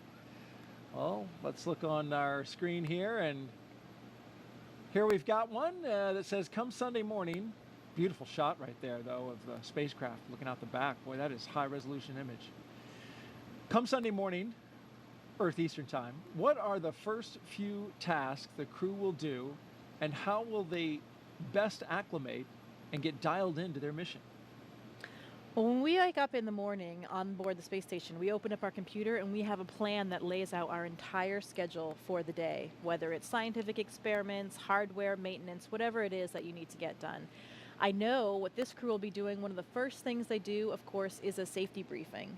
So we want to make sure that they have all of the information they need in case they had any kind of situation on the space station where maybe they needed an emergency breathing mask or a fire extinguisher, anything like that. Safety first at NASA, and that's the first thing that we do when you arrive on board the space station as well. The veteran crew that is up there will take them through that, show them where everything is, talk through some of the main messages, and then they'll have a longer session, usually the next day or later that week.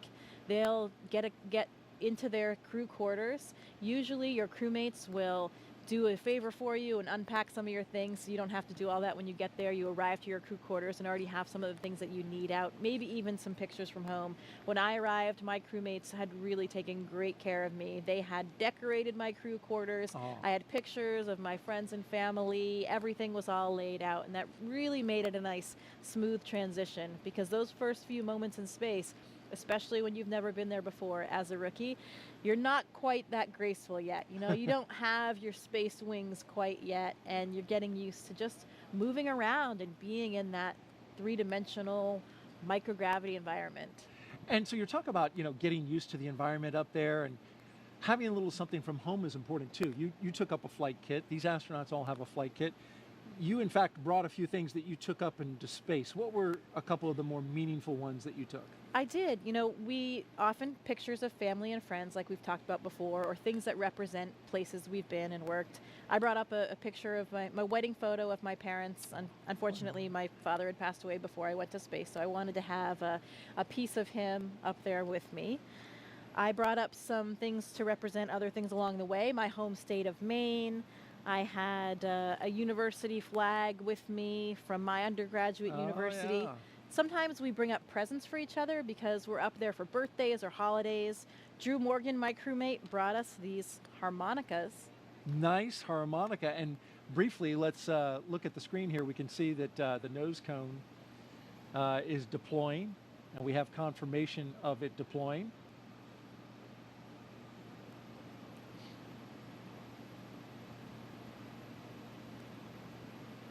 Beautiful shot there.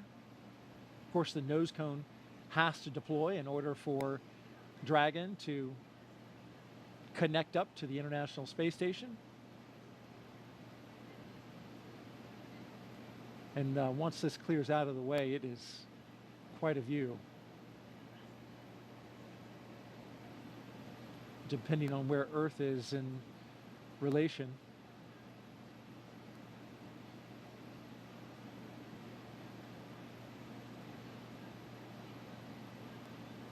Okay, looks like we're pointed mostly in space, which makes sense. Sometimes you get an Earth view. There's a lot of space in space. There is. There certainly is indeed. And then what else?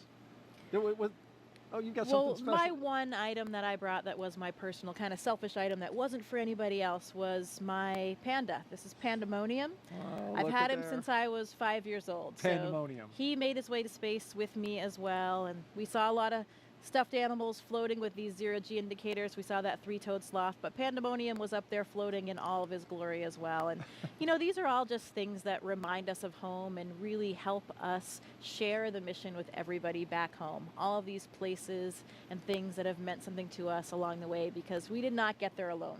We got there with the support of so many people that helped us. And this mission is for everyone. It's really for all of humankind. So hopefully they can all share in. Absolutely, and thank you for sharing your flight kit with us. This is especially, I mean, this is a 40-year-old tour. Right 41 here. now, yeah. That's He's great. been around the block. He just said he wants to go back to space. He does want to go, but we all want to go back to space. So hopefully he'll have another opportunity. We just got confirmation that nose cone is fully deployed, and so Dragon is on its way to the International Space Station. Now, a member of Crew 7 will kick off a major study that will give us a comprehensive look at how the human body is affected by time and space. Let's bring in now NASA's Jasmin Hopkins for more.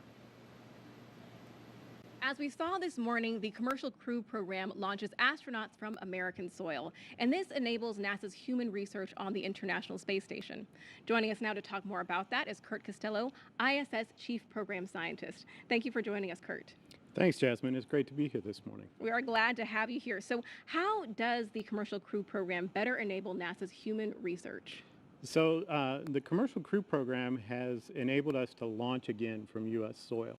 And what that means is a lot of our sensitive science that needs to be loaded within the last few hours before we launch can now be quickly transported from our labs here at KSC to the vehicle on the launch pad. So this enables us a late load capability that allows us to get our samples, critical samples, onto the vehicles. And the Commercial Crew Program has also enabled us to launch more frequently and regularly. So a lot of our sensitive investigations that need specific timing for when we get those samples to the space station and then back down are enabled by that program. That is great, Curtin. Can you tell us a little bit more about the new human research investigation going to be part of Crew 7? Sure. I think you're referring to CIPHER, and CIPHER is not just one investigation, but 14 in one.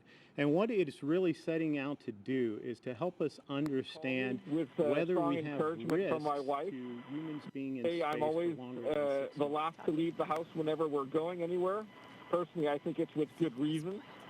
But they say I'm the slowest person alive, which is also why it's a three-toed sloth, not a two-toed sloth, because apparently that would be too fast for me. So welcome to space, Sasha the sloth.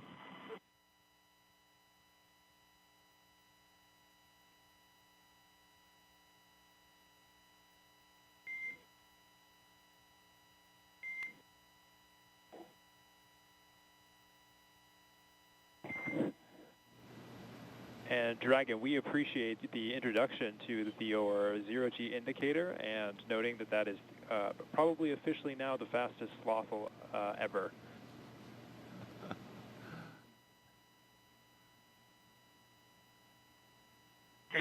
This is Satoshi. It's nice to be in space, and I'm very glad to see happy faces. 日本の皆さん、国際宇宙ステーションへ、再びして着実に仕事をしてきます。 Yes, I'm very excited. First of all, a few words in Russian, then in English. Всем большое спасибо, огромное восхищение тем, как мы прокатились на ракете, мы в космосе. Невероятно. Полет в космос — это результат действий скоординированных тысяч людей, которые работают в разных странах. Всем большое спасибо. Роскосмос, НАСА, ESA, JAXA, SpaceX. Моим друзьям и семье большое спасибо. Thank you very much for all your hard work. SpaceX, Roscosmos, NASA, ESA, JAXA, and all the partners involved in manned space flight. That's a proud example of how much we can achieve working together in harmony. Let's continue. Cool. Thanks a lot to everyone, to my family as well. Thanks.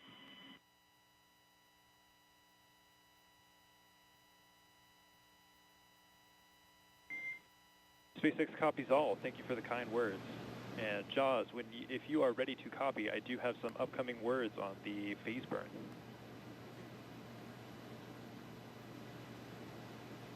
Expect a loss of signal. Good, Haley.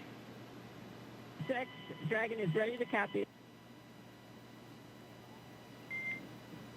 Okay, wanted to give you an update that we are going to be losing TDRS for voice comms for about 15, that's approximately 15 minutes, which is going to include that upcoming phase burn per your displays. We do have a ground station pass during that burn prep, so you will actually be able to call us in the blind. However, you will be LOS during the burn. There's no concerns, but we'll pick you back up at 0819 Zulu, which will be right after the burn, and we'll confirm that burn performance. How copy? SpaceX Dragon copies all. We'll lose you on TDRS for the phase burn, but we can make calls via the ground station in the blind, and we'll catch you on the backside at 0819. Good readback. Okay, you just heard some communication between Commander Jasmin Moghbeli and SpaceX's launch team. Just saying they're going to lose TDRS connectivity, which will, during the burn, they'll be unable to communicate, but they've got a ground station that will catch them on either side of that. So communication will be established before and after the burn. Earlier, we heard some words from Andy Mogensen. Of course, you told us that that was a sloth. Wasn't sure that we were going to be able to, get some words from him, but it was good to hear from him and the other crew members about, now that they're in space and sharing a message with the world. Absolutely, and we got a name, Sasha the sloth. Sasha the sloth, the fastest moving sloth ever to be a sloth. Yeah, among the legendary, famous stuffed animals in space. That's now. right. That's a thing. Joins the long list of them, and so Jasmin, Andreas, Satoshi, and Konstantin are on course to arrive at the International Space Station around 8:39 Eastern Time tomorrow. NASA TV, well, we will be wrapping up our coverage, but you can follow along with Crew 7's entire ride to the station and hear real-time audio from that space to ground, which we were listening to just then, on our mission audio stream on YouTube. Make sure you look for the link on our NASA social media accounts and in the description of the NASA YouTube launch broadcast. And though our coverage here at Kennedy Space Center is concluding, Crew 7's mission has only just begun. They'll get to the International Space Station in about 30 hours. It's going to be a long ride. But then they'll be able to meet and join, I should say, Crew 7 to Crew 6. And that'll be quite a ceremony. Absolutely. You know, these first missions, these first moments in space are absolutely unforgettable. I'll never forget that. Feeling weightlessness for the first time. You're still strapped in your seat, but everything starts lifting up, your arms, your pencils, anything that was on the floor, the zero-G indicator, everything. And I remember looking across at my crewmate, just sharing those moments and those smiles. I know how happy that crew is right now. I am so excited for them and their mission. It will take a little while, 30 hours, like you said, to get to space station, but they are in space right now, and I know they're enjoying every minute. Congratulations, Crew 7. We are so excited for you. This is going to be an incredible mission on the International Space Station. Great words, Jessica. Appreciate those. And Crew 6 will be coming back down in about a week. They'll have a roughly 5-day handover, and then they'll return. Next up for us is our post-launch news conference scheduled at 5 a.m. Eastern Time on NASA TV. And of course, we'll have live joint coverage of docking and the Crew 7 welcome ceremony starting tomorrow at 6:45 a.m. Eastern Time on NASA TV, as well as SpaceX's YouTube channel. You can find mission updates on X, at NASA, at SpaceX, and on the web at nasa.gov, including, again, the link to that mission audio stream if you want to stick around with Crew 7 and be with them on their entire journey. Well, before we sign off from Kennedy, I want to thank Jessica Meir for being here on the launch broadcast and sharing your incredible experiences and all your insight, answering the questions, bringing pandemonium and showing them off. Thank you so much. We really appreciate having an astronaut, and especially you today on Crew 7 to share this with us. Well, it is absolutely my pleasure. Any good day when a rocket ignites is a great day for astronauts all around the planet. So we wouldn't miss out on it for the world. Very happy to be here and excited to share this moment with all of you. Thanks so much. And a huge thanks as well to all of our guests for joining us today, but most importantly, thank all of you for watching. For everyone here at NASA and SpaceX, have a great morning and keep looking up. We leave you now with a look back at highlights from suit up to liftoff. Close that side hatch. 1, engine full power, and liftoff. Go Falcon, go Dragon, go Crew 7. Endurance ascends, an international crew destined for the International Space Station. Stage 1 That's propulsion is 1.7 nominal. million. Good calls from the propulsion officers here. Propulsion's nominal.